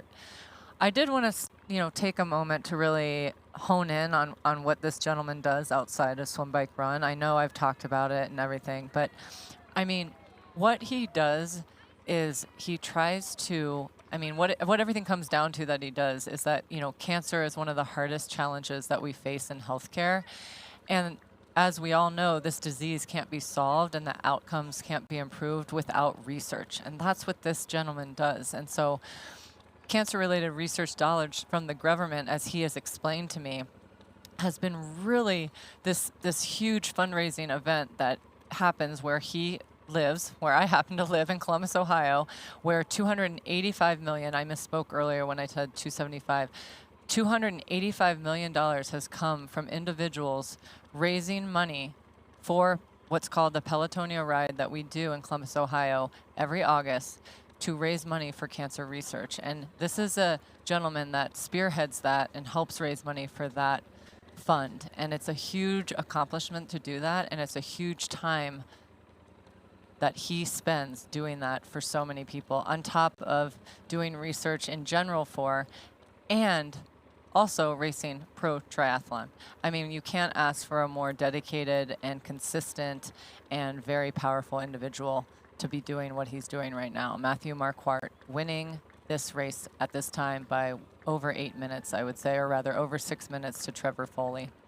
Yeah, and he's moving well, moving smooth. Again, on that section of the course, you see a big exhale. It's starting to weigh down on him a little bit. It's early to kind of get those reactions, but again, it's a long day, and to be doing these times, we keep comparing to, or I keep comparing to old times. Like, they're also just trying harder too, right? Like that's certainly a part of it. So the courage, to use a dramatic word to a certain extent too, because this is just sport in the end, to put yourself out there in a spot where you might blow up is something that like kind of the old guard didn't used to do. So here we go, a little stop here. I think it's shoes, a little adjustment on his shoe. So he stopped abruptly, but the more abrupt you stop, the less time you lose. So it looks like maybe something's a little loose. You know what's funny? It's that he just has shoes that you tie. I think he has a toggle on there, and there's happening? something was going on with that toggle. Or yeah, there you go. So retying his shoe. Okay. All right. Oh, old school. He puts the finger in between when you do it. Maybe he didn't do the finger in between the first time. He didn't double knot. And he's back on it. All right. He needed to do that. It was very abrupt. It scared me. I thought he got a cramp. Yeah, it is. That is. It can be shocking, but it's like kind of the quickest way to do it. Yes. Right. Agreed. But it does look like we all thought he had a cramp or something, right? But close up to see if we'll be on shoe watch the rest of the. We're on shoe watch because I truly think he went old school and just ties them. You're right. You're 100% right. And I did that once because I'm like, oh, old school, I like it. But then you get halfway through and you're like, oh, shoot, it's not as tight as it used to be. Look at him. He took your memo. I actually did tell him about this. He's not using the right kind of bag. I said Matt Lieto taught me this. I'm just going to say he I'm has supposed to the get baggie. $2. It's not the right baggie, and we won't get into what the right baggie is. I thought it was a zip. Okay, I'm wrong. Secrets on live television. All right, sorry. Patent it. I told you to patent it. The only reason I get coaching clients. It's similar, but it's a little bit different. Okay. But next time I see him, I'll give it to him correctly. But he's doing it, and he's back on. And again, some athletes would have felt the shoe slipping and been like, I'll just suffer through it. There's no way if I stop for 20 seconds. Like, that's going to ruin my race. It's like, you know what ruins your race? A stinking blister. Yes. That's what ruins your race. So Matthew Marquardt, not ideal. And the big thing that could affect the race for him, good or bad, and it might go in Trevor Foley's advantage, it might go in his disadvantage, but when Trevor gets the next split and he's pulled back a minute on him in a mile, or 45 seconds in a mile, he'll be like, oh wait, now's the time, I can catch him, I smell blood, and he might go outside of himself to try to bring himself back to Matthew Marquardt. But it can go a lot of different ways. It just kind of depends on the maturity of the athlete and where their head is and their goals and, being realistic and all that. And, I mean, this guy looks like he's out on a Sunday jog. So he does. Again, he's about to hit the 7-mile mark. Matthew Marquardt just hit it. And so we're going to get a split here for you all. But Trevor is looking very, very strong. You don't see anyone behind him in this view, in this angle we have. So he's clipping on time. I realize Matthew just stopped to tie his shoe, maybe 10, 15 seconds at most. But yeah, I think he might be in the start getting to the 5 minutes back. You never know. Just it's young. I mean, we still have 19 more miles, so we've got some time. Yeah, and I do think the thing with Trevor and how he looks right now and the type of athlete he is, he has a lot more to give, right? And like that's for almost anyone in a race like this. That's how you have to race 75 to 85% of the marathon like you have more to give. And if you race it otherwise, then the distance is going to give something back to you that you were not expecting. Was that Andrew Yoder? That was Andrew Yoder, yes. So given yes, splits. Given splits, which he was like a robot, just went right by, heard him, did all the things. And there we go. His other athlete. Yes, then there's his other athlete, Rachel Zelinkis, coming in to T2 after leading this bike for the majority, certainly all of the second half and the majority of this ride. So awesome. What a performance so far. And now the test will be, how can she run? She hasn't run a marathon since October in Kona. Yeah. When I say marathon off the bike. So as she said, she's been riding the waves. So let's see how this goes for her today. She had a phenomenal, if she runs like she swam and bike, I mean, the day is hers, right? The day is hers. Very much so. And I think, it'll be a lot to ask for her to stay in front of athletes like Sarah True and Jackie Herring, but she's put herself in a great spot. Clearly, she has a very defined goal of pacing and well thought out on that side of things with her coach and herself, I'm sure. But, yeah, very impressive racing. And to me, it's the patience of, another young athlete as well to be able to be smart enough to she kind of hid. Like, she didn't. She was leading the swim, but, like, we're talking about Lauren Brandon. Then on the bike, we're talking about Lauren Brandon. We're talking about Lottie. And she's just there being like, okay, well, I'm just going to wait until I'm ready to do my thing. And she's, like, riding easier than the rest of them. And she's doing her thing, and she's doing a fantastic job of it. I know, and I can't wait to see her come in. We'll get a split to Sarah True and Alice and Jackie and Lotte Wilms and Danielle. We'll see where everybody is and see where we're going to go on this marathon, because we've got some runners coming, Rachel. We do. We have some runners coming. They are coming, but she's giving herself a cushion, and I think that's the biggest thing, right, is that especially for like more power-based runners, if she's giving herself a head start, that's enough to be able to have some of those runners catch her into the second lap, and she paces correctly, she's going to be able to respond or have the opportunity to have a chance to respond, right? Like, how many times in my career did much better athletes catch me in the second half of races and I got on their shoulder, and they always think they have the upper hand, but it's like, no, I'm still who's to here. say I wasn't running my fastest? I've been like just chilling, right? And she clearly has a very well thought out plan. Yes. And I would not be surprised to see her have the ability to react in the second half of this marathon. And she's also flying through transition. They don't even look like they just did the 3 bears. I mean, truly. I think she's truly flying through this, and she's going to keep trying to get her buffer higher and higher. So go, Rachel. I am cheering for her, and to get out of transition and start this marathon. She's done the swim. She's done the bike. Let's do this. This is when the fun really starts. Although right? Sarah True, she's doing the thing. Good. She's still going. And there we go, our Wahoo Element Bolt. A split for Rachel Zelinskis, 5:02:29, 112 miles. Pretty darn fast, but who's going to have a faster split? Sarah True. Yeah. She's absolutely. moving through, and again, she's an athlete that rides well. She's often seen as maybe not, because she'll come out in the front and lose a little bit of time early because she's pacing herself correctly, and she's probably not negative split this ride, but she's negative split it as far as perceived exertion goes. Like, she managed her nutrition and her energy well, and she's been able to get on the gas a little bit. And athletes that were behind her, she is now in front of. I mean, at 72, she was in 5th place. Right. 5:42 back with 4 athletes in between her and Rachel, and now she's going to get off the bike second with a faster bike split than Rachel, with all those women still not coming through that split.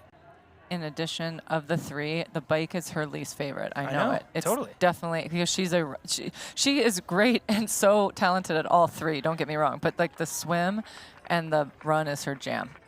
And so. Yeah, no, absolutely. Yeah. And this is another athlete going through transition, and we'll have Rachel Zelinskis coming through here in a moment. She's going to take a little bit longer to get out of transition than that. We'll know it by her white kit when we see her. That tall athlete, she's going to have a little bit of time. Take her time. She's got some time on Sarah True. Alice Alberts has now come through, and she was one that was riding with Jackie Herring. There's Rachel Zelinskis.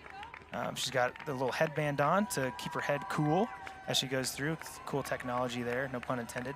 But Alice Alberts 6:08 behind in that 109 mile. And again, giving these splits, these athletes have not come off the bike yet. They're still at 110 miles. So Rachel Zelinskis doing similar things to what Matthew Marquardt was doing, and getting a little bit of a gap and not letting those athletes see her when she comes in and out of transition, which is plays with the brain a little bit. It really does. Like right now, she can't see anyone. So that's like a great feel. You're like, oh my gosh, I don't see anyone in transition. I don't see anyone. I'm still running. They still need to go through transition and get off their bike. And it feels like you're playing a game of like hide and seek, and you got one up on them, right? Like totally. It does. It does. And so she's still trying to get settled, like make sure she has her gel or whatever her nutrition is per hour or whatnot. And so she's in a rhythm, and it's awesome. And I'm sure she's about to see her family and friends, and certainly her coach Andrew out there. So what a good race from Rachel so far today. And we'll see what the next splits are going in. And she's looking strong. I've yet to say someone doesn't look strong, because that's what they're doing for us. They're putting on a really good show here, and I can't wait actually for. I'm not saying Rachel is a great runner, but I also can't wait for the true, no pun intended, runners to come, like Sarah True, Jackie Herring. I mean, they float through a marathon, and we'll be watching them and chatting about them soon too. And certainly Danielle Lewis will be coming in hot. And if she off that bike can run what she had just run in a full distance race a few weeks ago, she is going to really make up some ground on this run course. Yeah, no, she absolutely is. And here we see Rachel taking the right-hand turn and is going to head down this steep, hilly section. This one, I was the furthest thing from a pure runner there is, and this downhill and this uphill just absolutely destroyed me. It's steep enough where it's like, now people are like, oh, downhill ahead. You're like, no, it hurts. I don't want to. But she's making it look pretty good.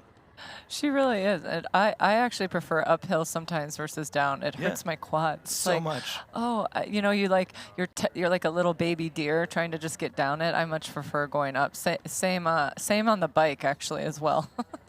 Oh, really? Yeah, I guess I think I knew that about you. Well, I'm not very technical, and I'm like a little timid going too fast downhill, so that's why I'm like, yes, hills, let's go, let's do that. And there's Sarah. Sarah True coming into transition, still has her helmet on. She's going to go through and get that bike bag, and she looks fresh, and she's got a pep in her step, no doubt. But she got off the bike 4.5 minutes down, and that's pretty good. That is less than the gap that she had out of the swim.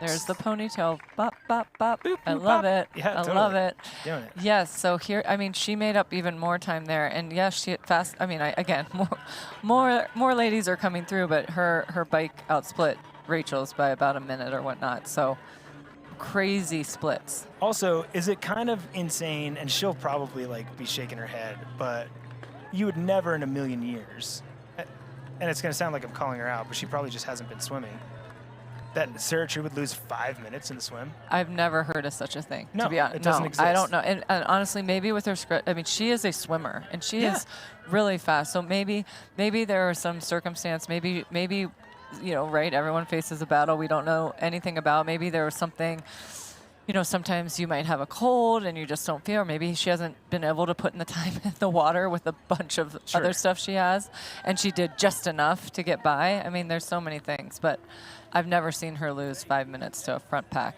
Totally, but no, kind of goes back to our small gaps don't matter. Right. Is that in the end, 5 minutes in an Ironman, especially when you're able to get off the bike in second, that time doesn't matter. As we see Rachel Zelinskis pass Matthew Marquardt coming the other direction, so that's kind of the gap between the men's and women's race. And we'll see Trevor Foley and Lionel Sanders not too far behind if we ever get back on that shot. But right now we're in the spot we should be. We're seeing Alice Alberts come off the bike. She's going to grab her bag as well. She took her shoes off while she was running, or off the bike. I'm not sure why she's got her shoes in her hand, but she's old school. She says she doesn't put them on the bike either. She sits down and puts them on and runs out. Sarah True, you can smile with a flask in your mouth. You can. It is possible.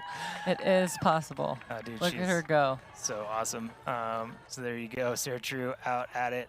And again, great performance in the stuff that matters. Again, 5 minutes in the swim, Wouldn't think it. I wouldn't have bet that in a million years that she'd lose that time, but doesn't matter when you put yourself in this position. And the closest athlete she has is that Alice Alberts, who we just saw on screen, and she's 90 seconds behind. Alice Alberts obviously has some great results, but trying to run down Sarah True is a pretty big feat, even if Sarah's using this as less of her life focus these days. Still wouldn't envy her. Still, she has that muscle memory, and it's a tall order to chase down Sarah True. Because let me tell you, she's only 4.5 minutes back. She is going to do everything she can to catch Rachel here. And I'm not insinuating that Rachel is not a good runner. She very well is, but Sarah is an excellent runner that knows how to put together a 2.5x marathon. And here we go. There's Danielle Lewis coming in T2 here before we know it. Pretty soon. I want to see.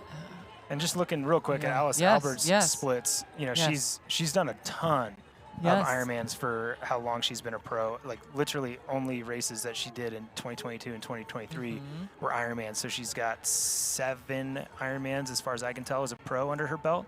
Her best run is at this point looks like a 3:02 at Maryland last year. A lot of 3:06s.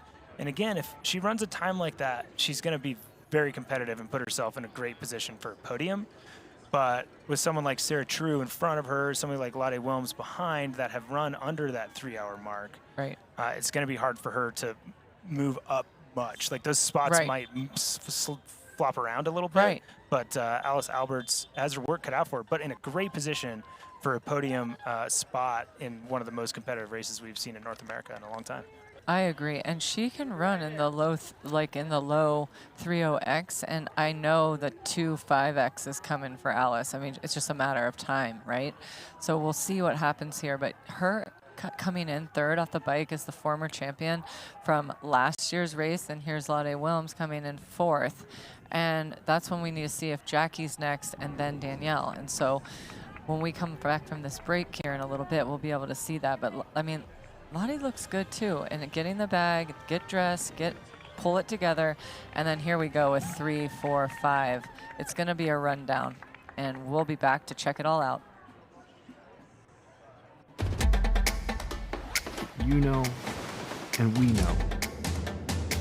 The thing about challenging yourself is you're always looking for what's next.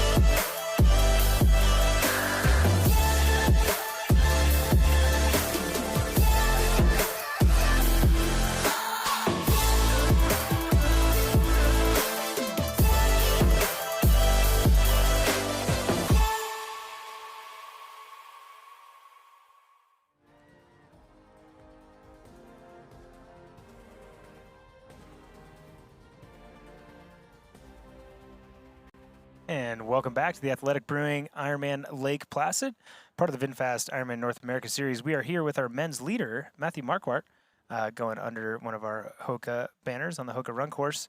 And he's just doing his thing. He's cruising. He's looking smooth. He's losing a little bit of time, but we'd expect for him to lose time, right? So he's about 5 minutes up now on Trevor Foley, almost halfway through.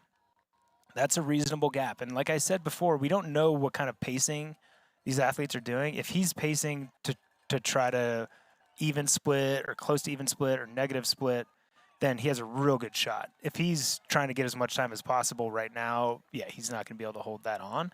But we just don't know, and that's part of the poker match of Ironman racing. It's who's spending what matches at what time.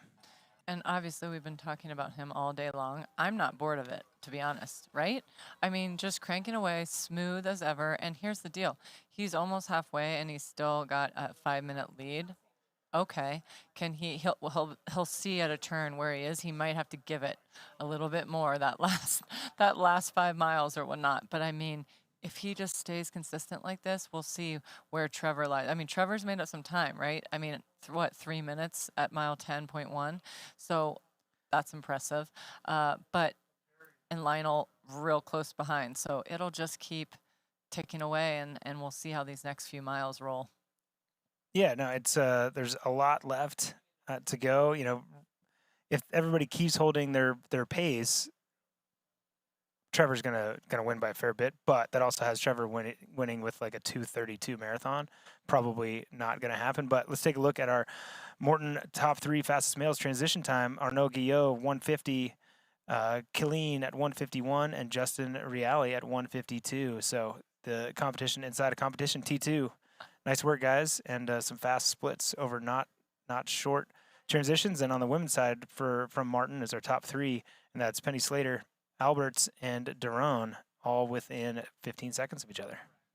Good transitions. Pretty good. Gals. Pretty I solid. mean, well, and I know Alice put socks on, I think, I mean, that was a great transition by all.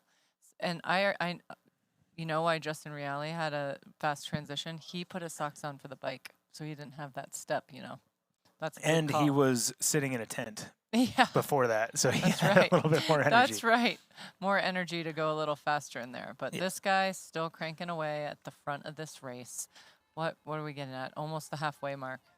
Gosh, this goes fast.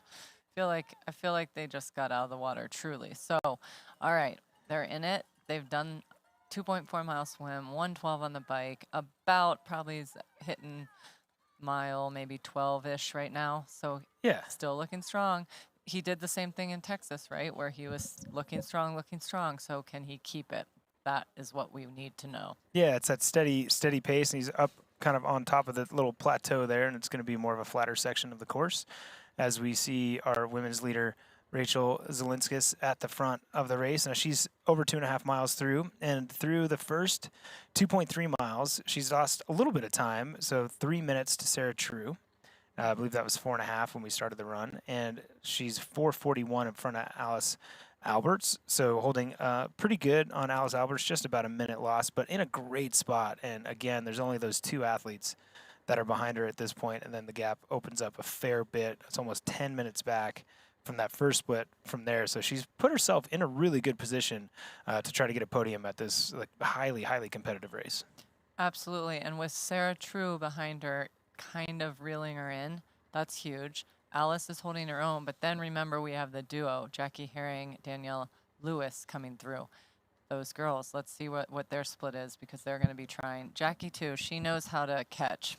She just knows how to catch. So we'll see what comes of that here in the next check-in. Yeah, no, it's there's a lot that can happen here, especially with kind of the close proximity of some of those athletes. I think you make a really good point. When you have 2 athletes kind of running, quote unquote, together, it changes things. And let's not overlook, we haven't said much. Actually, looks like through transition, we had some movement. Lauren Brandon actually moving up a fair bit, showing her in 6th place at this point. We'll have our next split and see if that's accurate or not. But some great running times by all these women out there at this point. And again, we'll get a little bit more information here as soon as we can.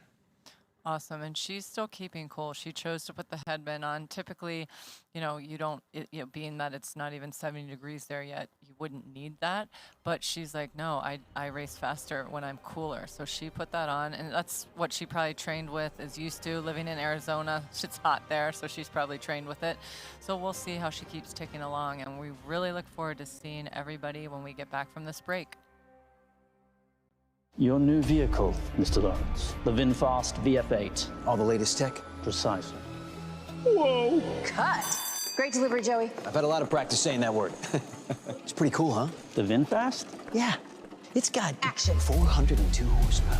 All-wheel drive. Over-air updates and a 10-year unlimited miles battery warranty. Yes, but 15-inch infotainment screen. Cut. None of those lines are in the script, Joey. I just think people are really going to want to know those things. That's what the website's for, Joey. Open up the sky, 'cause I'm coming up to you. So send down your wings and let them bring me to you.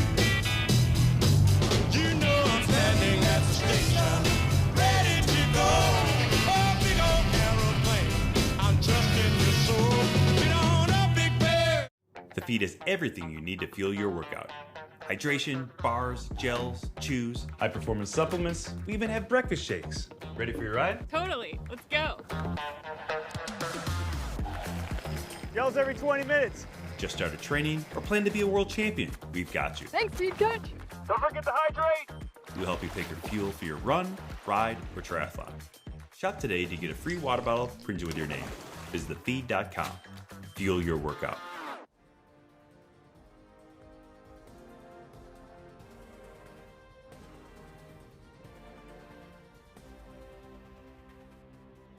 And we are back at the Athletic Brewing Ironman Lake Placid, part of the VinFast Ironman North America Series. Rachel Zielinskis, man, she's looking great. She does not look like someone that we would expect to just get gobbled up on the run. She looks like she's holding her own and running super smooth. Really smooth. And in the state she's in right now, she's going to do a world championship qualification. Yeah. Right? Which, how many slots do we have each side? 4 on the women, 4 on the male. Equal, equal. Same goes for the prize purse. Equal, equal for this. This race being a high-profile race. The top 10 in the male side and top 10 on the women's side get the exact same amount given per place, 1 to 10. Yes, and that's the same over all of the caliber of Correct. races that we have Yes. in Ironman, and kind of always has been that way, which is something that I love about the sport. And everybody's fighting for the same piece of the pie.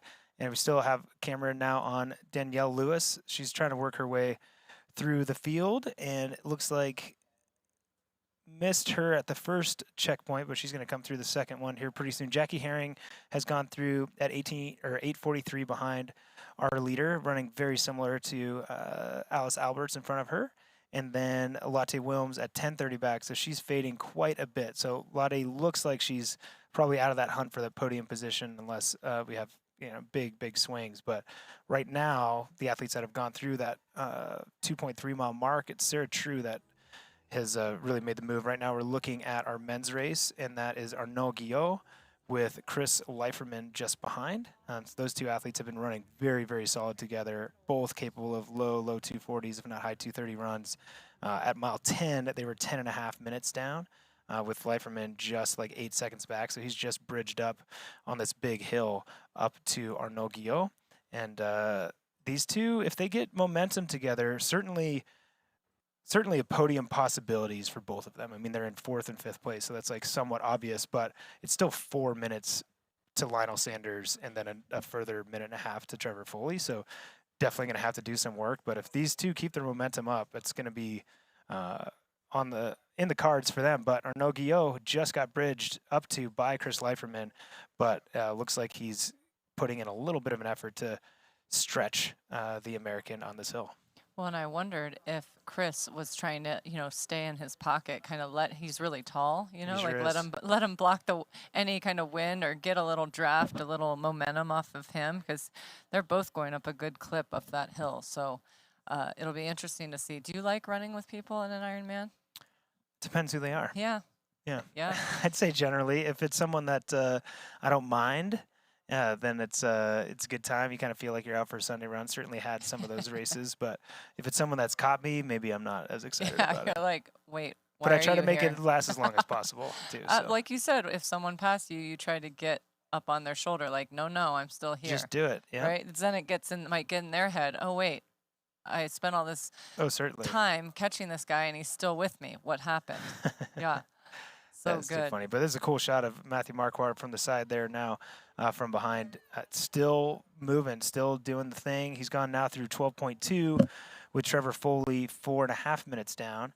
So right now these athletes are really running well, and it's hard because you see Matthew Marquardt losing time, and you think, oh, he's not running that great, but he's going to go through the half marathon time in about an hour and 20 minutes, which is pretty fast. And Trevor Foley is projected to go through that in a 1:16, so very, very fast. Wow. But these two athletes still so much to fight for in the late stages of this run. And he still looks the same. Same momentum, same arm carriage, same tied shoes, and they haven't come undone, hopefully, again. So he got them double knotted. And so now he's just cranking. He probably saw at the turnaround where he was. And now he only has a few more miles to go. It'll be 26.2 before we know it. And when we get back from this break, we'll chat a little more about all the athletes racing. Introducing the Ironman Pro Series Virtual Edition on Full Gas. Join athletes from across the globe as they conquer bike courses from the Ironman Pro Series. Challenge yourself, travel the world, and earn your exclusive finisher's medal. Push your limits and make your mark. Exclusively on Full Gas. Unleash your inner champion. Register now at fullgas.com.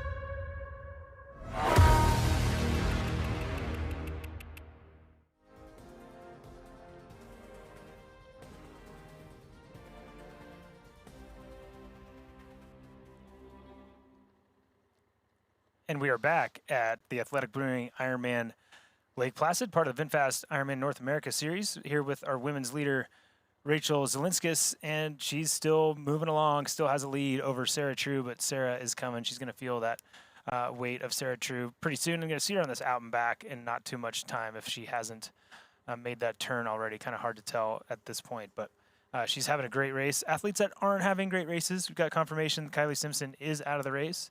No surprise there with that gap out of the swim. And we have word that someone saw Joe Skipper at a coffee shop, so he has moved on to other things today.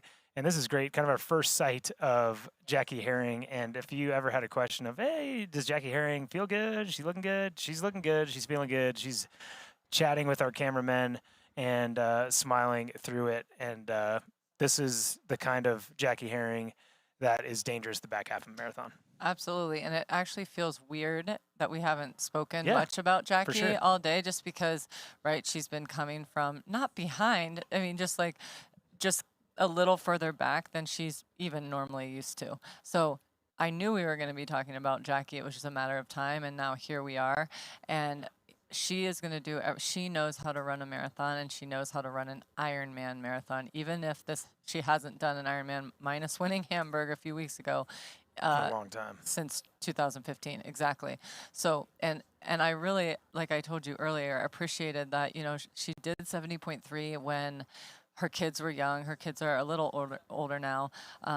Hunter's maybe 8, 9, Sky's maybe 5, 6, around plus or minus those ages, maybe 6, 8. I hope I have that right. Anyways, they're a little older. They understand what mom's doing, right? That she's out working and doing it. But when they were younger, it was just more conducive for their life to do 70.3.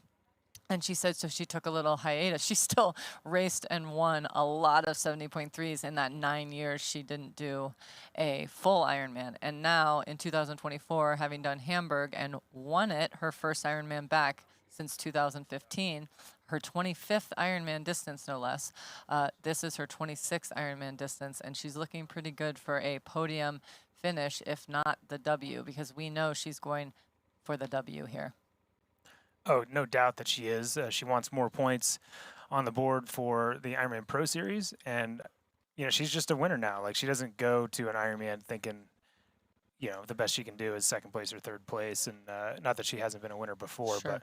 but I think she's had that refound her love for Ironman racing and all that work she's done with speed in between.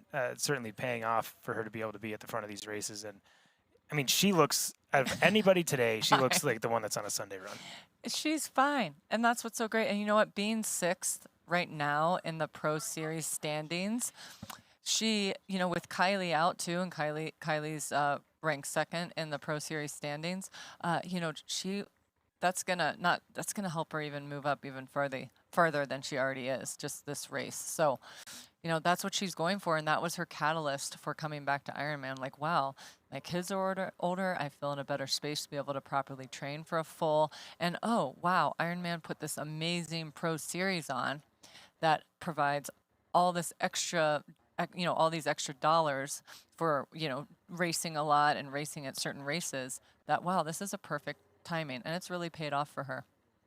No, it certainly has, and it's clear that she's done all the work and is in a good spot to have a great race here today. And the reason I say, it sounds like we're joking or sure, about the Sunday run, but it tells you also what somebody's energy management has been, right, and where they are as far as how their pacing is. If they look like they are dying at mile 8, then we know they've gone too hard. If they're looking like they're having fun, like Jackie is, then it seems like they've paced themselves correctly.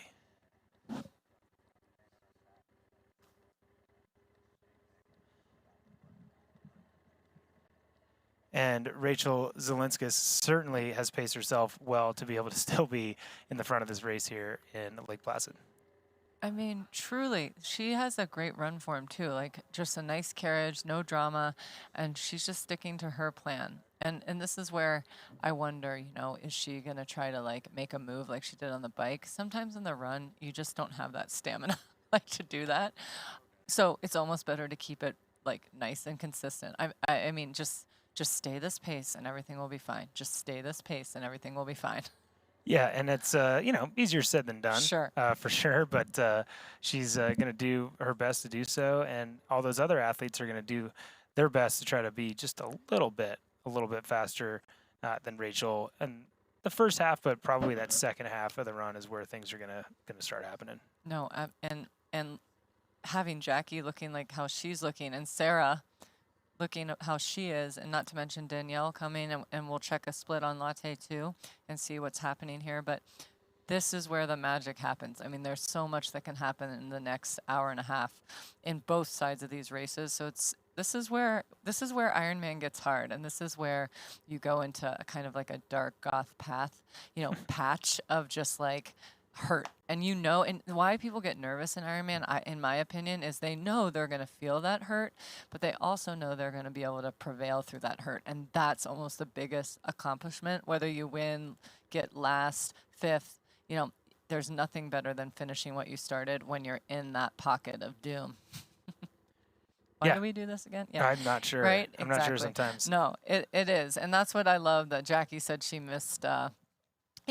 Missed the most, because she said that's what hooked her so many years ago was the cool, crazy challenge that she couldn't get enough of. So, well, this gentleman's flying. He Can is. we That's talk about that? That is Arnaud Guillot. He yes. is your call. This has been your dark horse. Open up. Yes. Yeah, and a dark horse is maybe a stretch, but in North America, he gets overlooked for sure. Yeah, exactly. But he's opened up a gap on Chris Leiferman, who was able to get up on his shoulder, and kind of what we'd said earlier, sometimes the chased athlete feels like he's in the driver's seat, and Arnaud proved to Chris Leiferman that he is not.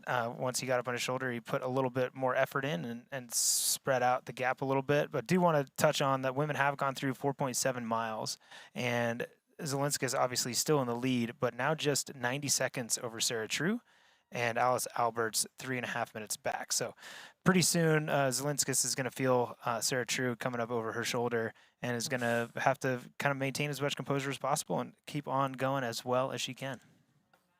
You know it, Matt. I mean, Sarah is going to go for it. She, again, when she sees Rachel, she is just calm and steady, and she knows how to run fast. And so I'm excited to see this transpire, especially with with her life. She's just like, I'm just going to go out and try to win an Ironman this weekend in Lake Placid. And that's exactly what she's trying to do right now. She absolutely is, and great for her. And, new to the Ironman North American circuit is Ironman Canada, Ottawa, part of the VinFast Ironman North America Series, and it will take place on August 3rd, 2025 in the heart of Canada's national capital. Ottawa offers the perfect urban venue for summer Ironman, with miles of gorgeous cityscapes and warm hospitality for both novice and seasoned competitors. Come experience Canada's capital city grandeur in 2025. Registration is open, moving towards selling out. That's going to be a fantastic race, I have to say. You a fan of that part of Canada? I sure am. I love, Mont Tremblant is also the best, but having it in a new venue in Ottawa, also beautiful there on that side of Canada. I'm headed to the east coast, or rather the west coast of Canada, for Penticton for the last year in August. So I'm looking forward to racing that. But I do love the east coast of Canada as well. Pretty awesome spot.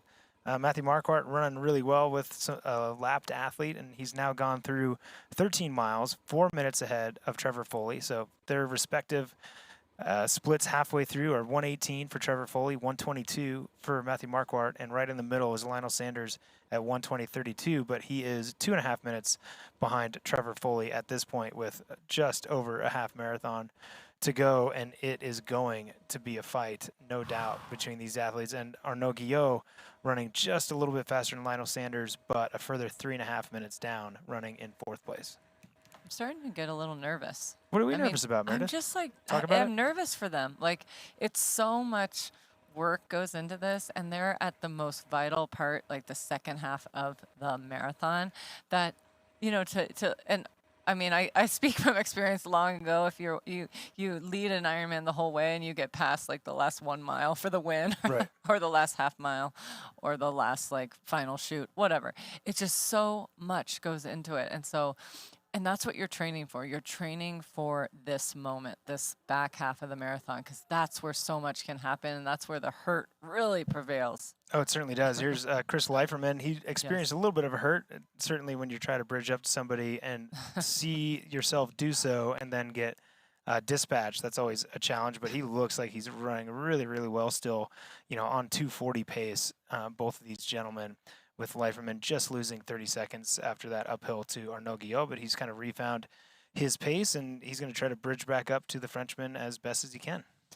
Exactly, and this guy knows how to do just that. He's won his share of Ironman. He knows what it takes to win, and he has the power to try to do anything. And I've seen him be not slower by any means, slower in the front half of a marathon, and then just crush the back half. So, sometimes we always have to say it will settle. Sometimes it takes a little longer, but he looks like he's at a good clip and just going to keep buying his time. Yeah, no, he certainly does look like he's moving quite well, and he's got a lot of experience over this distance, and he's not one to mismanage. It's just kind of timing, and Arnaud Guillot decided he didn't want to have him with him, and he definitely burnt a match on that uphill, so we'll see who that affects more in the long run. But Chris Leiferman does not look too stressed out, and he's one that's used to running up and down hills, so he's doing a great job of it. And going downhill, he looks pretty smooth too. So I'm excited to see what transpires for him the second half of the marathon. But he loves Lake Placid. I saw his post this week. He really likes the course. This is his jam. Given that he lives in Boulder, he's used to the hills. So He's put up a great race. He did in Tremblant a few weeks ago. I want to say he came sixth, so it was still like such a good performance. And he had been coming off sickness in his own hometown race. He told me at Mont Tremblant when I saw him, he said, I couldn't even race in my own hometown. I got sick. And like, you know, that's what I said earlier. Like the hardest part of getting to a race sometimes is getting to the start line, you know, happy, healthy, and with your chi intact. And he was like, everything was going so well. And then Thursday before the race, I just got so sick, and so I didn't do it, and that's why he did Tremblant. So, and he did really well, got more points for the series, and he's looking pretty well in the series as well at ninth. He's ninth in the men's pro series, and he looks super composed right now. I mean, he's not stressed at all. There's a lot of racing left, and again, let's not forget how hard this course is in Lake Placid. So for these athletes to be going through at a pace that's faster than the course record, it's hard to say that, oh yeah, you know, Chris Leiferman lost 30 seconds. Like, yeah, but people are in rarefied air at this point, as far as what they're trying to do out there. So the athlete that is behind very well could be the athlete that ends up ahead, because when you're doing things that haven't been done before, there's a lot of carnage in the way of that often. But go back to the women's race real quick, and not that we're trying to do it real quick, but through 4.7 miles, Jackie Herring is 7:16 behind, and then Danielle Lewis is in fifth already, 7:41 back, already moved up from Lottie Wilms. So Danielle Lewis, fastest runner on course, just 7:40 down from the lead with 20 miles to run. Here's the deal. If Danielle passes Jackie, I do not think Jackie will allow that. I'm not saying it's anything against, like, Jackie is not used to being passed on a run. Yeah. Right? So maybe she'll use that to her advantage when and if, you know, Danielle, like you talked about, when and if Danielle comes up on her shoulder, makes a pass, I think Jackie will give everything she has to stay with Danielle, and maybe that will have them working together to tick away to get up to Alice here, who's pictured here in our shot. And Alice is in a great clip here, doing her thing. Yeah, and she looks great, and she's just settled into her pace and moving along quite well. And you know, she's won this race, defending champ, right? Yes. So she's got some pride out there, and she's doing that a great service, running in podium position and being an athlete that's just kind of been there all day. And you know, she's ready to prove some people wrong if she wasn't picked to win this race. But Alice Albert's doing the thing and doing it well. We'll see how well everybody does the back half of this marathon when we get back from this commercial break.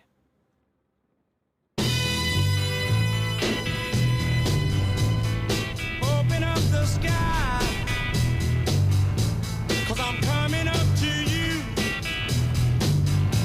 So send down your wings and let them bring me to you. You know I'm standing at the station, ready to go. Oh, big old aeroplane, I'm trusting your soul. Get on up, big bear. Beyond the finish lines, our commitment goes the extra mile. We are the IRONMAN Foundation. We've given back more than $55 million to support our mission of leaving a positive impact throughout race communities. Without our amazing athletes, volunteers, and givers, we wouldn't be where we are today. Together, let's continue this journey of impact. Join the IRONMAN Foundation and be a part of something extraordinary.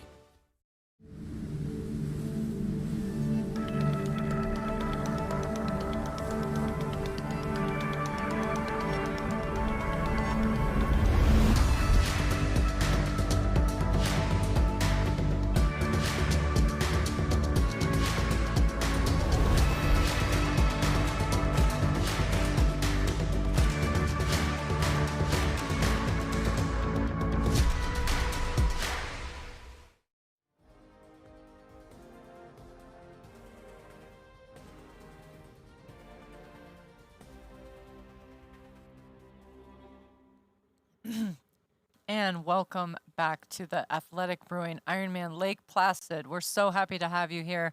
We've gone through the swim, we've gone through the bike, and now we are on the run. Almost halfway, if not getting to that mark for the men, and the women are approaching mile 5, 6, give or take. This is Alice Alberts. defending champion, her first pro run last year in 2023 here at Lake Placid. She's really trying hard to regain that title, and I have no doubt she will do everything she can to try. Yep, and right now we've kind of got a shot of Lionel Sanders running around and doing his thing out there on the run course. He's still running in third place, but in first place we've got Rachel Zelinskis. We had her for a moment, and word on course, getting pretty close. Sarah True coming up behind her. There we go. Back to Lionel Sanders running in third place through 13.5 miles. He was 6.5 minutes down, doing pretty well, and he's doing his best to bridge back up, if possible, to Trevor Foley.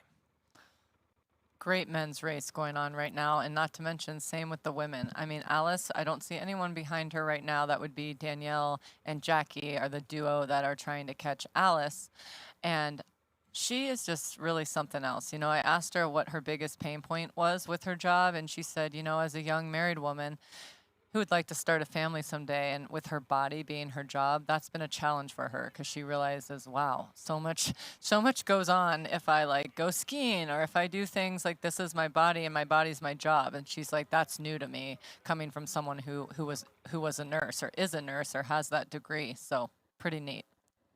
There There's we go. the pass. Yeah, we got a There's the pass. pass. Sarah True. There's made the her mark. ponytail. It's I bopping. love it. And it's does it make when you get passed by Sarah, you're like, oh, that's kind of cute though. She's got the bop, or not? That doesn't help at all. No, it's really, it's fine. I love getting past. I mean, like, truly, it's her form. Look at her. She looks like she's barely running fast. cruising. She just has such a good stamina as a runner, and she's going so much faster than she looks, and I love to see it. And she's so fast that Rachel, understandably, as I've been there many times, you can't even connect with it. She just rolls by you, and it's very nonchalant and very just chill. She's off to run her 4X, 5X marathon right now. She's in it, it to win it. Oh no, she's cruising, and you know she's one that, again, it's just that steady pacing. And her run right now, she's 2:47 is what estimated split is. But that's with this downhill ahead of her, not the uphill she's about to run. So probably closer to a high 250 once we're all said and done through that first lap. But the big thing is she's cruising, and she's in a comfortable position. And those behind her are going to have to do a lot of work to be able to catch. Alice Alberts being one of them. We were able to catch up and have a few words with Alice. Let's hear what she had to say. I absolutely love this place. It's really special to me. My first pro race in 2022, and then my first pro win in 2023. And I also just love the course. So regardless of those two things, I'm just stoked to be here. Because I have such fond memories here, my goal is just to stay positive no matter where I am in the race, and just know that truly, everyone says this, but in Ironman, anything can happen, but particularly on this course. So I'm not gonna read into it no matter where I am, say on the bike or even early in the run. I think that stay in it and keep a good mental, mindset, and hope that I come in on top. But I did have a bike crash 9 days ago, but I'm just feeling fortunate. No bone stuff, no muscle stuff, just some gnarly road rash, but now I'm a true cyclist. So I think with the 70.3s, I was excited to try it, but it was so foreign. And truthfully, I feel like I haven't raced in forever, but last year I did Texas and then Lake Placid. But for some reason, I feel like I haven't done an Ironman in months, like years. So I'm really excited to get back to what I know and what got me into the sport. Well said by Alice Alberts. And when I said, is there something personally, Alice, you think you need to improve on as an athlete, as a human? And she says she's always working on her mental strength and her mindset. And she even said, not because she thinks it's like a weakness of hers, but because she, has to make it a superpower. She says that's the best way for me to thrive, is to make my mindset a strength and a superpower. So I think she's done a good job of that. I've never seen her very negative out on the race course or just as a human in general. So well said and well done, Alice. Yeah, no, I think she's doing a good job of controlling all those different pieces and doing the best that she can. Matthew Marquardt doing similar things. So gap now to Matthew Marquardt is 3 minutes to Trevor Foley and 6:56 to Lionel Sanders. So big gap to Lionel from Trevor, but Matthew Marquardt hasn't lost that much time to Trevor Foley in the last few miles. Slowed a little bit, but that 3-minute gap with 10 miles to go, that's just probably not going to be enough. That's 18 seconds a mile with the way that Trevor is running and the kick that he has. You know, that has to be a mismanagement from Trevor as far as his pacing till now for that catch not to happen, but a lot of marathon running left to go. And the man on the screen has a lot more of that experience in Ironman racing over that marathon distance. So we'll see who rises to the top, but a lot of work left to do by both of these gentlemen. I mean, the way our timing's going with the two of them, is it gonna come down to like literally the last half mile? Okay, yeah, no, it certainly could. And looks like we've got some fun, exciting video. Maybe not fun. Let's see, we've got coverage of Lionel Sanders going through an aid station there. And again, he was losing a little bit of time and, you know, getting all his nutrition, doing everything he needs to out on the course, grabbing a Morton gel when he can. And where it is, he had to stop for a little bit. Looks like was touching his leg there just for a bit. So lost a fair amount of time quickly. And word on course was maybe he was walking at some point. So we'll see if we've got a video of that. Looks like he's slowing down here, but a little hitch in his step. You can see kind of getting back to that old Lionel style where a little kind of a little bump in that step. You can see that right foot as it hits. But Lionel Sanders definitely slowing down. The management of this distance still remaining a challenge for him, even though it did look like he was pacing himself well throughout. But still very much in it. You know, Still he's very much in 3 it. minutes ahead of Arnaud Guillot Right. in that third place, but he is touching that right kind of IT band hamstring area. So knowing Lionel and then knowing his weight, I mean, she just texted me that he's having some GI issues. Okay, so he's having some nutrition issues, GI, something's not feeling great in his stomach. And knowing him and just how focused he is, like he's perfected his training and all the things, and now what he'll come to is something wasn't right.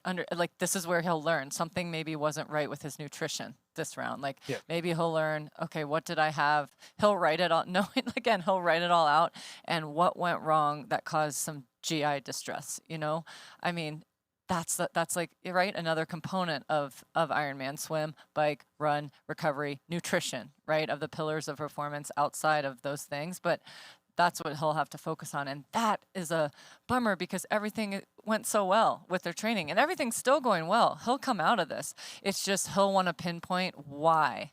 Why did I get GI distress? Was it something I had for dinner the leading into the race? Did I have too much fiber? I mean, there's so many factors. We could talk for days about this component, but he'll want to dissect it and figure out what the catalyst was for it. Yeah, no, for sure. And I do think the hard part, though, is sometimes that stuff just happens and we can like go through searching and it can kind of be that overthinking process that can get a little bit out of control, and sometimes it's just effort, and I'm not saying at all it's an error to try to figure out what that is. Obviously you want to be able to do that, and there's no doubt that Lionel Sanders will flip over every stone possible to try to figure out what is going wrong with him, but there's still so much time.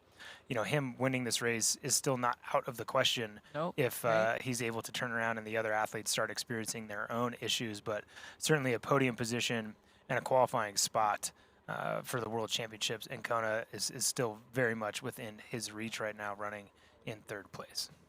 100%. And Aaron says his legs are fine. It's just his stomach. He's reaching and switching for carb source. So I hope he comes out of it. I know he'll pivot and do what it takes to come out of it. And he just wants to validate for Kona. He wants to get his Kona slot. I have faith, Lionel. Keep it up. We'll be right back. You know, and we know. The thing about challenging yourself is you're always looking for what's next.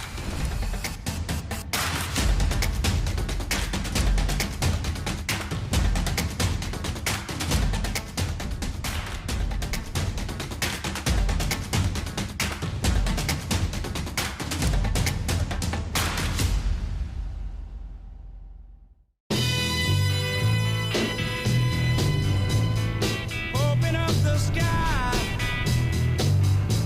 'cause I'm coming up to you.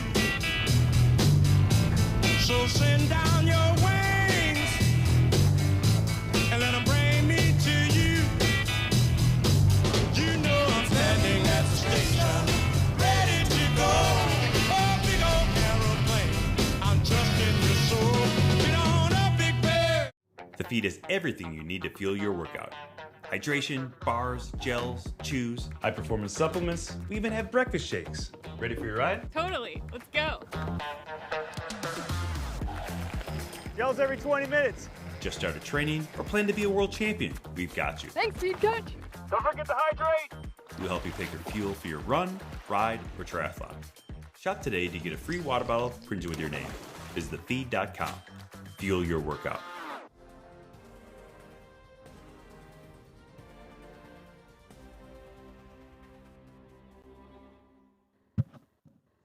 And we're back with our women's leader, Sarah True. Haven't seen too much of her today, but that's because she's just been surfing, just doing her own thing. Right now, looking at her watch, making sure her pace is on. Again, used to being kind of overlooked by everyone, and also used to winning Ironmans when she starts them. So to our own peril, will we underestimate Sarah True, but she's moved in the lead. This woman on screen doing her best to try to move into second place, and she's making good work of it. Last time she went through just over 2.5 minutes behind who was our leader at the time, Zelinskis. So no doubt she's moving even closer to that after Rachel has been passed by Sarah True. So Alice Albert's doing her best to move up into second place, and right now running on this little uphill section of the course, trying to bridge that gap. That's right. I think she's also just such on cloud nine. She always says, like, the fact that she's even where she is today, doing what she loves, she feels like that is a major win in itself. So all her goals, like a lot of her goals have already come true, which was, win an Ironman. And, she did that twice last year alone, winning Maryland, winning this race in 2023. So she won 2 races in her first calendar pro year, which is a huge deal. So she had 3 goals for her entire career, which was qualify for Kona. She did that, right? Win a professional Ironman. She did that. And get a bike sponsor. Okay, she did that too. So awesome. She accomplished these 3 goals in 1 year of racing, and that, in her words, makes her feel that anything truly is possible. So she wants to remain competitive too, which I think is great in this series. And so she's gonna, if she just keeps ticking along like she is now, she can do that with this great result in Lake Placid and in coming weeks for the championship in Nice as well. Yeah, no, she's continuing to kind of just raise her game and do so on stages that keep getting bigger. And I think, you make great points. And her heading towards the World Championship will be another spot for her to kind of try to raise her game and measure herself against the best in the sport. And that's who she should start measuring herself against, because she's proven that she's pretty impressive, certainly with the experience that she has.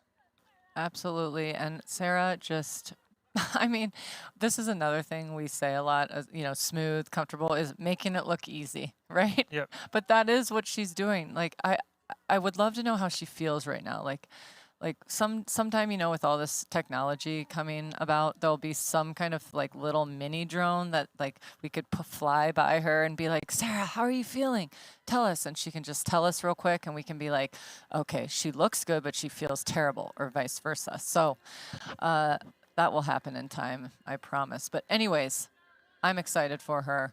She's doing a lot of great things here. She doesn't have anyone pressing her at this time. We'll see on the next split what Jackie and what Danielle are doing and go from there. Yeah, and Jackie and Danielle are most likely going to be running together if they aren't running together already. Danielle was not far behind Jackie the last split that I saw, and that was not too long ago at 7 miles. They were running just 5 seconds apart. So Danielle Lewis is moving through, and again, she's now just, or at least was, 5:42 down with a lot of running left. Right. 19 miles. So they're, I'm looking around to see if I could get like a shoe made out of cake or something, because there's a chance I'm going to be eating a shoe at some point today, because Danielle Lewis, any day of the week, if you say she's within 5 minutes or 6 minutes with 19 miles to go, it's like, well, there you go. Right. There you go. No, I'll find a shoe. No, I'm just teasing. But, I do want to give Alice another nod, knowing her. Oh, this is great coverage. All the kids out there cheering for her. My point is, I'd like to give her a nod, because I did ask her husband, Mike, what her biggest strength strength is. And he said it best, is that she does all the little things, and like she's always so consistent and does what's needed to do, not only in her like prescribed workouts, but she does the little things like the warm-ups, the cool downs, the stretching, the nutrition, the recovery, and that carries over into their marriage, he says, as well. Like he'll wake up in the morning and she's already like answered her emails to athletes, done a load of laundry, taken the dishes out, cooked breakfast for herself, and then taken out the trash. And while he like sits down to eat and check it, and start his day, and he's like, she's already done like 10 things, and I admire it so much. So that I thought that was sweet. And then I went to my husband and I was like, why don't you say this about me? No, I'm just kidding. I knew it would come back to you giving Aaron a hard time. I'm How just did I kidding. know? How did I know? Love you, Aaron. Yeah, no, I That's, loved it so much. And yeah, so it was fun for me to talk to him, because he really did say that a fast Alice, or rather a happy Alice, is a fast Alice. And when she's having fun, and like she said in her interview, approaching the sport with gratitude, that's truly when she does her best. And she does have a great attitude in Ironman, and that's something, if something goes wrong, she deals with it the best that she can. And that is because she races with, the happiness within her. Yeah, and that's not too surprising to hear, but it's definitely warming to hear. So she's doing a great job out there, doing the things on and off the course that she needs to be happy and fast.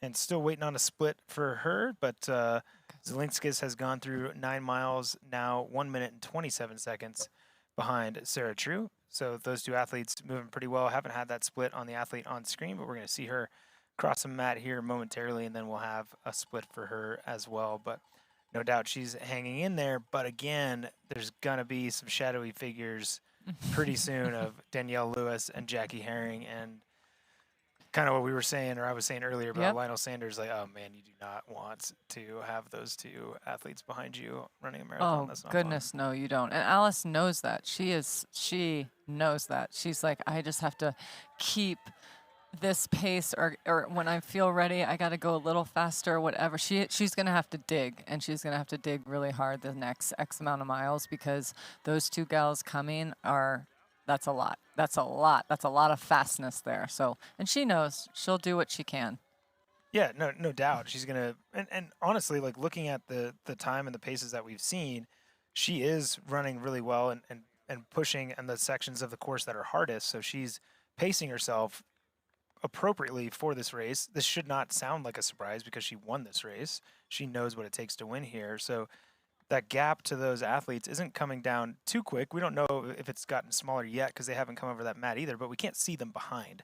So it's not that close, but she's still 3:41 back off of our leader, and just 2 minutes and 10 seconds back from Zelinskis, which means that she has lost time to Sarah True, and gained a little bit of time on Zelinskis, but not much at all. So she's stabilized, running a steady pace, and these hills are where things are going to start getting challenging. This hill she's on now looks a little bit savage. I mean, even the cyclist behind her is about to fall over because it's so steep. So well done, Alice. Put that head down and get up that hill. And then bouncy Sarah makes it look easy going up a hill too. So there you have it. She's, she's very subtle. She checks in on herself. Oh, I'm going 6:35 pace. No problem. Stay here. That's a good pace. That's a good marathon time. And that's what she looks like she's doing. Yep, and cruising and continuing to kind of push that pace. 58 minutes through 9 miles after that bike ride is impressive for anybody. And again, that's sub 6:40. That's amazing. It's crazy. Yeah. And she's gone through a lot of those hillier sections. And again, this is going to slow down, but that estimated run finish time is still in the 240s. I don't believe she's going to run under 250, but she's putting herself in a spot to be able to if she has to. But more importantly, with these fast runners behind, she's making it seem like that's a big gap and that they're not pulling too much back, because Danielle Lewis has moved into 4th place. You've got Jackie Herring now in 5th, Danielle at 5:20 back, Jackie Herring at 5:26 back, and Danielle Lewis at this point, though, has still only run 1 minute and 11 seconds into the leader. So, like, she's not been getting her splits to the lead were going down dramatically when the lead was Rachel Zielinski's. Yes. But they're not going down dramatically now that it's Sarah True. So mentally, that's a little bit tougher when you're on the gas and you're like, shoot, I'm like, this math doesn't add up for me. But the math is still on Marquardt's side unless you look down the road, and it seems like it's going to run out around that. The math says like 24 miles, but with those hills, it's probably going to be on those hills unless Matthews really saved something. But Lionel Sanders is stabilized. He's 641 back, but Trevor Foley is at 156. Arnaud Guillot is at 950, running of 146 through 18 miles. So pretty tight, but the podium position right now, as long as Lionel Sanders stabilizes, is in a good spot. And, you know, it's not out of comprehension that he can move up a place, but it's going to take this man on screen really blowing up or Trevor Foley really having mismanaged to this point. Right, and I think he'll be able to see where he stands at that last turn, and he'll be able to make that decision. Trevor's going to catch me unless I give it everything. And this is probably the longest run he's done in a really, really long time. So he's doing great. You know, still coming off a stress reaction after Texas, all the things. I mean, I'm impressed, but lots going to happen here in the next X amount of time. What mile? Let's see. What mile are the gentlemen at? The women have hit, Sarah just hit 10.1. And so it looks like the gents, gosh, they're already on 17.8. Yeah, no, that's incredible. Yeah, they're not far from taking this right-hand turn and trying to get up this hill, which we've seen crush many an athlete.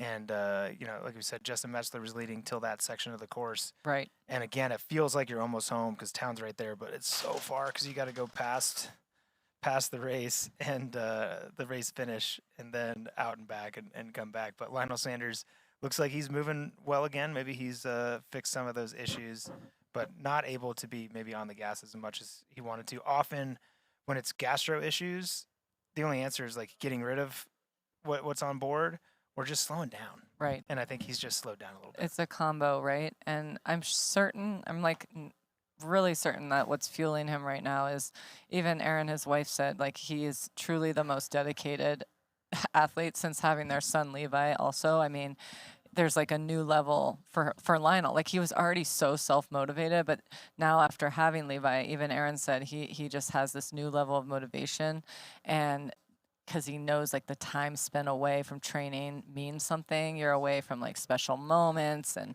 you might not be able to get back. And like Lionel admits he's super mindful of that. And he's really looking forward. Like I told you, he kept saying, I can't wait to making those moments that he might have missed count. Yeah. Right. And that's really important to him. And he understands that like Levi will be 2 in October, but he understands that he might not understand right now, but he does want to make him proud, so you can look back in X amount of years and be like, dude, your dad did this when you were like a baby, basically, and you're crushing it. And so he just really is mindful of that. And I think that it's, you know, they're showing their child like kind of an unorthodox upbringing, like traveling all around the world. He wants him to understand, like, wow, this is pretty sweet what your dad did in his 30s, no less, crushing Ironmans and half Ironmans around the world. So I think that they've seen a lot of things, they've had fun along the way, and you know, it's going to be fun when Levi gets older and can understand. Oh yeah, you know, no doubt. Yes. Yeah, I think that's awesome, and I appreciate you finding out that info and seeing a little softer side of the hard man. You know it. I know. I get in there. Cool. I'm like, come on, sensitive Lionel, let me have it. It's pretty cool. Pretty cool. But right now on screen, Danielle Lewis, and she's doing pretty impressive things. That's Jackie Herring behind her, no doubt, just a few seconds back. We can see her kind of in her shadow, and they're kind of on that long section of road where you can see the athletes, and Jackie's going to try to do her best to stay in control, and hoping that like being able to negative split the run at the end obviously is going to be in her favor still. But when Danielle Lewis is in front of you, trying to keep up with her is going to be a challenge. And like I said, I'm shoe shopping right now. So I know. we'll you got her, like, look on the display. What do we have? I mean, you know, it was interesting because I personally thought she had great performances at Texas and St. George, but she said it herself. She was disappointed with those results. You know, in Texas, she felt like she was so physically prepared for the run, but then she was like she got sick, and the normal that can happen to the best of us, vomiting on the side of the course. But she finished the race on fumes, and she did do well, and she managed to get and secure her Nice slot at Texas, even though she felt terrible. But her Pro Series points were poor, so she didn't love that. So then a week later, she goes to St. George, and she still did an awesome job. And let's not forget, just a few weeks ago, I think July, 2 weeks ago, she ran a 2:48 marathon in a full distance race. That's pretty sweet. And great. so, I mean, it's just, she's racing a lot, and the catalyst too for her was this Pro Series race, because now she's running herself into the pointy end of this race, and that's going to move her up in the standings for sure. So she's done it right this year, and I bet her next race, I'd be surprised if she raced before Nice after this one. Yeah, she's had a long season. I'm already. surprised she's raced, but like I thought she had over-raced 6 weeks ago, Right? And I thought we saw the results of that in St. George. Like Yes. she faded a bit, but she knows well, and as you said, she's had great results over the long distance and is continuing to prove people wrong, proving me wrong today, which is with as far up as she's gotten to this point. But she looks amazing. You could see Jackie Herring just in the I love distance. it. She can spreading out a little see. bit. She's keeping tabs on Oh, no Danielle, doubt. right? Yeah, she's going to try to keep that form of Danielle as close as possible. And again, still over a half marathon to go. So Jackie's no fool. She knows that she needs to pace correctly. The reason she's smiling and everything is she's really in her zone of what's reasonable as far as pacing and not overextending herself. And she's going to hope and bet on a little bit that Danielle hasn't done as good a job. And if she has and she's better, then she's better. And that's just what it comes down to. And Jackie's has enough experience to know it. And right now, who is definitely better than the rest is Sarah True. There's no doubt about that. Now through 10.1 miles with 2:17 over Zelinskis, who's holding really strong. Right. 2 minutes over Alice Alberts from Zelinskis. Danielle Lewis at 5:10 back, and Jackie Herring at 5:30. So not a lot of time has Danielle Lewis made up on those athletes. Certainly not on Sarah True in the last little bit. So much more to come in the second half of this marathon on the men's and women's side. Please stay tuned. It's all coming down. Here's Elizabeth in the middle of the perfect workout for her. To create it, we analyzed her biometrics and genetics, her recovery rate, injury risk, and aerobic potential, her recent training sessions, the temperature, humidity, and elevation, the demands of her next race, and billions of data points from athletes just like her. With TriDot, Elizabeth gets faster. And what does she have to do? I just opened TriDot and did my workout. TriDot. We do the technology, you do the training.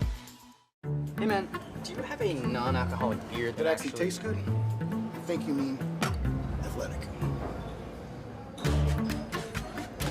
Excuse me? Do you have that great non-alcoholic beer? I'll set it. Found it. Do you have a favorite non-alcoholic beer on the menu? Uh-huh. Ah. Athletic it is. She's funny.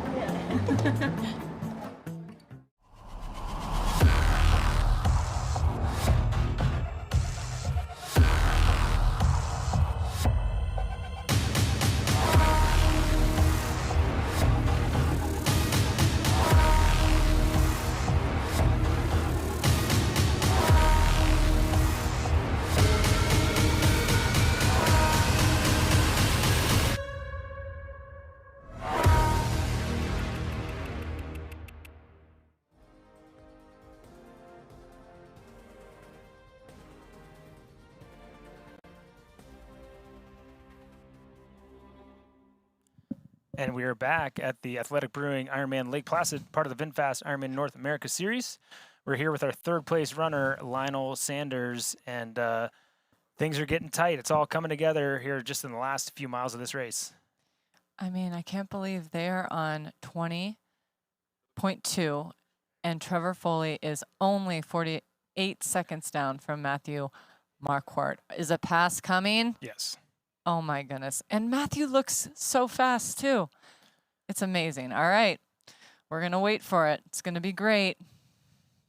Yes, it is. Well, it'll be great for viewers and action. Yes. Matthew Marquardt probably isn't going to think it's great.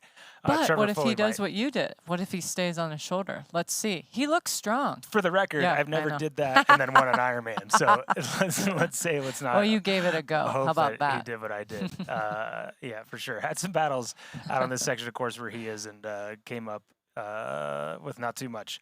But Lionel Sanders on screen. You know, we talk about, and I often talk about, that he's better at pushing through the pain than anyone, and that's why you wouldn't want to be with him when you're trying to win a race at the end. But it's also why he's still in third place, right? There's a lot of athletes going through what he's been going through that would be much further back, maybe walking, maybe have mailed it in at this point. So Lionel Sanders, amazing stuff from him as usual. You can see he has even adjusted his run stride. Like it almost looks like he's leaning back. Like that's not really the standard run form that we see from Lionel Sanders, and he's certainly in some discomfort, and he's finding ways to keep the pace up. But the win is out of touch for him. Qualifying certainly is possible. We have got 4 spots at this race, so he's definitely in a position to qualify at this point, with Matthew Marquardt already having a qualified position for the World Championships in Kona. So he definitely wants to hang on for that. It's been a while since you've seen him there, but right now we're back with Matthew Marquardt, and we're looking for that shadow of Trevor Foley to come over and to get a pass on Matthew Marquardt, as much as we might not want to see it, and we're going to see what Matthew has in response. But Trevor has just been gobbling up, and a collegiate runner who has run sub 110 and can run an open half marathon very, very quickly is not who you want to have 48 seconds on with 6 miles to go in a marathon, especially with some ways to go, right? Like it's brutal. And, again, a courageous race from Matthew Marquardt. And, everything I've been saying this whole time, Trevor might have mismanaged and Matthew might have done a better job. And Matt might just be, you know what? I'm just going to jog and wait for this guy to get on my shoulder and then I'll hit him. Doesn't seem like that's what's happening, but it's certainly possible and not out of the question. So we're going to, be able to see what's happening with our own eyes and kind of who did the best job. And that's what racing is. It's not about us thinking what might happen. It's what happens at the end of the day. Exactly. And, we'll see. I have not seen him look back once. So he might not even understand unless he's getting, splits out there, what is behind him. But he will hear something soon. I mean, it's probably getting into the 30s, the 20s. I'm sure if we have a shot the other way, we'll see Trevor behind him. But I'm gonna say, come on, Matthew. You have done. It's so hard though when you can't give that extra. I know he'll give everything he has, but this is just so tough because they're so close, less than 10K. Totally. And what's crazy about all this is, again, how we said how hard this course is. And what Matthew's done out here today on that bike ride, his pace. Meredith, he's running 2:40 pace, right? And he's hemorrhaged time to the athlete behind, who right now, again, without those hills, calibrated for that last bit, is running 2:32 pace. So either Trevor has unlocked it, and again, he hasn't done many marathons, so it wouldn't be shocking, but he's never run under 2:45, certainly never under 2:40. He's the type of athlete that could run a 2:32. But he's never been anywhere close to doing that. He hasn't given himself many opportunities to do so, but that could happen today. Also, to run to 2:32 on a fast course is hard. To run on a hard course is really, really hard. So we don't know how far into the depths Trevor has gone. We've seen this in Ironman racing. He might take the lead and a mile later be in the bushes.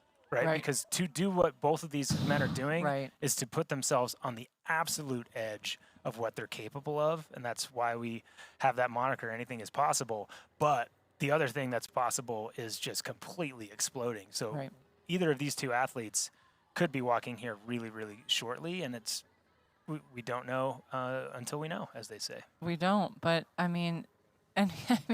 here's Sarah True just on 11.2, and she's got about 3 minutes to Rachel and 4:40 to Alice. And let me tell you, Danielle's getting closer to Alice. She's about what, 25 seconds back, give or take, from Alice. So with Jackie not too much further behind, Jackie's still keeping tabs on everybody. But right now, Sarah to Jackie is about a 5-minute 29-second gap. That's it. 5 minutes with not even halfway left yet. But Sarah's not slowing down, okay?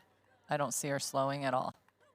No, she's not. She's cruising. She's gonna stay efficient as she does, and as is this woman. Like she's just cruising. And I think Jackie's gonna have a gear that second half. I think she has a specific plan. She's still through 11.2 miles, only lost 25 seconds to Danielle Lewis, who's moving the fastest out on the course.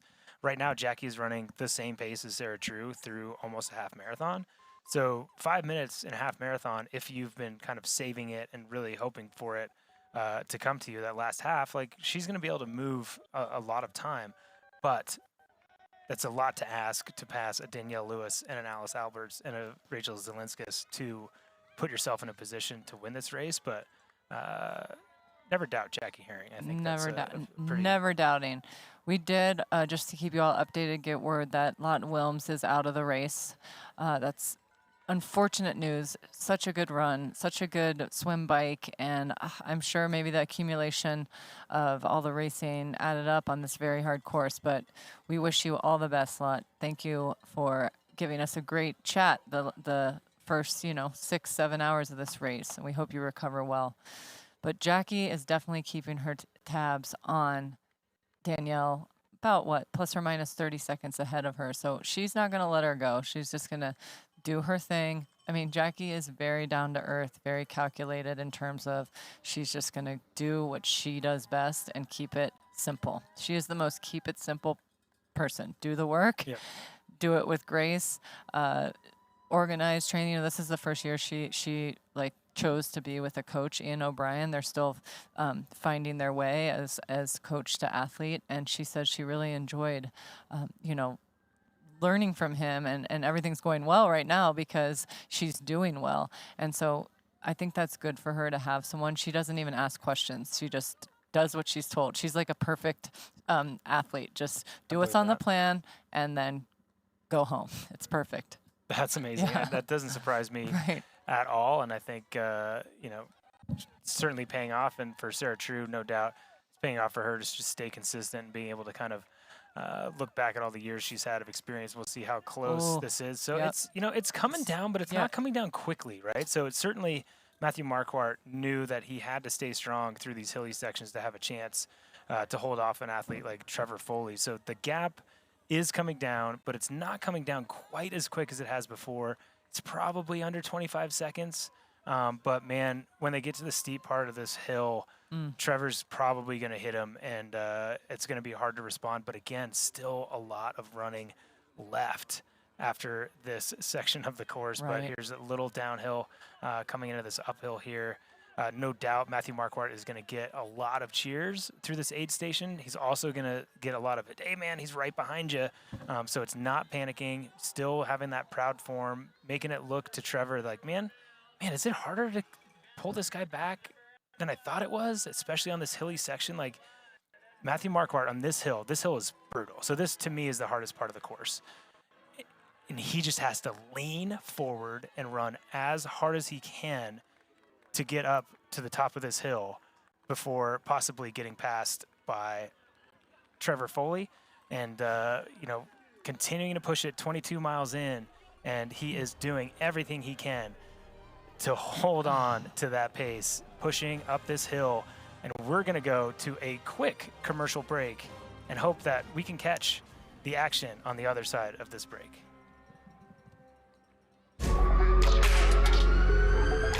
This is where I wanna be.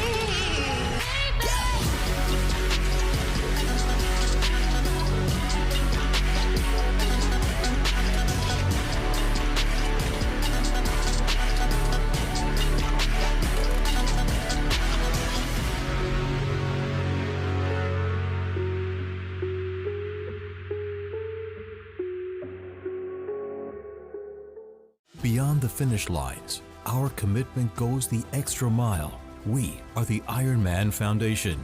We've given back more than $55 million to support our mission of leaving a positive impact throughout race communities. Without our amazing athletes, volunteers, and givers, we wouldn't be where we are today. Together, let's continue this journey of impact. Join the IRONMAN Foundation and be a part of something extraordinary.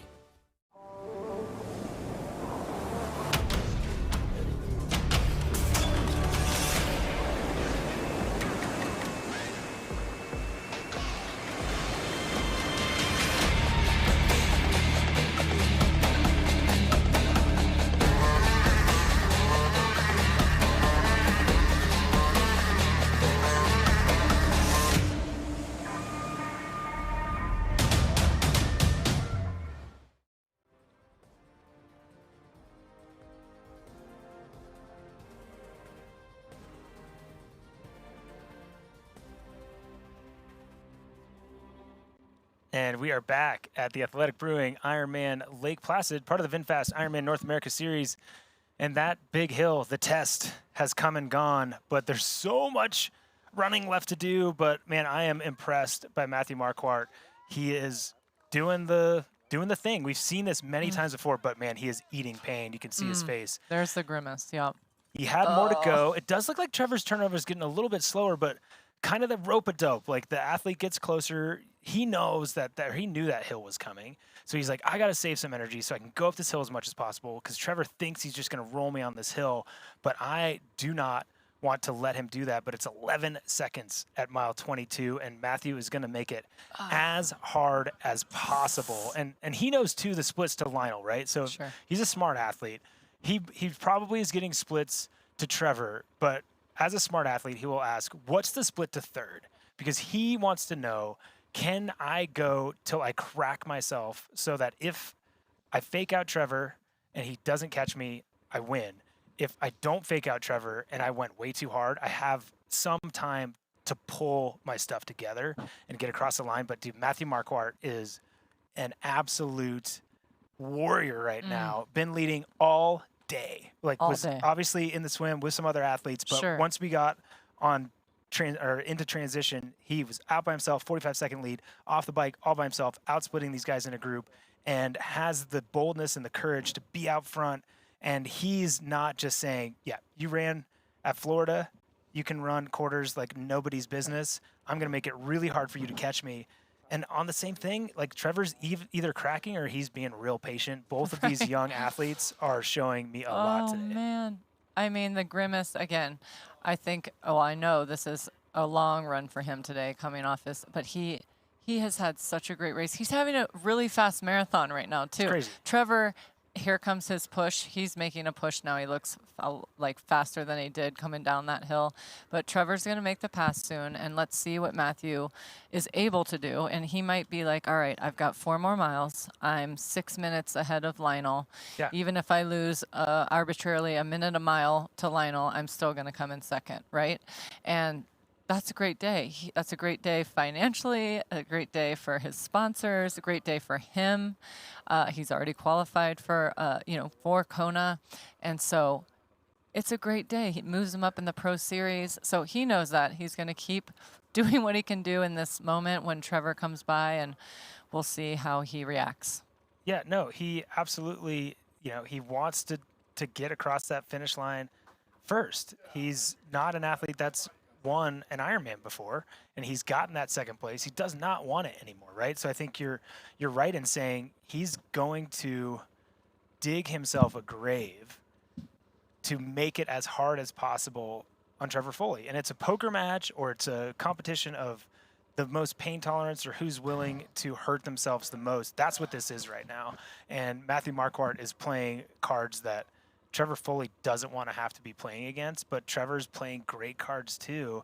And his strength as a runner, and obviously triathlete in general, is allowing him to get there. But man, Matthew is not going to give up anything. And I think this is where he calls upon all the other things that he does, what's really important in life, and that this is for fun, but also legitimizing the sacrifices that he makes to do so, and that his team has done, looking over his shoulder, but looking the other way. He hears, but see, he knows just the got motos faster. there. Dude, he knows. He did. Dang it, this guy. Man, if I didn't love Matthew Marquardt enough already, the toughness that this guy has, he's going to fight for every second. and he's doing it before Trevor catches. Yep. We'll see how long he can hang once he does, but they've got over 3 miles to go on this section before getting back into town. And Trevor just does look like he's running. He just doesn't look like he's on the rivet yet, but Matthew Marquardt, no doubt, he's eating a lot of pain. We'll see if these athletes interact at all, if Trevor gives a little butt pat or just goes right by. There's a pass, gives the Nux, and that is, the Nux is in the poker game. That is in Trevor's pocket, right? Trevor's like, hey man, great job. Really good effort out there. I've been chasing you all day. But it's that, but it feels like oh man, you just think, oh yeah, cool, we're bros. No man, I'm still trying to beat you. And that mentally is really challenging as the athlete behind to not let that get in your head. But let's see, no doubt on this little roller, Trevor is saying, oh, casual, I'll give you the Nux. And then I'm not running any faster, but no doubt he pushed that pace to try to break Marquardt. And Marquardt needs to stabilize, let that gap open, and then see if he can get back on that throttle again, because he's still got the momentum. And they're still running so fast. Like, Marquardt is still running a 2:40 marathon pace. So fast. And now they go back up a hill. I mean, hang with him. I mean, it could be, he's going up the hill. Remember how we talked about how he will be really good downhill? Maybe he's just trying to get up this hill and then fly down the hill and stay with Trevor, because Matthew's probably a little more heavier than, shoot. There's the walk. There's the walk. Okay. Yeah, and I think honestly the opposite. I think Trevor's better at running downhill do you? than Okay. Matthew. Yeah, Okay. as a Yep. pure runner, he's going to have that. But once it flattens out and stabilizes, Matt's going to try to get back on it. But again, he just started walking. And for an athlete that knows the gap he has to Lionel Sanders, for him to get up and walk right away, he's still trying to win this race. Sure. There is no... He wanted a reset. Yes, there is no way that you start running that fast after being forced to walk if you're not still trying to catch the guy in front of you. And that is the type of athlete Matthew Marquardt is, and like hats off to that guy. So he probably just needed a quick reset and refocus, and then boom, let's try to keep him in sight, keep him in sight. You never know, and I'm not insinuating Trevor will break, but you never know when something can happen, even with half a mile to go. So what an awesome race this is unfolding out to be. Yeah, oh, absolutely. And, you know, we'll see if Matthew Marquardt has the energy left to take advantage of Trevor Foley and what it feels like to be in the lead of an Ironman. And it is still so very close, and he's going to be getting so much encouragement from everybody out on course. And right now we see a pass, Danielle Lewis passing Rachel Zelinskis for second place, and it is getting tight. I'm already getting messages, Meredith, on if I have a limit to the stack height of the shoe I'm going to eat when Danielle Lewis wins the race. And yeah, we might go for as flat of a Hoka as is possibly made. But again, if I can find one made out of cake, then that would actually be pretty yummy. But Danielle Lewis in second place, but 4:47 down through 13 miles on Sarah True. So that is still going to be a big feat. And she hasn't pulled back that much time on Sarah True, 1:40. 1:40. I mean, if she gets second place, I deserve to eat a shoe anyways, because I wouldn't have thought that she would do that. I'm so impressed by this athlete out here today. But Danielle Lewis doing amazing things out here on the course in Ironman Lake Placid.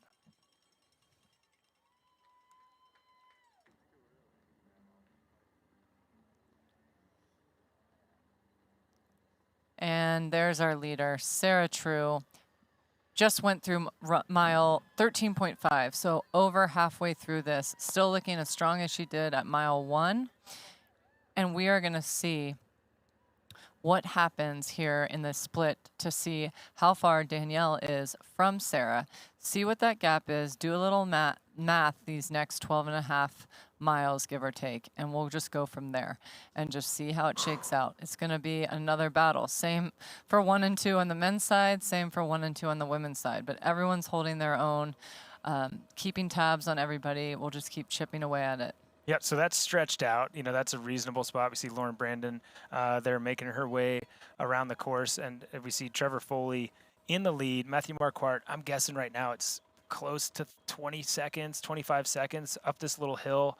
If there's a time for Marquardt to be able to try to pull back, it's now, because of kind of what I was saying with that turnover. And if you save it till you get to the oval or a track, you have a zero chance against Trevor Foley. I mean, that dude's run around a circle a lot in his days, and he's got a lot of muscle memory. You're going to have to do it on a hill. But again, they've just put so much out there, and it's one of those things that Matthew Marquardt is dying on the inside right now from effort, but also just disappointment because he's put himself out there. But I mean, I'd imagine, we'll see when it's done, but he's going to probably have set a course record on this race course. Absolutely. But still get beat, and that's always a hard one when it's like, it's hard and it's also easy. Like, well, what am I going to do, right? Like, yeah, I can't do anything more than be the best ever, but somebody else was the best ever on the same day. It is. These gentlemen have had an incredible race. I mean, they have less than 3 miles to go. Even Trevor's starting to grimace, but he knows he's in the lead. I mean, so this is what racing's all about, this race. And Matthew being in the lead the whole time, coming down the last 3 miles. I mean, bravo, Matthew. Bravo, Trevor, for doing it. And Lionel's still hanging in third, going to get his Kona qualification. Everyone's kind of getting what they want here in this race. It's going to be great. Even if they don't get the W, and Lionel said it best in his recent video, is that, you know, if he did his best and he got the best out of himself, he didn't care what place that follows. So we'll see how he feels about this, though, with, you know, the GI distress he has. I'm going to say he's not going to think that he got the best out of himself. Yes. He can't question, did he try as hard as he could or execute as best as he was able to do on the day. But he knows he has more left on the tank, and that's going to give him a lot to think about before he goes into the World Championships in Kona just in a few months. And, you know, another athlete that probably isn't necessarily getting what they wanted, but he's getting closer to bridging things back a little bit, is Matt Hansen. It looks like he has the possibility to move into 5th place, but he's going to have to bring a lot of time back on Chris Leiferman to do so. So he's out there having one of his runs. Chris Leiferman just went through the 22-mile mark at 13 minutes down. Arnaud Guillot is 2 minutes behind Lionel Sanders with 4 miles to go, and Lionel is absolutely grimacing. Man, you know, I don't know that I don't know that Lionel's going to be able to hold on for the podium here. But the way he looks right now going up this hill, I think Arnaud Guillot, if he's getting splits, he's going to really start pushing this pace. And I think, man, Lionel just knows how to eat pain. That guy is so impressive to me. So impressive. You know, he doesn't want to go up this hill either. It looks like he got another bottle at some point to put around his waist. I mean, this is so hard. But that's the thing. He's not even going up a hill anymore. I know. That's how hard it is. It looks just like a false flat, but you know, that's how hard things are right now. And he knows he's been in this dark place before. It may have been 2,000 some days, but that was actually since his last win. So, but still, he has been through the dark pockets before. He knows they can come. When they don't come, you're so happy about it. But he's gonna try. What do we have? Like 3 more miles for him? Can he do it? Is 4th gonna catch him? Oh yeah, I mean, it's going to be hard. You know, Arnaud Guillot in Cannes, he was out there and was up in the podium position and actually faded a fair bit the last 10K. So kind of depends if he's learned from that or if it's different being much cooler conditions. But a great runner and the ability to close on most days. And if Lionel continues to suffer the way it looks like he's suffering, it's open. Okay, Trevor Foley is walking. So he has put the effort in that has made him fade. And now if he's getting any splits, or if Matthew Marquardt is getting any splits behind, he is going to absolutely get on the gas. But I think the gap was over 30 seconds. It doesn't look like Trevor is panicking yet, but something is happening to Trevor Foley. He is not walking because he chose to walk. And somebody on that corner needs to tell Matthew Marquardt that Trevor was walking, because at 24 miles, he went through 51 seconds behind Matthew Marquardt did, but that was before Trevor started walking, and he's doing it again. Meredith, he's looking over the shoulder. Don't look back. Oh go, my gosh, guy, 2 go. miles to go. Go, guy, go. And our leader, who just got the lead, Matthew Marquardt, made him work for it. Both of them have walked since that lead has changed. The question is going to be, how big of a gap did he just give up walking? And does Marquardt know? And is this problem going to go away for Trevor Foley? Because one thing we do know is Matthew Marquardt is not giving up. If he smells blood in the water, watch out, Trevor Foley. But oh my gosh, this is an absolute battle. An absolute battle. And on a side note, we do have word. I mean, Danielle's husband is saying that she's really going for it. I mean, I saw she's Clearly. 4 minutes back, but she says, I know what she can do. Just she can get it. She's going to go for the win. So time will tell these last, the women have about 11 miles to go. So we'll find out more when we get back from this break, whether Danielle can try to run down Sarah True, but Sarah is going at a good clip. We'll be back.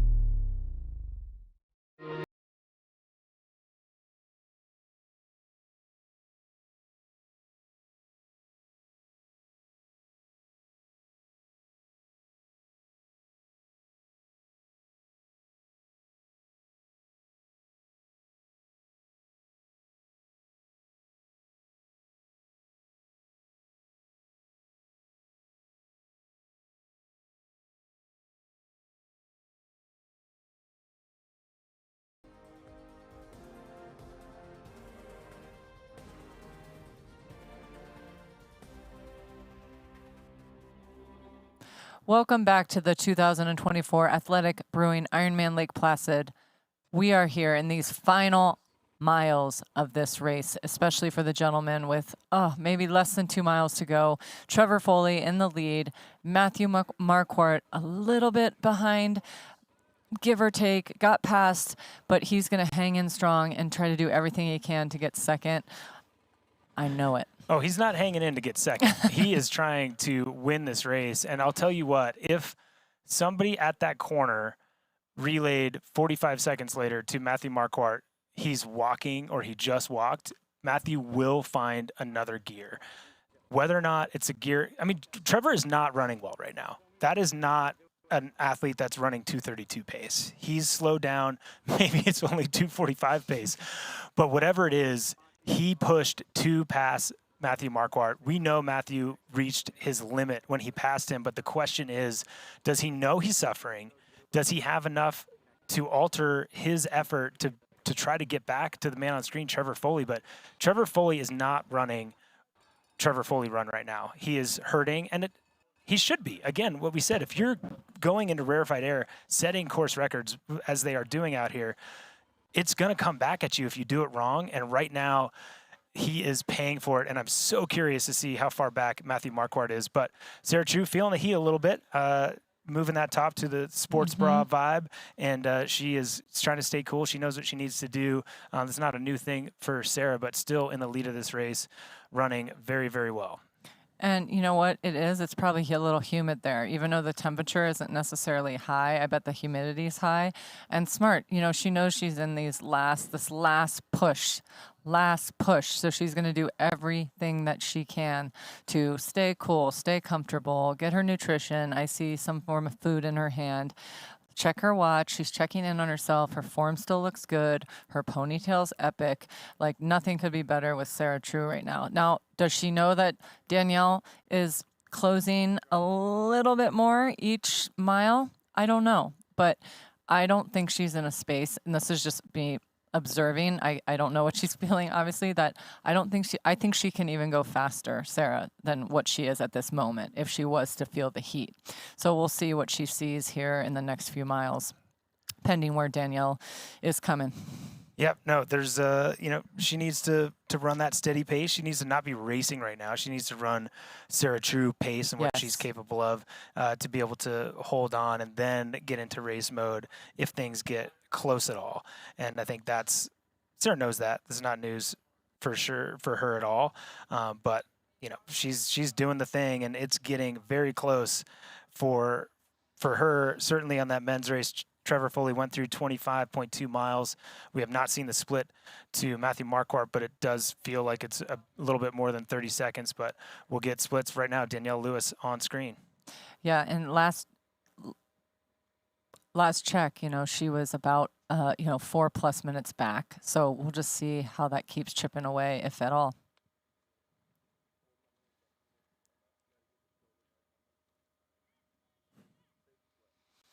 I mean, she knows that she's getting splits out there. Obviously, she knows what she has to do, and she's probably doing the math here we're waiting for the split. Sarah's through 15.5, and we'll see how far back Danielle is. But no matter what, there's still 10 miles plus to go in this race. And so you'd have to do some serious math to understand how much further you have to go to get the win. And I'm sure Danielle and her husband are very cognizant of math and what it takes. So I'm sure she's going over those calculations in her head right now. Oh, no doubt that she is. And, she needs to kind of be doing a similar thing, right? Like she needs to try to do what she can to keep that pace up while not killing herself. And Lionel Sanders is killing himself right now, no doubt. Oh, he's so close. I mean, he's going to at least tick off one goal, right? I know it, which is qualifying for Kona. That is going to be ticked, I will say it with 100% certainty, unless he suddenly starts walking in the next, half a mile, which I do not think he will. He's going to dive to the soul of his being to finish this race with as much gusto as he possibly can. Yeah, no, and we've got 4 spots for Kona. So, but man, he doesn't want to give up that podium spot either. He doesn't really care at this point, but he is absolutely suffering to hold on to it. And Trevor Foley, he's opened up his stride again. Matthew Marquardt through that last lap or segment went through 124 back, so that gap actually opened even though Trevor was suffering. So there's no doubt that those two were in the final rounds of a heavyweight match and just body blow to body blow. They were absolutely punishing each other when it came to that pass and that drop of Matthew Marquardt. They both walked afterwards. There's no question that these two men absolutely are putting everything out on that course, and there's just nothing left. There's just nothing left. Nothing left. He can smell the finish line from this moment. And, I have to give this guy credit. I mean, in effort to not, dwell on ages and such, but, I mean, this guy is only 25 years old. Like, in my opinion, I don't even think he's in his prime yet. Like, I think he has another, 5 to 8 years to keep learning and growing. I mean, he's already doing this in this new Ironman that he does. He's going to be a force to reckon with down the road, whether that's coming up here in Kona. Watch out for Trevor Foley. I'm impressed. He's a force to be reckoned with now. Yeah, right? that's what I mean. Yeah, everybody in his rearview mirror. Yes, absolutely. Totally. And I think there's gonna be some people rethinking their race plan and putting Trevor Foley in the realistic podium finishers in a race like Kona, and he's now found his limit for sure. Like, he was right at his limit out there today, no doubt. No doubt. And that's what I meant, is just like, he's so strong right now. I can't fathom what he's going to be like and as he continues his path and his career in the sport, if he chooses to do so in the next 10 years, because I think he's going to continue to be a true beast of an athlete. He's already showing us that now and what it takes to win one of the hardest North American Ironmans on the circuit. So well done, Trevor. And he's so close to the finish. Oh, he's so close. So close, and looking smooth as he does it, and absolutely managed his race perfectly, and is able to get himself. He's going to get a win in a huge field. And we've got a quick announcement about the change up in the women's, but at 15.5, Danielle is about just under 4 minutes, 3:52 from Sarah True, but the Jackie Herring, she moved up to podium position. Looks like she has passed Alice Alberts, and she's about 4:32 down from Danielle, or rather from Sarah, and about maybe 45 seconds back from Danielle. No, it's all happening. A lot of things happening all at once here today, and Trevor Foley is going to get into this zone that's going to be magic that he's never going to forget. This Olympic oval situation is pretty crazy. It's going to be an impressive finish and a lot to celebrate here today, no doubt.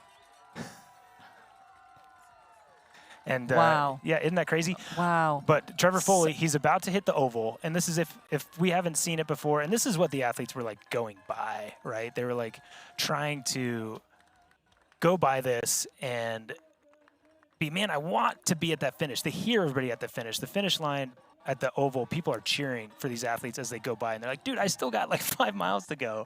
And all they want to do is get to this oval and feel it and energize it. I guarantee you Trevor's going to look over his shoulder again and want to enjoy this. This is one of the most spectacular finish lines in the sport of triathlon, a historic finish line, and again, one kind of for the memory books for any athlete that participates in the sport, and certainly any athlete that has the ability and the dedication and the tiny bit of luck, but mostly dedication, pain tolerance, all the things it takes to win an Ironman. For those athletes, it's a very, very extra special. Trevor almost he thought he was getting pointed out of the finish chute, but no, you get to go down the finish chute, Trevor. You get to go down. Here and Mike Riley, is. you can, he's Here emotional, He's and crying. I love it. And our 2024 Athletic Brewing Ironman Lake Placid champion is Trevor Foley, everybody. A dream come true for this athlete, and emotions. He went through everything today. Everything today. 7:55 on this race course is ridiculous, and he clearly gave everything to get there. Couldn't be proud of this kid. He works hard for everything that he achieves in this sport, and hats off to Trevor Foley. Wow, a 2:36:31 marathon. Wow, That's wow. stinking crazy. That is insane.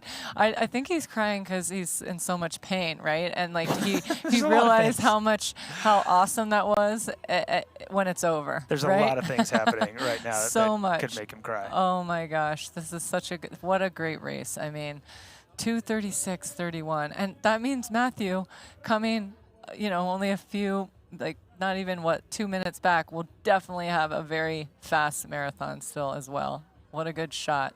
Oh, no doubt, yeah. Wahoo Element Rival showing us Trevor's run split, 2:36:31. There with his partner celebrating. As we often say, it's the team that gets these athletes across the finish line in the way that they're able to, and definitely credit going to the entire team there for Trevor Foley absolutely crushing it out there today. What an amazing, I'm just waiting for Matthew, who had such an incredible race out there. I mean, he'll come through, he'll have a ridiculous time, a ridiculous split. He'll have to be super happy with this performance, obviously. Yeah. And there he is. Almost in the chute. Man, he absolutely crushed it out there today. Amazing performance. Again, had the guts to push the effort the whole way by himself. Has a smile on his face. Going to give Mike Riley a high five. Awesome. Getting called across the finish line in Lake Placid by Mike Riley. Something in itself. 7:57 for Matthew Marquardt, and a 2:46:28 on this run course is simply ridiculous. Fantastic. Isn't it crazy? Like, there's a 10-minute difference on the run, but like, they both look so strong. It's just so impressive. Oh, and now it's nuts. It's going to be a battle for third. Yeah, I mean, I'm looking back at results right now, and I can't see anything under 8:03 for the men's times, and we're talking a beating of that by 8 minutes. That's insane.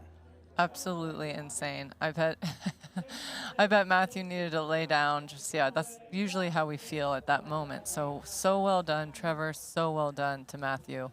Dude, I mean, and not too long ago, this is run with an 8:30. Like, absolutely crazy what these young men are achieving out there, and they're just pushing clearly. And we've been saying this for the last little bit, seeing kind of what we're doing with World Championships. Sam Long and these athletes, Sam Laidlow, putting it all out there, seeming like they're willing to not finish. Both of those athletes today were willing to not finish to win. and they were absolutely on their limit. And that shows that's why these times are just coming down, is because to win an Ironman, it used to be, you got to be smart. You got to save some. And it's like, no, man, I'm going to go as hard as I can from the beginning, see what happens. You have to at this point. And I mean, gosh, what a good race by everyone. Come on, Lionel is doing it. He can see the finish line soon too. So I'm impressed with this racing that everyone had today. And Lionel's going to secure it, whether he gets past for fourth or for third rather, and gets fourth, he'll still, because there's 4 slots in each category for Kona or Nice respectively, and I think he's going to do it. Oh yeah, no, he's going to do it for sure. And you know, if I was betting, it'd be a hard battle for those top 3 to decide who went through more pain today. I know. Right, I think Lionel's been suffering for a while. They had a different kinds of pain, I'm sure, but also in the same bucket of, wow, this really hurts. But of all of them, I mean, well, rather, Lionel hasn't felt it in a while, so now he's remembering, and now he'll know the steps to take for Kona. He knows that's a beast, but he has been second there before. An incredible performance. Yeah, and he's been pushing that pace, and not only like he's been quote unquote surviving. That's kind of what we've been reporting. Right. He kind of just broke Arnaud Guillot. Arnaud Guillot now is 2.5 minutes back. So Lionel was pushing through enough pain for long enough that he was able to put Arnaud into some pain as well. And so Lionel Sanders, really, really impressive performance to get 3rd place out here today. And let's not forget, you know, we're saying he's 9 minutes back.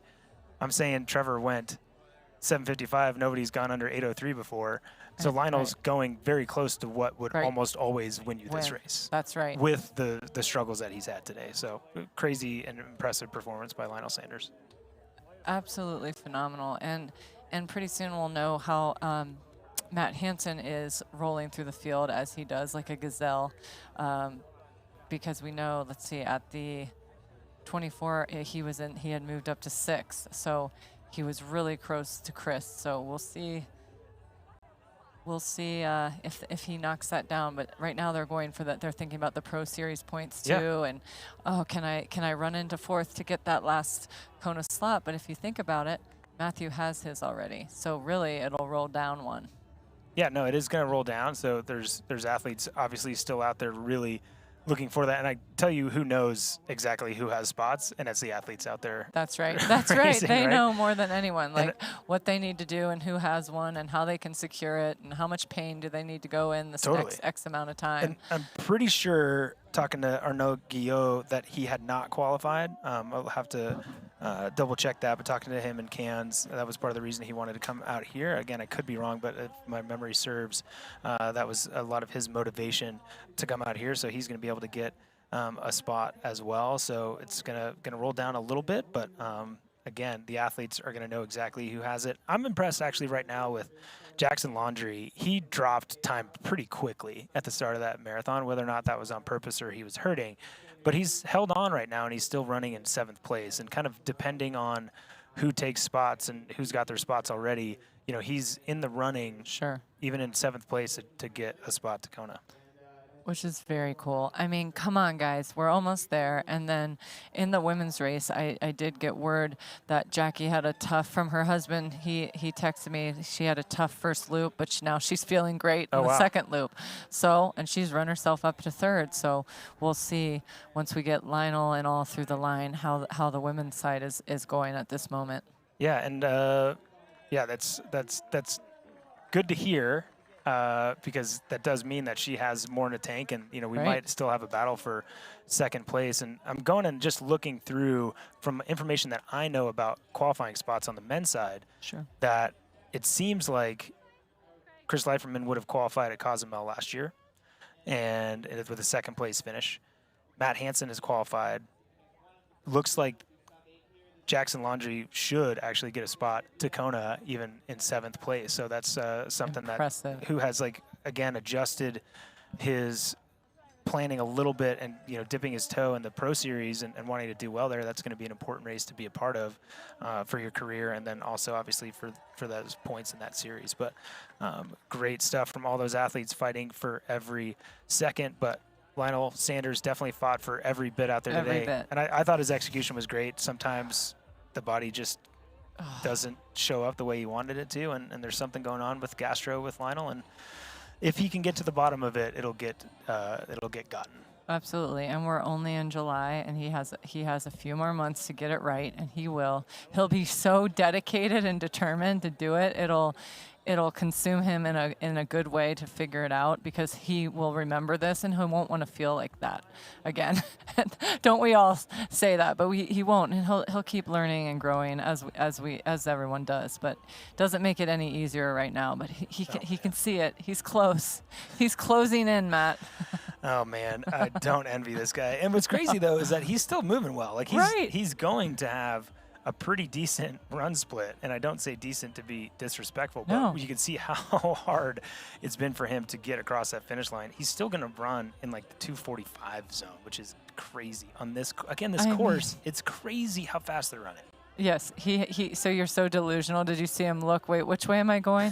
Go to the finish line, Lionel. You do not need to go around again. He is. You would not make it, nor no one would get to the line. He's in a dark He's box in the right dark, the box, but he'll get there. He's gonna be having French fries and a Coke here momentarily and be in fetal position. It's okay. Man. I hope there's a segment for this last finish line stretch, because I don't think Lionel's going to be in the top 10 after today, just crawling. And yes. I say that with a smile because we've all been there, and the pain is funny in retrospect. We do not envy Lionel at all, but respect his ability to push through it, no doubt. But Lionel Sanders, he's high-fiving people, totally, getting through so much pain to be your third place finisher here at the Athletic Brewing Ironman Lake Placid.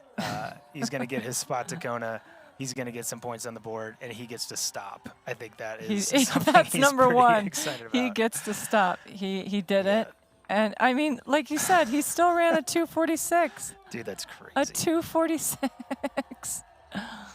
To do a performance like that. Absolutely amazing. And get third and finish 10 minutes back is crazy. I mean, 8:05 at Lake Placid. Incredible, with Levi there to say hello. Oh my gosh, so perfect.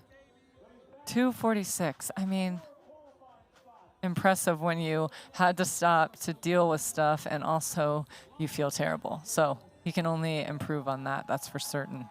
No, certainly. And let's talk again. I mean, we dwelled on it a little bit, but Meredith, 2:36. Stop. I know. On this run course with some stopping for a little bit of a walk. That is, wow. You know, that might be, you know, we can't and maybe TriDoc can do it for us, but we don't have a factor that equalizes races. But if you put 2:36 against a Nice or a flat course like a Frankfurt, to me, that's maybe one of the most impressive marathons I've ever seen. Yes. And it didn't look like it. No. That was such an impressive marathon. I mean, 2:36, that's nearing some of the fastest Ironman, men's times. I mean, it might be a few minutes off, but whatever. It's still ridiculous on this course. Yeah. If it's not a Texas, it's not anything flat. So that's super impressive. And obviously before Trevor goes to Kona, it's a completely different beast. Course-wise, not as hard in terms of hills, but harder in terms of conditions, right?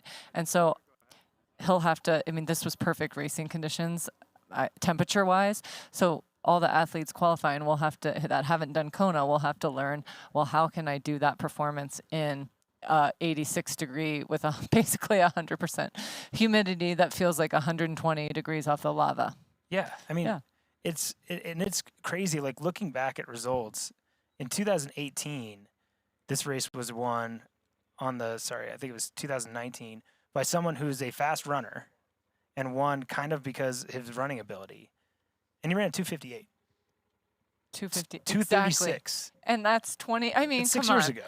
That's insane where it's going. I mean, in another X amount of years, are they going to be running 2:20s? I hope probably. Not. It's just going to keep getting faster and faster. It's just incredible. And speaking of fast, here we have Danielle, who at the 17.8 mile marker was 3:05 down from Sarah True. So we have 6, 7, 8-ish miles to go. And she knows. She looks really fast, I have to say. But let me tell you something. Jackie Herring is only another, 43 seconds or whatnot back from Danielle. So this is a true race. And if I know Jackie can dig as well. So both these runners, the duo we've talked about all day, Danielle and Jackie, we had already said Sarah True would find her way to the front, and she did. So exactly how we pictured, like, these top 3 runners doing it. Yeah, except I obviously didn't think Danielle would get up here. No. But to me, the impressive thing, Sarah True walking a little bit. Yep, getting but her she knows what she needs to do. She has 3 minutes, so she knows the math, right? She's got 8 miles. She's got 3 minutes. She knows that Danielle has to be slowing as well. Yes. That has to happen. Yes. The person that's not slowing, and whether or not we believe, and I'd like to say that we should believe the information that there's no reason for me not to the information that we got from course that Jackie didn't have a good first loop and is feeling better the second. She's never gotten more than 40 seconds behind Danielle Lewis, and Danielle passed her a long time ago. Yes, it looks like exactly. Yeah, Sarah's struggling just a little bit, but 40 seconds to Jackie Herring. If she has new energy and they're about to hit these hills, she will bring back that gap if Danielle does not have good energy. And that's all it's going to come down to, and who paced well. And sometimes your body kind of tricks you, right? Like sometimes the best thing that can happen is, for whatever reason, Jackie Herring wasn't able to run well that first lap. Yep. It's still in there. Which is still, fantastic. It's still in there. Yeah. So if she then can get to it, yes. she does the things, she's done enough of these races to get nutrition or cycle through things, or her gastro's better or whatever, then she now still has that energy on board that she didn't use because she couldn't run well. It's not like that's just gone forever. So now she has more of an ability or opportunity to negative split and have the energy to run up these hills as fast as she can. And I mean, this could be a last 6 miles for the win. We have a lot to talk about in the next 8 miles. We've talked so much already. I mean, I know you're probably sick of me. I'm not sick of you though, but I mean, we're going to be talking even more because this next 8 miles is going to be insane. I mean, you have Jackie keeping her eyes on Danielle, and you have Danielle really surging, and Sarah currently walking a little. She's probably cramping. Oh boy, here we go. Oh, come on, Sarah. It's so hard to watch. I'm sorry. So this is also what she does. I don't know if she's overheated, but this is the arms out thing is what she did when she was pulled off the course in Frankfurt. Okay. When she did too much and she couldn't go anymore. Yep. And she was walking through it then, and she did everything she could to keep moving, and she'll do this for a bit, then she'll keep running. So she's not going to stop. And I'll say she was actually pulled off course. She was in a position where she should not have been out there, but she kept trying, right? So she's not going to stop trying, but this is Sarah cracked. She's not going to win this race anymore. She is absolutely cracked right now and doing everything she can to feel a little bit better and to do her best to come across this finish line. And we're going to go really quickly down to our post-race interview with Mike. Welcome to the Hyper Ice Recovery Zone. And I have with us our Athletic Brewing Ironman Lake Placid men's champion, setting a new course record today at 7:55. Trevor Foley, formerly from Florida, now living in Boulder. Yep. This has to be the highlight of your career. Yeah, this exceeds all expectations. I was hoping to be the fourth Kona guy today, and I was blessed enough to be the first guy across the finish line and have the absolute race of my life. And my fiance's here to witness it, and it was an amazing day. All the stars came together. Well, your background in running at the University of Florida with cross country and track, that had to come into play today, because when you came out of transition, you were on your toes like you were doing a 10K cross country race.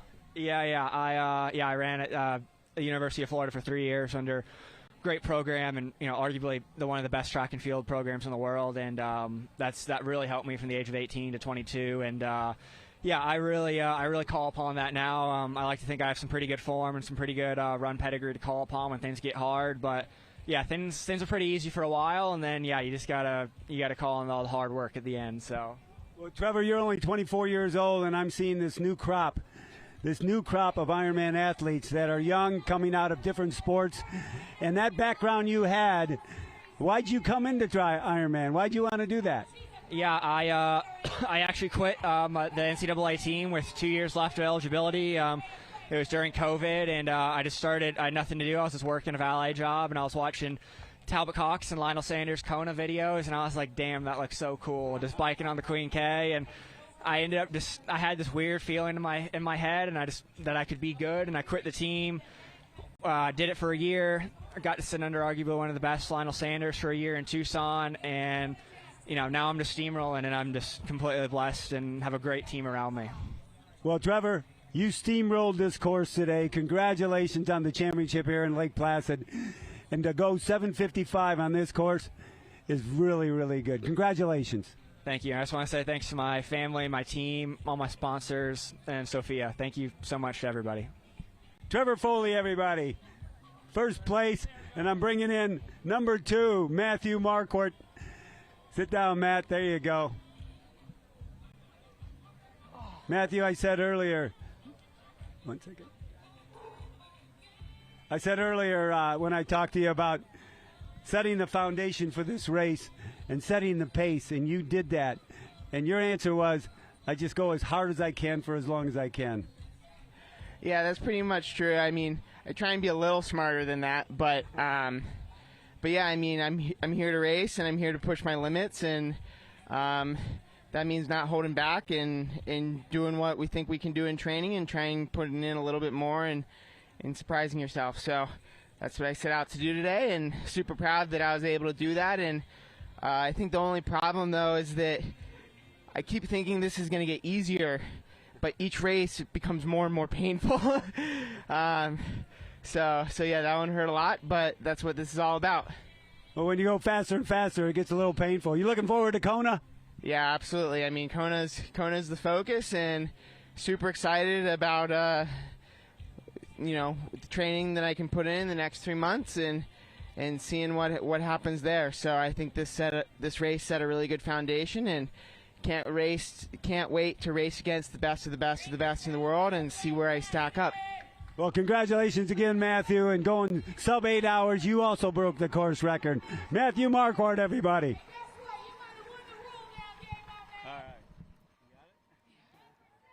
All right, well, here we go. We have Danielle Lewis doing what she does. She might not know. She might know that Sarah has been walking and having some trouble about 3 minutes in front of her, and time will tell when we get a camera on Sarah as well. And just the second she knows that there might be some duress that Sarah's experiencing, she's probably going to up her game even more.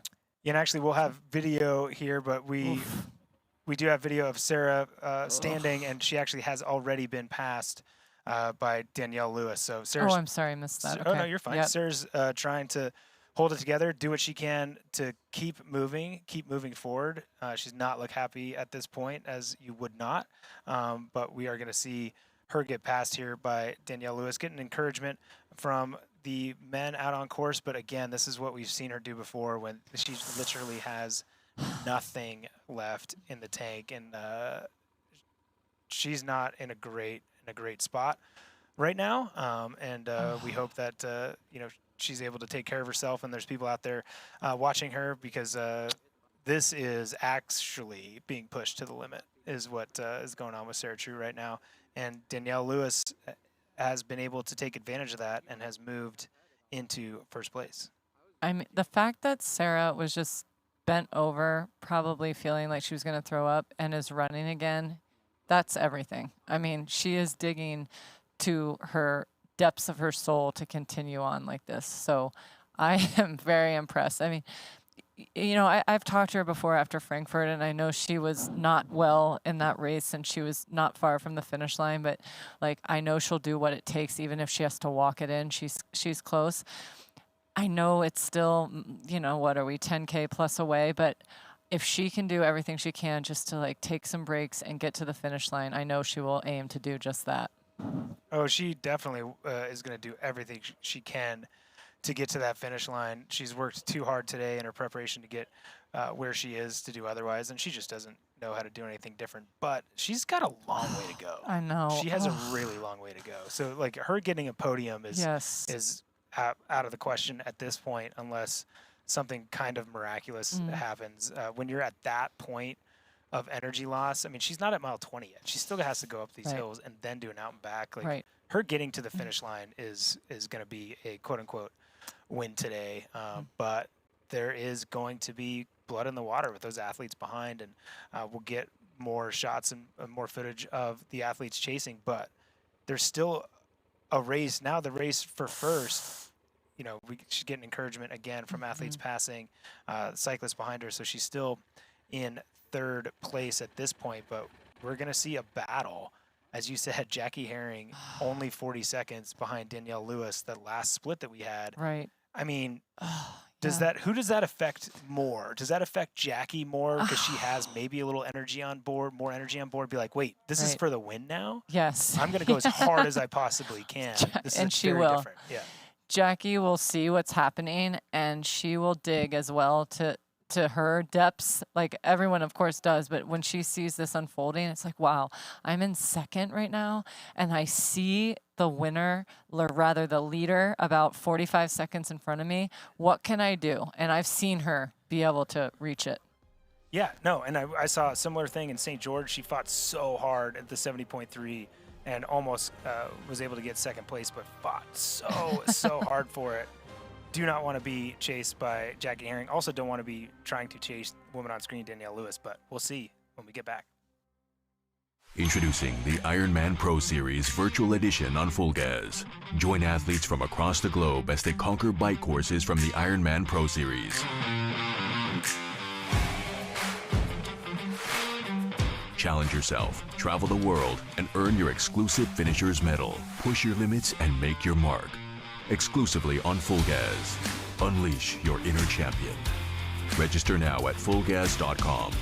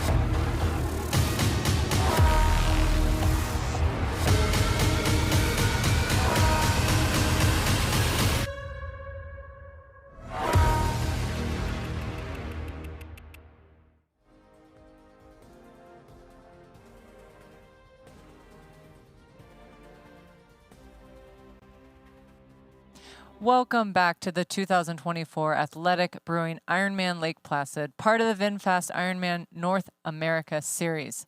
This is brought to you by Hyperice, made to move, and also by Qatar Airways, going places together. And let me tell you where these gals are going a lot of places together. There's a lot of action at the front of this women's race, and lots of movement, lots of drama, and I mean like good and bad drama, and everyone's just trying to figure out the missing pieces of the puzzle and where they can go. And you know, we've had some people like Jackie, her husband, saying she didn't have a great first lap, but now she's feeling energized for the second lap. And then Danielle with her crash on the bike that was very brief, thank goodness. I mean, there's a full jam-packed race we've had today, Matt. It's crazy. It's absolutely crazy of what has been going on, and the level obviously is being raised. And now these women are hitting into this hilly section where a lot can happen. And you know, Danielle Lewis, she seemed to be maybe the most invigorated in that moment with Sarah True walking. And we didn't see the pass. We don't know what that interaction was. But she looks like she's plugging away. She doesn't look like she's got a ton of extra energy to give. She's getting up this up this course, and we wouldn't expect her to have that. But 56 seconds back with 6 miles to go is Jackie Herring. So it's like she can't mess up at all. And we saw that in the men's race. Like both of those athletes pushed so hard that they both had to walk, right? And that's kind of because of these hills. And this hill sucks. And the one that's that we've talked about going through town is super tough. So that can zap any athlete, especially if they're kind of on the limit. And Danielle has to be on the limit. She was so far back in the swim and she's made up so much time. She crashed. She had that adrenaline rush. She was able to, like, again, adapt really quickly, fix her bike, do what she needed to do, and get back out there. But she has to be close to the edge. And it sounds like Jackie has found the edge at some point of today's race as well. You said it exactly correctly. I mean, Matt, given she just did run 2 weeks ago at 2:48, how is she not tired too? I mean, 15 plus minutes back on the swim, made her way to, the top, 5, 6 on the bike, and then boom, now has run herself into first place on this run. Now, let me tell you something. Jackie Herring, too, she can ride with strollers with her kids in it up hills. So when she sees this climb Danielle just hit, she's going to be able to, be able to see also Danielle, and she will do everything it takes to get up there. I have no doubt. 56 seconds is nothing on Jackie either. So these girls are both going to be pushed to their limit the next 10K. No, absolutely not. And this is moments ago in our race with Jackie Herring. And it looks like this is when she's passing Sarah True, says some words to Sarah. And yeah, at this point, I just hope Sarah is safe. Yes. And and we know that she's got people looking out for there, but she's in a spot that we don't love to see. And Jackie Herring is now struggling herself, looking over her shoulder, making sure that wasn't one of her female competitors. But hey, here's an opportunity to kind of get rolling again, gets on this age grouper, trying to push her pace. But she was walking a bit there up this challenging hill. So, man, Meredith, you can't make this up. My adrenals are getting a little fatigued here today. I know, and I keep breathing. Like when I see someone doing something, I take a big, just because you just never know. I mean, this hill is probably steeper too than it even looks. So the fact that, she just made the pass and she knows she's in second. She might not understand how far she is to Danielle, but maybe she just needed a brief walk like Trevor Foley did in that moment as well. It's just savage. They're in it. 10K to go though. Long way.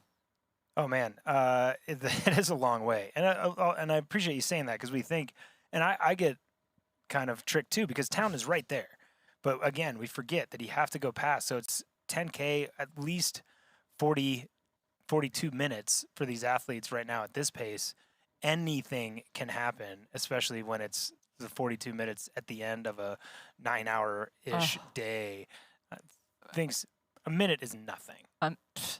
No, but even a minute at the end of the race feels like forever. Or like you see mile 25 and you're like, oh, I only have one more mile, but it takes forever to get there. So the fact that they have 6, and that's probably going, understandably going through Sarah True's head right now. Like, I can't even walk this, and I'm so ill. It's not like I have a mile to go. I have 6+ miles to go, Yeah, I mean, looking at where Sarah's at right now, I don't see her crossing that finish line. I mean, just when she's in that space, her head is not functioning super well, right? I hope I'm wrong, but she needs to get a lot of sugars on board and kind of reevaluate and get her mental acuity back to be able to try to cross that finish line. That is a really long way to go when you're in a spot that not a lot of us have ever put ourselves in that place. And I've seen Sarah in there before and was worried for her then. Sure. It's less of the conditions are some that I'm not really that worried about her, but it's tough to be in that position. And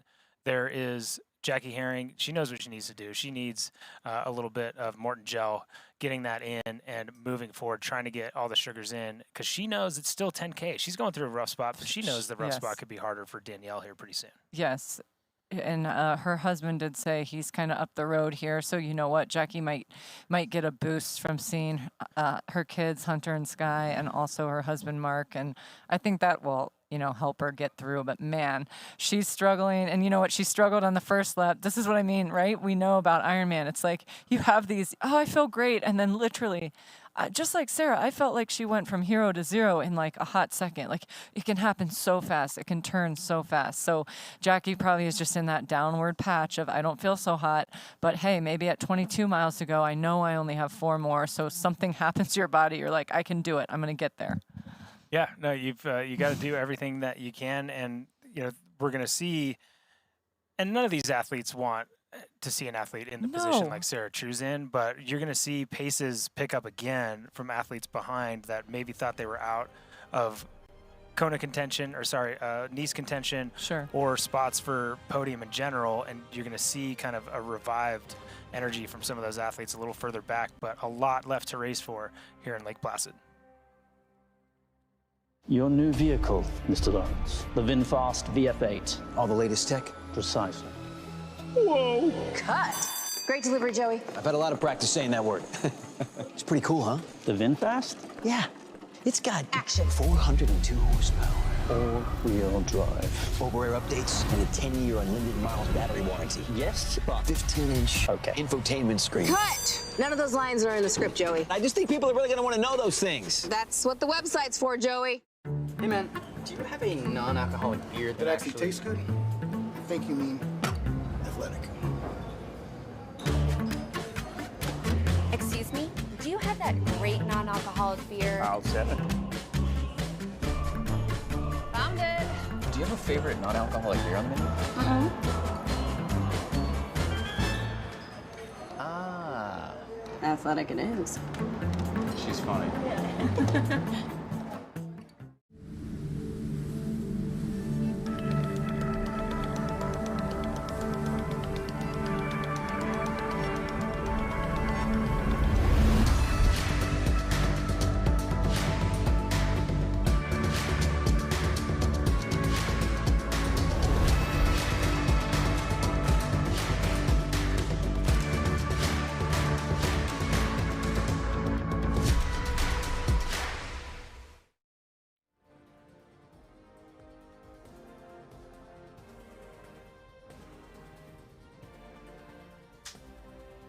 And we are back at the Athletic Brewing Ironman Lake Placid, and Sarah True is doing what she can do to get through this race course, just chugging along. She has not given up, and we have to love and respect that spirit from Sarah True. You know, she's put everything out there today. She was consistent all day long. And again, we said this isn't really her focus anymore. You know, the only focus in her life. Obviously tries to put her best foot forward when she's out here.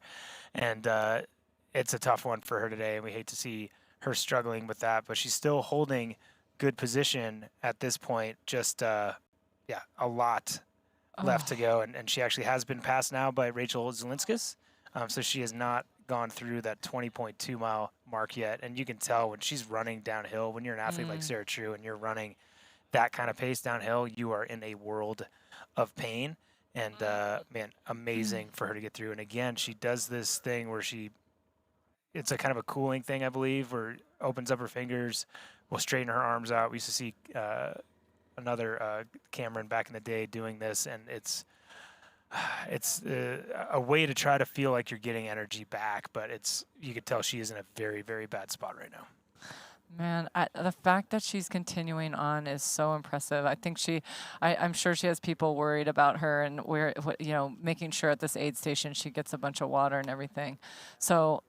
And a note from Mark Herring, Jackie's husband, is that she's digging. She's about 140 back, but he said, I didn't even get anything out of her. She's just going to a real dark place right now. So everybody at the front, minus Danielle, is not looking in that dark place as of right this moment. But Sarah, Jackie are hanging in there. Jackie running in second, about 1:40 back from Danielle. And Alice has moved up. Rachel has moved up. And we're just waiting for Sarah to keep chipping away at it to get to that line if she's able. Oh, man, hard to watch for sure. See a competitor and a friend out there in that kind of condition, but that's, again, what we do. We've seen a lot of athletes put themselves on the limit. And, clearly, if you would have asked me earlier today, with all this carnage happening, who's going to be the one that rose to the top? Was it the one with a 15-minute deficit out of the swim that crashed her bike? I would not probably make that pick. But again, she's going to taste real good. Danielle Lewis showing all of us what kind of character she has and the type of athlete she is. And I could not be more impressed. This is a phenomenal performance. I mean, just to be able, like you said, to come out with that deficit. She had faith. Her husband had faith, even with that 15 minutes back of the lead. I mean, she just bided her time and she got where she needed to go. And then she had a little adversity. Again, not saying any crash is good, but that being just a quick crash in the grass, she didn't look like anything got scuffed up. She put her chain back on or got rid of anything she couldn't deal with in that moment, and she lost a minute, but man, did she make that up. And now she pretty much looks as strong as ever because she knows she's in the lead and she wants this win. Yeah, I mean, it's impressive. That's all that we can say is that she is a incredibly impressive athlete. And right now, and again, some of the hills are still to come, but her estimated finish is 2:49.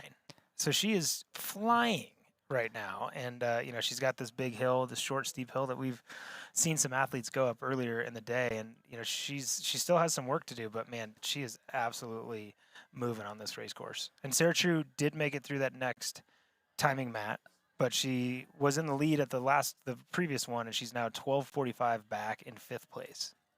But she's doing it. She's moving. She can do it if she just takes her time. I know she'll want anything just to finish what she started. And like I said, this is not a normal face for Jacko here. She is in a dark pocket. She just did this a month ago when she won Ironman Germany in Hamburg. I mean, she knows what this takes, but this place she's in right now, and I'll remind her of this is the dark spot that she missed for the 9 years. And when she gets through it, I'll finish that. For the 9 years that she did not do Ironman, this is exactly what she's talking about, that when she said she missed overcoming the dark pockets, because she's in that right now, and she will overcome it these next 5 miles. She's going to get to that finish line no matter what in second. I know it. Well, you asked for it, Jackie. Here it is. And here it is. It doesn't feel as sweet as you thought it would, does it? But, man, so impressed by Jackie as well. And the race is still up for grabs. Let's see what happens.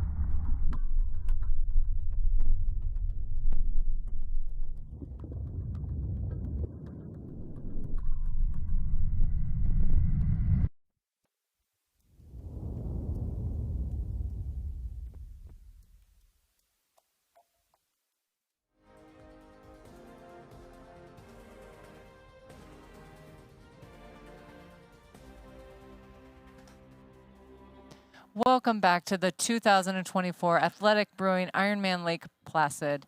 Here we are. Come on, Jackie. She is just needing to take some time to walk. Jackie doesn't walk, so that's how I know she is in a dark place. But she's going to do it. She's going to see the aid station coming up, and she absolutely is going to be able to finish this race, and in second. I know it. She might be starting to cramp in her stomach, the sides, but these hills are savage. So she's just trying to walk up the hills, and I know when she gets to the flat, she is going to come around and do it. So I know it's going to happen, Jack. Yeah, and Meredith, having done this race, this section, walking is fine. Obviously, she just got past, but I remember running up this and being like, why am I running right now? Like, it's barely faster than walking. So she's using the steepest sections of this course to open things up and get moving again. And she's doing a great job of it. And man, who hasn't walked in this race? Who hasn't had some kind of drama? I'm telling you. And when I did talk to Mark before that, I asked him what what do you think your wife's biggest strengths are, right? As a mom, as a wife, as a professional triathlete, and what he loves the most, and she's doing it right now, is that she's embodied this active lifestyle, and she truly has love for the journey and the day-to-day, even if it comes down to the dark pocket. He says, like, literally, it's not a grind for her. There's like mentally tough days, but most days she loves heading out the door on her workouts, and she's loves to incorporate her family into her active lifestyle, and that's what he loves seeing the most. And he did make a comment that, Sam Long tried to say that, he was the first to do strolling running, but we made a joke that, actually Jackie was the genesis of that, where she incorporated both her kids. And I think when she retires, I already told her this, that she needs to be in the Olympics for like stroller running, because she can run well under sub 3, even with like 80 pounds in a stroller. So go Jackie. It's really hard to do. It is so hard. You forget, you don't realize how important your arm carriage is until you try to hold on to a baby jogger. Absolutely. I don't know if you've ever used it to move food around and stuff, but no, but it's still human beings is harder. It's hard. It's hard to do, but because you don't realize how you need your arms for the momentum. But yeah. Speaking of which, this looks like a long hill, and she doesn't look like she's slowing down going up it. And I did ask Andrew, her husband, the same question I asked Mark, and just tell me, like, truly, what is the strength of your wife? Like, they've got to be impressed with these women, and that's exactly what he said. She's just resilient, obviously, and he used the word open mindfulness. Obviously, she was very open-minded when she crashed and when she had that drama, and she's able to adapt to adversity. And he said that the most is that she just really takes time to be resilient. She knows when she's resilient, and she knows she can be always, and that really parlays into these epic performances she has every race that she's had this season, whether she's been happy with it or disappointed with it. In our book and on paper, they look like fantastic races, and she and Jackie both are going to keep moving further up the pro race series here in the rankings. Yeah, no, they certainly are, and Jackie needs to stay as close as possible, because as we often say, every second matters. So as many points as she can possibly get. She's gotten 5,000 before for her win, and, obviously going to the World Championship, she'll get some more, but it's all about staying as close to the winner as possible. Absolutely. And I just want everybody to finish with gusto.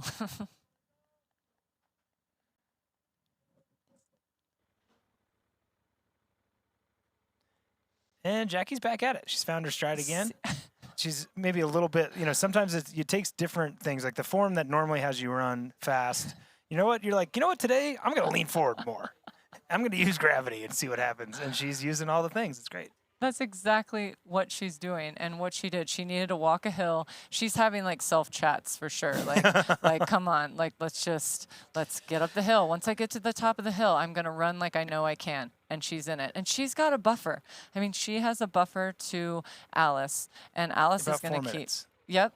4 minutes, right? Yep. And she's a little further back, 2:13 to Danielle, but she knows, Jackie's very smart and calculated. She knows what she needs to do to secure this second place finish and a bump up in the Pro Series rankings. And still give herself a chance to win. Yeah, absolutely. And so Jackie pretty well. Yeah. When she's talking to herself, is it like, you know what? You go, girl. You're doing great. Keep on going. Or is she cussing at herself? Because I'm a pretty positive guy, but I would cuss at myself for sure. Yeah. I don't think she goes there. I think she dwells in the thought of, I wanted to do this and experience this dark place, because you know what? This is what I missed those 9 years I didn't race, just being able to, prevail over the darkness. And so even though she feels terrible right now, and I get that feeling, she also knows that once she finishes, she's doing that remember what you feel like after. That's what she's thinking about right now. Just get to the line, and this will be, everything ends, and this will too. I think that's where she goes, instead of getting upset with herself. She has nothing to be upset about, nothing to, prove. She still had a phenomenal race. It's just some of them hurt more than others, as we know. Yeah. No, and I think, the tougher races allow different athletes to rise to the top. And, we're seeing familiar faces, but I think we'll see in that top 5 maybe athletes that, had perseverance where, some of the better athletes have kind of fallen off the top because just keep on going and keeping on trucking gets you there when it's a tougher day. And we're definitely seeing a tough day out there. We are seeing it. And Danielle just went through 23.1 miles. 3 miles-ish to go. It's on. And Alice is hanging in. Jackie keeps looking better and better. Sometimes you just need that reset, but often it doesn't happen. Like once you start walking, I know my rule in an Ironman is once I start walking, I can't regain it. So good on them for doing what they know their body needs in order to keep going, because that's what's happening here. And she looks really good and really strong right now.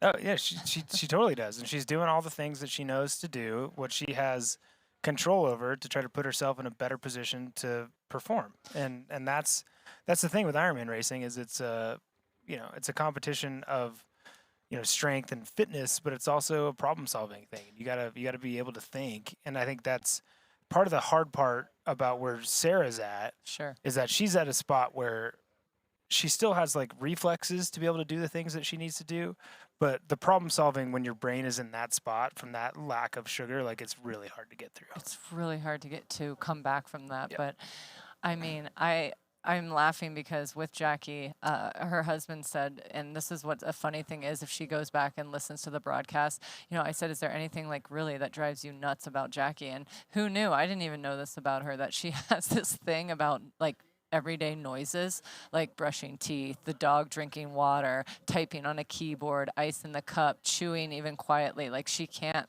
stand that. And so literally he tells her, you need to leave the house and go regroup so we can do all that and then come back when you're ready. It's pretty funny. I didn't know that about Jackie either. But hey, that's just we all have a tick of some sort. That just is hers. Dude, Danielle Lewis Right. looks like she just started this marathon. She did. Like, yeah. She looks so smooth. Again, she's kind of on that top section, going to have that out and back. This is around the zone where we saw Trevor Foley and Matthew Marquardt come together up here in a little bit. And it's, you know, a little bit smoother out and back. She's going to be able to see. She's heard, I'm sure, that the gap is open to Jackie, that Jackie's even walked to some extent. And she has 2 minutes and 53 seconds on Jackie Herring with 3 miles to go. But doesn't seem like she's off the accelerator at all and still on pace to run a sub 250 marathon. I don't even know what to say. It's so impressive. And, you know, you could sit and say, oh, you know, in Nice, you know, she's actually a very technical rider. So in Nice, that's going to be a great bike course for her. The swim, I mean, she's working on the swim. She has said 100 times that's a work in progress. But obviously, this is still a race with some of the best of the best. But obviously, Nice is the best. So she's going to, in the next few months leading up to Nice, she's really going to have to hone in on trying to reduce that gap, because it'll be harder to make up those gains, of course, in Nice, but she can do it. And she's grinding out. And you run a 240X marathon to those running even in the 250X, you're going to get there. And she's been doing that and more here. Oh, she's doing a lot. She's doing a lot of things and definitely exceeding expectations and doing so with grace. And like I said, very impressed with how she's handled herself in adversity today and the amount of racing that she's done, and to be able to have that positive attitude being that far back and, you know, having a bike crash is insane to be able to back that up, get on the run with the confidence. Let's not forget, she still got on the run like pretty far back, right? Like she's done a lot of work to get where she's at. And now to have a 3-minute lead with 3 miles to go, incredible, incredible athlete. And certainly someone all of us can look up to, but still has some work to do, just over 2 miles, to see if she can hold off this woman on screen, Jackie Herring. Your new vehicle, Mr. Lawrence, the VinFast VF8. All the latest tech? Precisely. Whoa! Cut. Great delivery, Joey. I've had a lot of practice saying that word. It's pretty cool, huh? The VinFast? Yeah. It's got action. 402 horsepower. All-wheel drive. Over-air updates and a 10-year unlimited miles battery warranty. Yes, but 15-inch infotainment screen. Cut. None of those lines are in the script, Joey. I just think people are really going to want to know those things. That's what the website's for, Joey. Open up the sky, 'cause I'm coming up to you.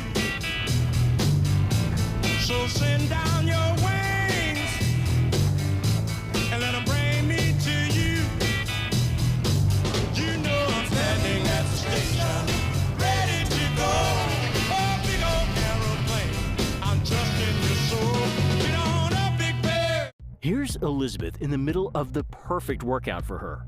To create it, we analyzed her biometrics and genetics, her recovery rate, injury risk, and aerobic potential, her recent training sessions, the temperature, humidity, and elevation, the demands of her next race, and billions of data points from athletes just like her. With TriDot, Elizabeth gets faster. And what does she have to do? I just opened TriDot and did my workout. TriDot. We do the technology, you do the training.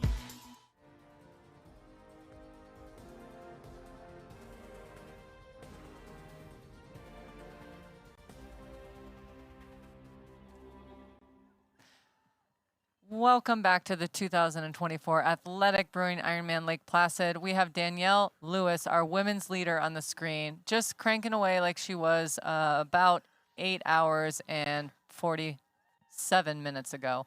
From the get-go, she came out of the water with a 15-minute deficit and cruised her way, still had about a 10-minute deficit coming off the bike, and now here we are watching her leading this 25th anniversary of Ironman Lake Placid. Now, do we think, and we don't know what happened to Kylie, but do we think she's looking at it now and being like, huh, maybe I should have kept going? Because, yeah, 30 minutes seems like a lot, but man, over 15 minutes, Danielle Lewis with a lead, gone through now 24.2 miles and still on pace for a under 2:55 marathon. And I can't wait to hear what she has to say at the finish line to Mike Riley, just to see what her experience was. I mean, we saw obviously a lot, but so much commotion, and then, just, gaining on the bike and a soft, I think, a crash, and then taking the lead, and it's just a lot going on. And then now she has the lead by almost 3 minutes over Jackie, but a mile and a half-ish to go, and it's not that I don't believe in Jackie, because I do, but I think that Danielle's of that situation where she can hold Jackie off and has more to give even to the finish line right now. Yeah, I think you're right. And I don't really know where it comes from, right? Like it's we all only have so many resources, and it's one of these things. You look at an athlete like Danielle, and clearly she's one of the best in the sport. There's no way you can dispute that. I underestimated exactly how much she was with that kind of swim deficit because her competition is so good at this race, right? Those athletes faltered a little bit. And there's no like shoulda, coulda, wouldas. But if she was an athlete, and she's not, could swim 50 minutes, this would be a transcendent athlete. She would be winning everything that she entered. Like she would be Taylor Knibb, rearview mirror. Oh, right. Everybody, rearview mirror. Right. Right. And that's no just. I think we all know how much I respect those athletes. Of course. Yes. Her ability to ride what everybody else would give up as hard as possible and then run sub 250 off is extraordinary. It is absolutely phenomenal. And she says, you know what? She has the training volume to warrant this amount of racing that she's done. I mean, truly, this is her.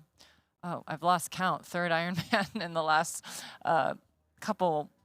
second distance of this race in the last 2 weeks. And then she had a full in Texas, for which she backed up with a half Ironman in St. George a week later. Still did great in both races. So she's been racing a lot. And she even said, like, the catalyst was the Pro Series race. And she's about to move up very high on the list here, as is Jackie, after the two of them go 1-2. Yeah, no, she certainly can move up, and both of the women in first and second have taken turns already being in the lead of the Ironman Pro Series. Right. So adding another 5,000 points for Danielle, and not too far off of 5,000 points, high 4,000 points to Jackie. I haven't done the math yet, but they're probably going to be close to first and second in this series. Absolutely, and with Kylie being the first place going into this race, and then unfortunately not finishing this one, that will move her down a bit and these gals a little bit higher. So lots of movement there with all of this. Not to mention Alice was in 11th in the Pro Series, and now she is sitting here at in third place. So she is also going to move up. Yeah, no, she certainly is, and well deserved with the performance she has out here today. And got to give her credit. Again, defending champion. A lot of attention was given to everyone else in the race because a lot of big names showed up this year, and she wasn't afraid of it, and she's taken it to them. And to finish on a podium, most likely, in a race with this caliber of athletes is it's not better than a win, but Right. it shows her caliber better than maybe a win would have. 100%. And Alice still looks good. She knows she's going to get a podium if she just keeps ticking away as she is. And what we did want to report on too is just give you an update on Sarah True. She unfortunately has been taken to medical and she's out of the race, but her husband is with her and she's in good care by the Ironman medical team just to make sure she gets enough fluids and gets back to health, and she'll come back better than ever. I have no doubt on that. No, she will. And hate to see her not be able to achieve a goal, but I'm relieved that she's off the course in the condition that she was in. Agreed. Yeah, I've now this is the second time I've called her in a race in that, and it's hard to see a friend in that position. So glad that her husband is with her and that she's getting the care that she needs and deserves.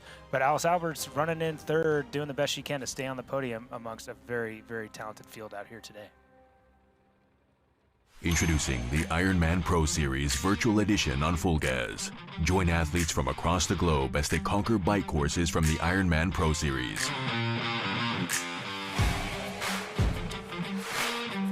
Challenge yourself, travel the world, and earn your exclusive Finisher's Medal. Push your limits and make your mark. Exclusively on Full Gas. Unleash your inner champion. Register now at fullgas.com.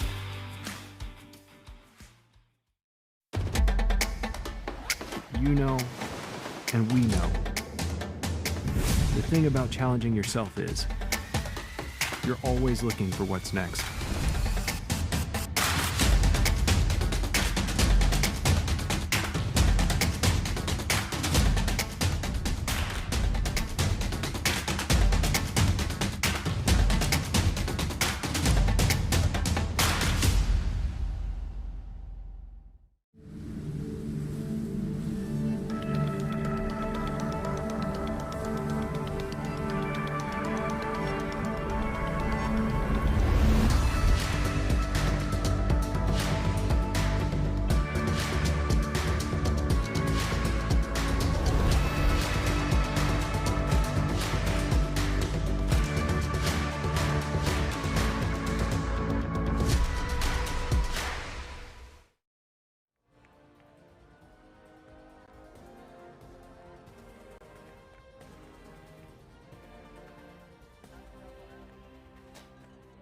Welcome back to the Athletic Brewing Ironman Lake Placid, part of the VinFast Ironman North American Series. We are getting towards the pointy end of this race for the female. Jackie Herring, she's so close to the finish line. Danielle Lewis in the lead, about 3 minutes in front of Jackie, and we have Alice Alberts a few minutes back of Jackie Herring. And this podium is going to finish here before we know it. And everyone is doing what they do best when they're in this dark place of getting to the Ironman finish. I can't wait to see them cross the line. Oh, yeah. It's and honestly, we've seen Jackie struggle a fair bit, and we see how fast Danielle Lewis is running. She's still through 24 miles, only 3.5 minutes back. So when she's running, and she has a fast pace. I mean, I think, in the end, with all that walking, she's still most likely estimated finish time under 3 hours. So again, they're just like on the edge of what they're capable of here today. And man, I'm still in awe of the woman on the screen. It's very impressive what she's been able to do. Absolutely. And, Jackie, I mean, what she is most proud of is that she makes good choices every day, like limited drinking. She does a lot of athletic brewing instead of the real deal in terms of having alcohol. She's omitted that. She gets more sleep, plenty of sleep. She gets massage once a week. And she feels like those good choices, they keep her coming to the finish line at her best and feeling good. And she's just like proud that she shows up and does her best in training most days, mostly alone. She trains a lot alone and she keeps positive. And somehow she's now gotten to the place where she feels like it's more light and stress-free. And that is what I think, just watching her and racing with her for well over a decade or more actually, is seeing that be brought out into the race course where it's just stress-free and light, and she still does well because she does all those things I just mentioned. Yeah, no, I mean, it's and it takes a lot of dedication. Like, she already was dedicated before she made more of those changes, right? It's like the longer you're in, the more work you do, the better you're going to get. But if you really want to be the best in the sport and have a chance to be the best in the world, you got to make all those other changes on top of the sacrifices you're already making. And that's a hard, it's in some ways an easy choice when you've made that kind of dedication already, but also hard because you're like, oh man, there's like not much room for anything besides this sport. And that's the reality for most of these athletes. It really is. And Alice chipping away, she's doing it. She, has her knee slot, and she is going to get there and have an incredible race too. But this race for her was such a good deposit in fitness, experience, learning, growing for these bigger races that she's going to experience here in September at the World Championship for the females in Nice, France. Yeah, and right now we've got Jackie Herring kind of just plugging away, doing the thing out and back section here. And, we might have actually already missed. Yeah, we did miss, sorry. The kind of back and forth between Jackie and Danielle going other directions. I'm sure they both encouraged each other at this point. It's easy to encourage when you know you're half a mile ahead, right? Yeah, no, absolutely. Anyways, go. I mean, yeah, Danielle's less than a mile away from the finish line, and Jackie a couple minutes back, getting to that line as well. I think it's such a phenomenal race. And they're going to be so happy, especially like Jackie. Danielle looks like she, again, is just, she could be hurting, but she's certainly not showing that. So I'll be looking forward to seeing what she has to say at the finish line here before we know it. Oh, yeah. No, it's not much left, and it's hard to read in too much. But I think Jackie's been in a world of pain for a little bit. And, and it's also hard, too, because I have a feeling there's energy there for her, and she can't get to it. She can't get there. It's kind of similar to Lionel, right? Like, we knew he had more, but all his energy is going through the pain of the gastro and whatever he's dealing with at this point. There's a little out and back with Danielle and Alice Alberts. Awesome. Not much given on either end on that side, but can't really expect too much again. They're both probably in a small little box. Right, Pain, they're just in it. And, I would say, like, Jackie's probably tired, which she is from winning Hamburg about a month-ish ago, and I understand that Danielle just did a full distance 2 weeks ago. That said, like Jackie said in the panel yesterday, or the pro panel, that she took a whole week off, of training, entire week of nothing after Hamburg, and then she spent week 2 doing like very light activities. So she really just had, it's hard to do back-to-back Ironman distance like this, and it's almost sometimes better kind of making it shorter than longer. I know you can easily feel the effects of an Ironman 3 to 4 weeks after you do it. So Jackie it'll be interesting to hear what she has to say. It'll be like because she just did an Ironman Hamburg, like how her body felt. Is she feeling the effects of that incredible performance, which if you remember on the podium, she couldn't even get up on the podium. Her legs were so sore from that. Her quads were beat up, and she couldn't walk even for the next few days very well. So that will be good to hear what she has to say about that. And she, like I said, so matter of fact, does what she's told, doesn't question anything her coach, gives her, and that is where she learns and grows, and she'll figure out what the pain point here was. Again, she's having an exceptional race, but where she feels a little bit better and doesn't go into the dark spot as much. No, and you said she wanted the dark spot. She wanted it, though. I know she asked for it. She got it. You got it. No apologies.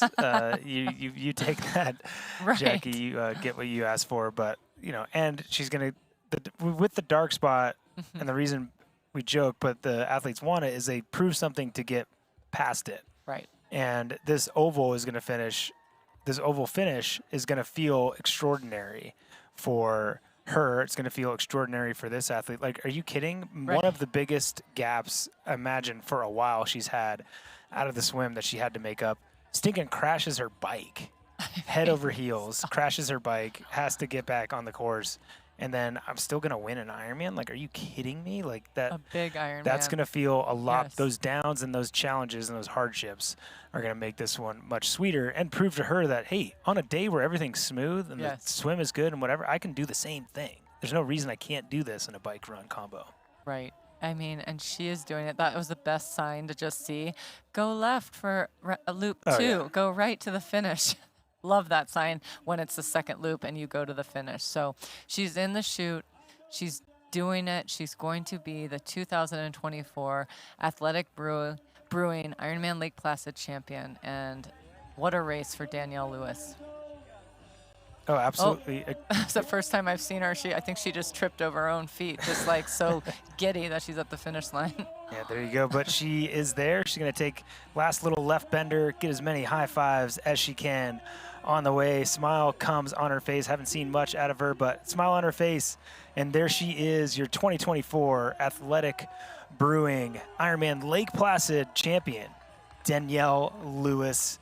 And she did so in extraordinary fashion. Would you have thought? Unbelievable. Wow. I bet she's tired. I think she's right? tired. She's got to be a little bit tired. I mean, I can't wait to see her run split here. I mean, it's what? coming. 2:52:23. Wow. Wow. Just wow. And as you and I both know, she probably could have gone faster than that. I really like she was cruising. And just doing 2:48 2 weeks ago. So very well done. Very well done. Oh, there they go. And Graham Fraser at the finish line. Gosh. It's one that brought this race to Lake Placid, if my memory serves me correctly. So very cool to have him and Mike Riley there to be able to get her across the finish line. Amazing stuff. And we see the element rival split of 2:52:23 for Danielle Lewis. What a race. I mean, what a race. 2:52 with all that happened out there, 15 minutes back in the swim, crushed the bike as she does, even with a small crash, and then runs a 2:52 casually. Oh, it's crazy. And I'm going to look, trying to look and see what the fastest run split is. And we've had some sub 3 hours for women in Lake Placid, but not a lot, and not 2:52. I'm almost positive. Can't find one anywhere, but really, really impressive stuff. And Jackie is so close as well. I think this more than her win in Hamburg. If I had to speak for Jackie, I think she would likely agree. This one was obviously, both were very hard, but this one was probably more meaningful because she had to dig to the depths to get to the finish line. I mean, Jackie can hurt, but as everyone can, but she seldom walks or feels deathly. So I think this is a huge win for her to finish what she started with such gusto. And she is going to have a really good marathon split despite the small walking and such. That's her running pedigree. She has got that dialed. Yeah, absolutely. And she most likely is going to be, similar to what we saw in the men's race, that our second place finisher is going to have a faster finish than anybody else has had before, except the person that finished in front of them that day, which is pretty impressive. Actually, no, that's not true. Sarah True, 2 years ago, went 9 hours flat. Wow. So great racing from her then, and obviously impressive racing from the women out here today. And good on Alice Alberts for getting this podium. I mean, she fought. She was consistent all day in all three modalities. I couldn't be more impressed with Alice as well. She was in contention the whole day, and she did it. She got a podium coming back after winning this her first year as a pro in 2023. She won Ironman Lake Placid, and a few months later won Ironman Maryland. What a great race for Alice today. Oh, yeah, an exceptional race for her. And again, amongst a field of very respected and loved athletes, and athletes that we expect the best out of, and some weren't able to put it together that she was able to finish again. So if you got to look at the start line and the start list to appreciate what that result is. Obviously, getting third behind the woman on screen, Jackie Herring and Danielle Lewis, that's huge. But to do so and say, oh, yeah, I beat Sarah True, I beat Kylie Simpson, I beat all these athletes, I beat Lottie Wilms, that's a lot. That means a lot. And this was kind of it was an attrition day. It was like last man standing, and it almost feels like Kylie DNFing, Lottie DNFing, Sarah DNFing. It's so much in there. Those were top rollers for this race. So it just goes to show with Ironman that if you stay consistent, run your own race, anything truly is possible, and anything can happen up front, in the middle, in the back that you just don't expect or anticipate. She's so happy, by the way. There's the She's smile. Like, there's the smile that, And I get to stop. yes, and then there might be a pass out as well. She's like, maybe I'll never do that again, but then she will crush her next one in Nice. And there is your second place finisher at the Athletic Brewing Ironman Lake Placid. Jackie Herring, great work. Both of these women pushed through some adversity and some pain today. Super impressed by both of these ladies. Super impressed. That is an amazing. And you know what's pretty awesome is we're getting feedback about Danielle's marathon. Let's see, in 2009, Caitlin Snow ran a 2:57:11. Wow. That was meaning that Danielle Lewis just broke that course record in 2:52:23. Do I have that right? That's pretty impressive. Yeah, I think that's right. Yeah. I think that's right. So 5 minutes. 5 minutes she broke that by. That's a fair bit, and I think worth knowing.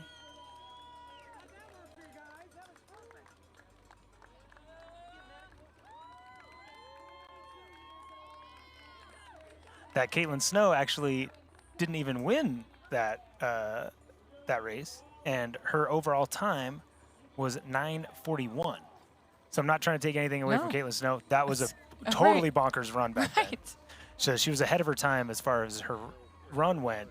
Right. But she rode a 5:43, and I mean, Danielle Lewis went under 5 hours. So like, you know, yes, she only broke the course record by 4 minutes or 5 minutes, but beat that time by 40 minutes. And it just goes to show where the caliber of racing is going. I mean, Jackie also went a 2:58, a low 2:58:09. Really? That's yes, isn't that? I mean, the new black, like a few years ago, only was to break 3 hours. Now it's like, oh, you need to break 2:50 at least these days, right? It seems in the female field. So, well done to Danielle going 2:52 and Jackie going 2:58, and Alice coming in very soon. I have a good feeling she's going to have a pretty solid run split as well.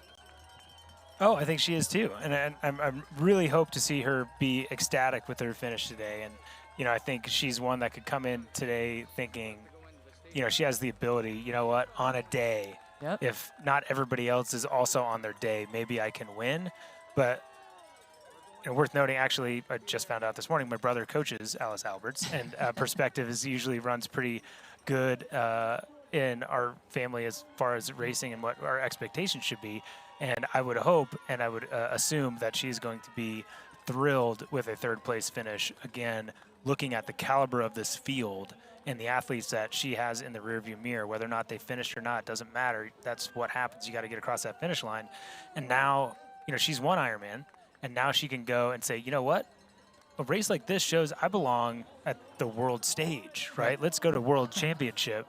Let's do the best that we can. And now I know I have the skills to put my effort and my ability and what I work and strive for against those best women in the sport and hold up pretty good. And I hope that she is ecstatic with this finish today, because she should be. She absolutely should be. And this is actually the best moment of Ironman finishing is, you know, you're going to do it. You're in the chute and you hit another level. Like you're like, you can go faster, and you're like, how could I not do that like 3 miles ago? But it's because you're almost done.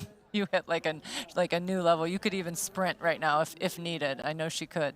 But awesome job for Alice Alberts, our third place finisher here coming up. Yeah, she is doing well, getting across that line. We'll see what her run split is in the end, but I think it's going to be a good one. She was steady all day. We didn't really see, you know, she was one of the only not to walk or really have a bad patch. So very smooth, consistent run for Alice Alberts. And your third place finish, defending champion from last year, respected the course and her competitors and had a fantastic finish to come across the line in 9:10:36 with a 3:06:21. It is Alice Alberts. So well done. And, you know, for the Pro Series standings, that definitely puts Jackie way higher. Danielle, way higher. Jackie was in 6th. Danielle was in 9th. Alice was in 11th for the Pro Series standings. And now they're going to move way farther up after this big one. No, they certainly are. A great shot of our women's podium. We'll get some interviews with them in a moment and see that podium presentation, but amazing stuff from those three ladies on the screen. And man, for as much as they went through, they all seem pretty happy. I know. They're smiling because it is over. That's the best part right now. That is amazing. Love it. We'll see if Jackie can get on the podium this time. I know she can. I think she's got it. I think she's got it. She's walking a little more loosely than in Hamburg, where she really was hurting in the quads, but she will be this time. But she did it. They all did. Very happy for all three of these ladies. Yeah. No, and it's I think you're right talking about the points and how those women will move up pretty quickly. Those points haven't gone through yet, but I think actually the men's have. So Matt Hansen extends his lead 14,604 points. Jackson Laundrie with that Ironman finish gets up to 12,778, and Colin Zuch in third place with 12,407. And we're going to look for the men's podium here in just a minute. Watch the celebration of these athletes and their podium finish.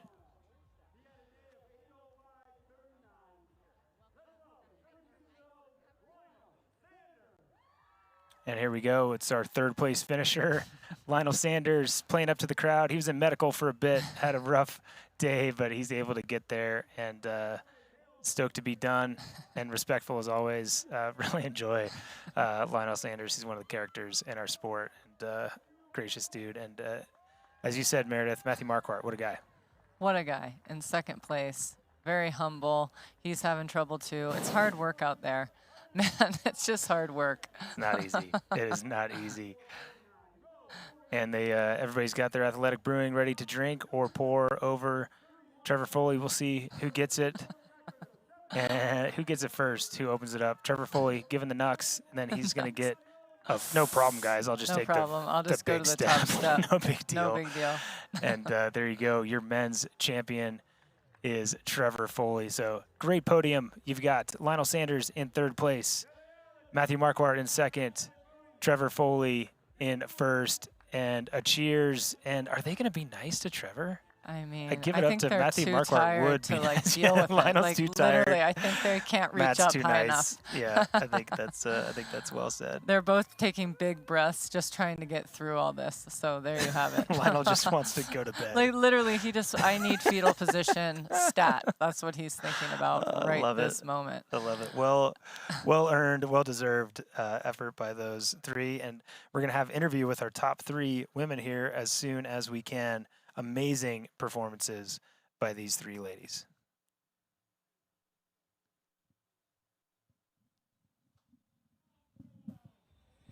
Welcome to the Hyper Ice Recovery Zone. We are going to celebrate our athletic brewing Ironman Lake Placid champion, our Ironman champion, Danielle Lewis. How does it feel to hear that? Yeah, that hasn't sunk in yet. Not at all. Let's go back to your race. Can you talk us through swim, bike, definitely what was going through your mind on the bike, and then out there on that run? Yeah, the swim was fairly standard for me. It was slower than really I want it to be. I'm still aiming for that 1 hour mark. It came out a bit slower than that, but I knew that I still had a real fighting chance because the course really suits me in terms of the hilly nature of the bike and the run. And so, I just wanted to go out and just ride really hard, and I did. And I caught a group with some main contenders kind of maybe midway through the second loop. And then I just turned into a little bit of an eager beaver, and I overcooked a corner. I could tell that I was taking it too sharp, so I opted to go into the kind of dirt, but I ended up flipping and landed flat on my back, and thankfully, had I skid out, it probably would have been worse. So I think I have a little whiplash. And I got on, and my handlebars were kind of crooked for the rest of the bike, but everything else was working right. My neck was a bit sore, but I just kept trudging along. I took it a bit easier for the latter portion of the bike because I didn't know how the crash was really going to affect me. Sometimes when you're high in adrenaline, things don't really sink in. Yep. And so I was just played a little bit cautious the last half of the bike. And then quickly tell us about the run. Quickly, sorry. No, you're okay. No, okay. Quickly, it was hard, and I finished. 2 weeks ago, you took an overseas trip. You set the third fastest American full distance time. Did you ever question the decision that was motivated highly by your husband's desire to do great things to come out here and do this on a quick turnaround? I knew it was a risk racing 2 weeks ago, but it was a risk that I needed to take because I was still ironing some things out in terms of my full distance racing, and I was able to do that in that race. So it gave me a lot of confidence going into this one. Should we fear you as we head into the World Championships? Well, of course. I mean, it's a heli bike and like in a flat run, so I mean, the sky's the limit, right? The sky is the limit. Your Ironman champion, Danielle Lewis. Congratulations. Take your time. All right, we're going to welcome in our second place finisher, 39-year-old Jackie Herring. The podium has been a friend of yours this season. How does it feel to come off your first full distance Ironman since 2015, to take home the championship, and then to be here on the podium today?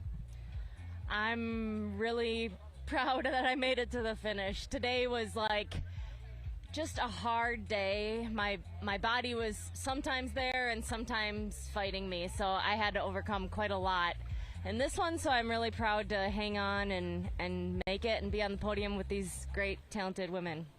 Well, you seem like you do have a lot of joy in this journey, and you have a lot of motivation. As someone, and you're getting older, you're getting better, you're getting stronger. What do you attribute that to?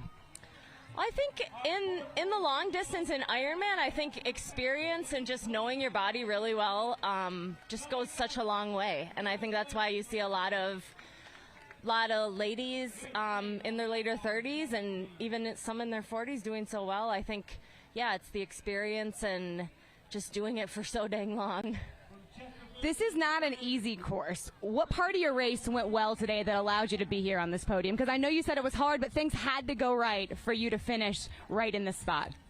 I'm not sure what went well, really. I think I maybe made some decisions on the bike to like dial it back and do my own race. I was trying to like hang with Alice and Sarah, and I could feel that it was just maybe a little bit too much more than I had available today. So I kind of made the choice to do my own thing, and I think that that was a necessary choice. And then on my run, yeah, just taking care of the nutrition was the best thing I could do to make it to the end. Well, you not only made it to the end, but you're a second-place finisher, really making an impact in that Pro Series standing. Jackie Herring, everybody, our second-place finisher at Athletic Brewing Ironman Lake Placid. And we're going to bring up one more lady into our Hyper Ice recovery zone. She was on the top of the podium last year. She is still on the podium here this year. Welcome, Alice Alberts. Alice, what does it mean to you, and what did you prove to yourself today to be on this podium again at a race that meant so much to you? Yeah, it means a ton, honestly. I was, fighting all day for it. I started the run in third, and I think I fell back to fifth, and just really had to believe in myself throughout it and know that anything can happen in an Ironman, and anything can happen in particular on this course because it is so hard, which I think is one of the reasons it's my favorite course. So just absolutely thrilled to be on the podium coming back here, and yeah, time to celebrate. How are you going to celebrate? Your husband's here. He's your biggest fan. What are you going to do to celebrate? Honestly, I have no idea. I feel like before every Ironman, I'm like, I'm going to have a beverage after, like an adult beverage, and then after, I'm like, I do not want that. So probably not have an adult beverage, but maybe some pizza. Didn't you have pizza last night? I saw him at the pizza restaurant last night. He had pizza. I had rice. All right, let's talk about looking forward to the Pro Series. Has that impacted how you're planning your season and how you do your races? Because you're doing extremely well.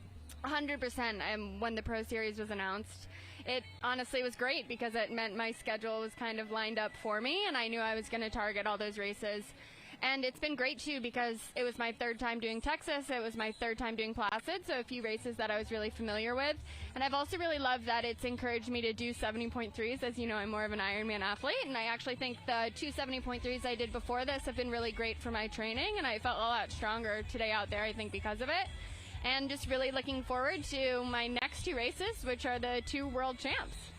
Well, it's going to be a great season finish. Congratulations on the podium, Alice Albert here at Athletic Brewing Ironman Lake Placid. Congratulations.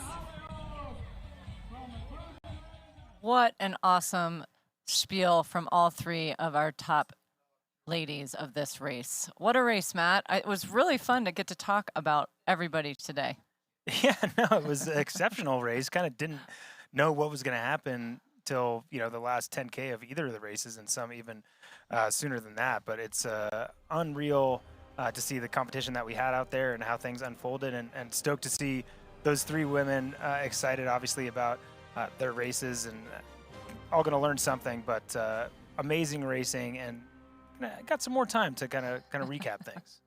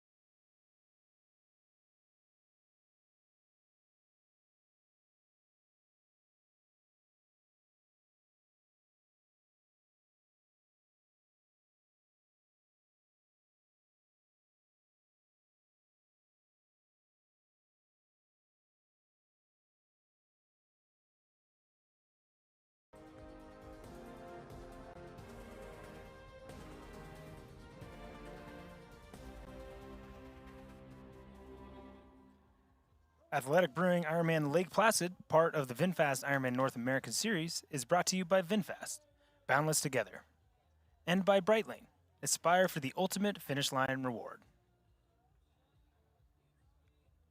Well, no doubt the athletes brought it to us today, Meredith, and for all the spectators and those watching, as we see some of our fast age groupers coming across the finish line.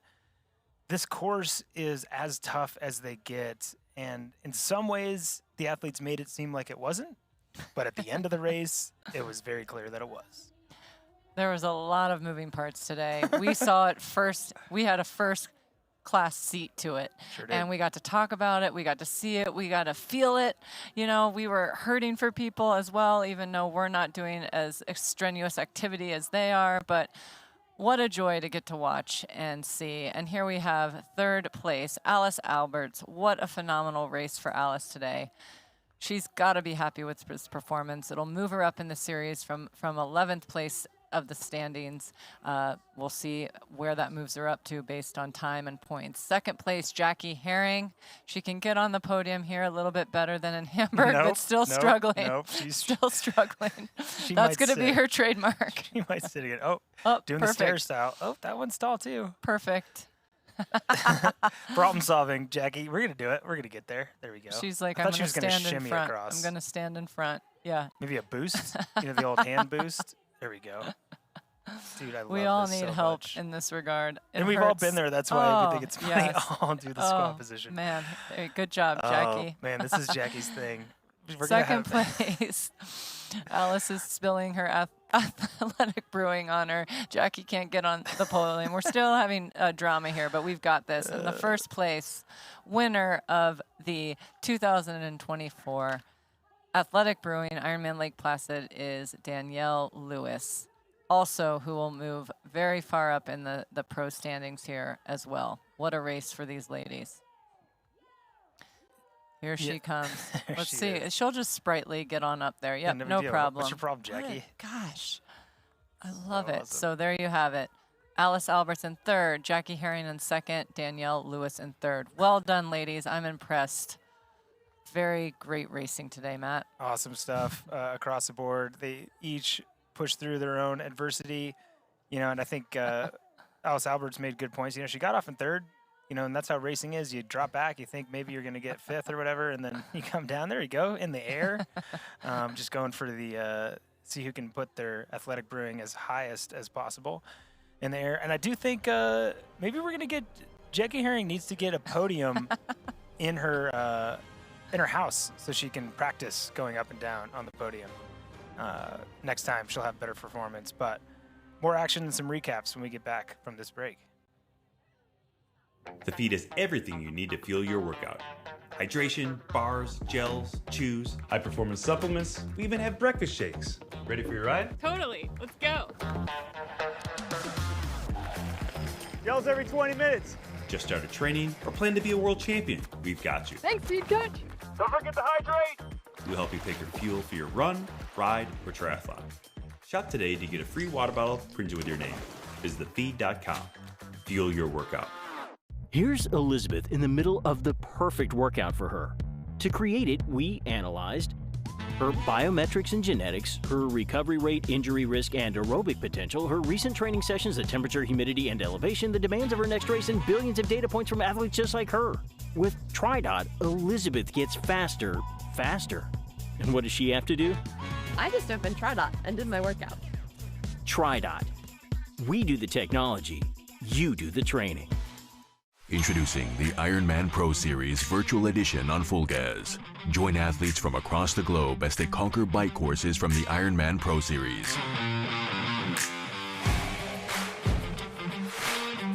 Challenge yourself, travel the world, and earn your exclusive Finisher's Medal. Push your limits and make your mark.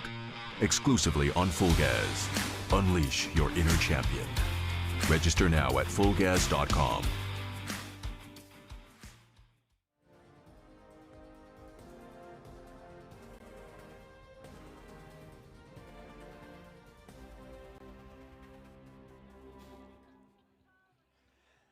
And we are back at the Athletic Brewing Ironman Lake Placid, part of the VinFast Ironman North America Series. And what a show, Meredith. Great racing from all the athletes out there, but certainly our men's professional and our women's professional fields.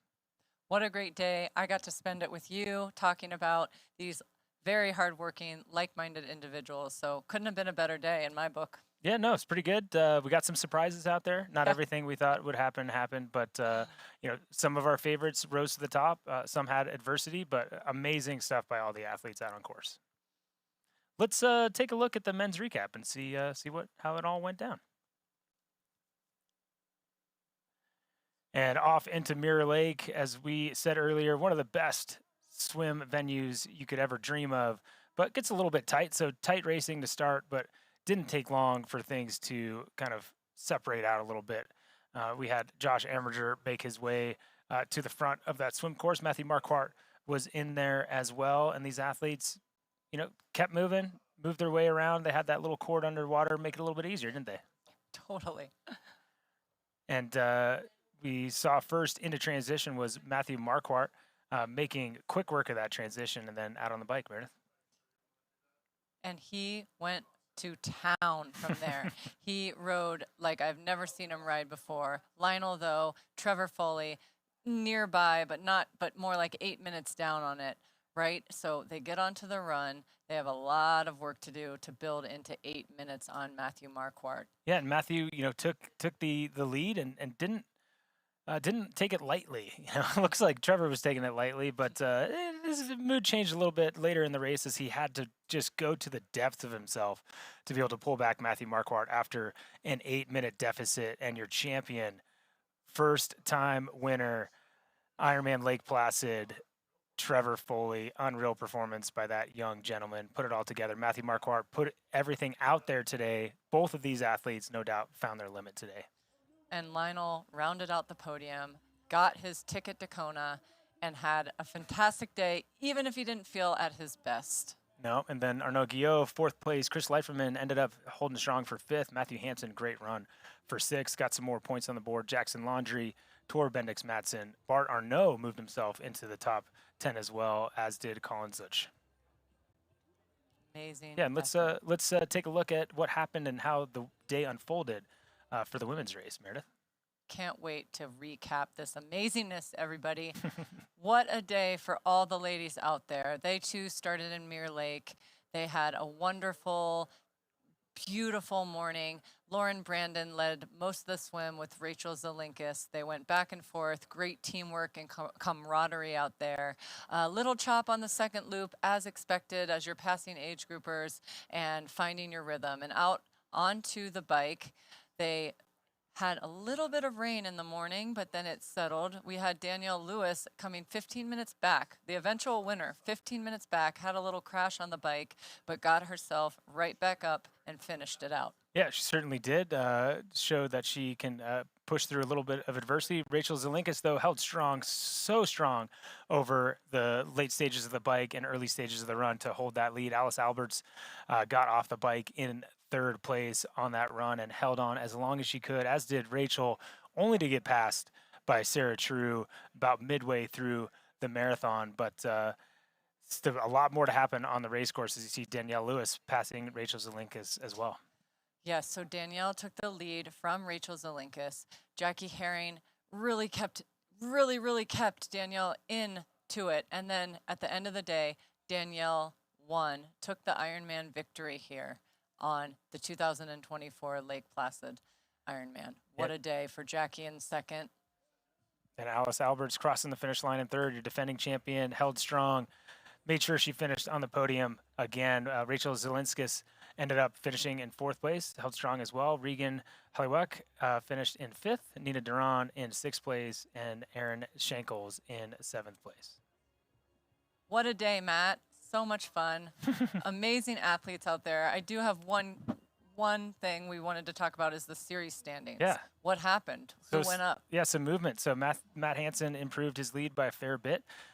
He's got 5 races scored, as does Jackson Laundrie, but his first Ironman score. Colin Zutsch, these athletes were in the top 3 a few weeks ago, back at it with Colin getting at 12,407 points. Leiferman moved himself up 5 positions. Matthew Marquardt moved himself up 8 positions. Arnaud Guillot moved himself up 9 positions. Trevor Foley, 28 positions in to 8th place. So incredible movement for these athletes moving themselves up the standings. Right on, Matt. And I can't wait to talk about the female Pro Series standings. Jackie moved herself into number 1, went up 5 slots. Danielle also moved up 7 slots to number 2. Alice, so we have a little mix of the podium we just had, moved up 8 slots is Alice Alberts. Maja Stage Nelson only went down 3, first to 4th. Kylie Simpson went from 2nd to 5, but it's like she didn't, she had a unfortunate DNF. We have Daniela in 6th place. Kat Matthews stays in 7th. Erin Shankles, who just raced here, in 8th, and Fenella in 9th, and Lot Wilms stayed in 10th. Yeah, what a good one. Important thing to notice, too, is Danielle Lewis has scored 5 races. We see Jackie Herring only scored 4, as well as Alice Alberts. And, great performance by those women. I think we know I was a little bit surprised. I might have felt that I was, rooting against Danielle Lewis, but I cannot tell you how impressed I was with her performance today. Unreal to have that adversity, have that depth of a gap out of the swim, crash, and somehow still win the race. It's crazy. I know. What I did want to say is I actually got you something. What's that, Meredith? Yeah, so just in thinking about all this, and I feel like you probably need to reap the benefits of it, I got you a shoe that you're going to need to eat for your lack of really honing in on the Danielle Lewis. She won a victory. Yeah, I'll put some mustard on it. Right on. Well done.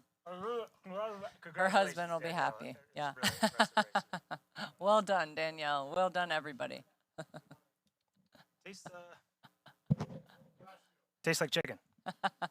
Well, I had a really great time getting to chat with you. Thanks for always making it fun, easy, simple. It was drama-filled. It was high energy. It was really inspiring and more than motivating. So we really enjoyed the time. And thank you for making it so easy, Matt. I think the athletes make it easy. Amazing performances by everyone that we had out on course today, whether or not, some had bad days. We had some bad luck out there. Some people pushed through adversity, but we never saw any athletes really just giving up out there. And again, we saw, to me, I've not really been involved with a race where had a lead change in the last 2 miles, and both men walk at some point. And also on the women's side, the leader walking with 5 or 6 miles to go. Pretty amazing stuff, and stuff that we don't see every day, Meredith. No, and now here we are. I feel like we've done an Ironman today. We kind of have. Right? We kind of have, and enjoy every minute of it. But this concludes Ironman Now's coverage of the Athletic Brewing Ironman Lake Placid, part of the VinFast Ironman North America Series. A great day of racing to celebrate the 25th anniversary of this event and the final North American Ironman to earn VinFast Ironman World Championship qualifying slots for Nice and Kona. For all things Ironman Pro Series, go to proseries.ironman.com. You can watch even more Ironman Pro Series coverage with exclusive on-demand race replays in the United States and Canada by signing up for Outside Plus today. For those not in the US and Canada, you can watch on-demand race replays by visiting proseries.ironman.com. The next Ironman Now broadcast of the Ironman Pro Series will be Sunday, August 18th, the Mainova Ironman European Championship Frankfurt. It is a pro male-only race, and coverage will begin at 12 a.m. Eastern Time, 6 a.m. Central European Time. And as a reminder, the Pro Women's European Championship took place in Hamburg back in June. Watch the live broadcast for free. It will air exclusively on Outside TV in the United States and Canada. Globally, you can watch proseries.ironman.com, DAZN, DAZN, and L'Equipe. For our entire team, alongside Meredith Kessler, I'm Matt Lieto. Thanks so much for tuning in.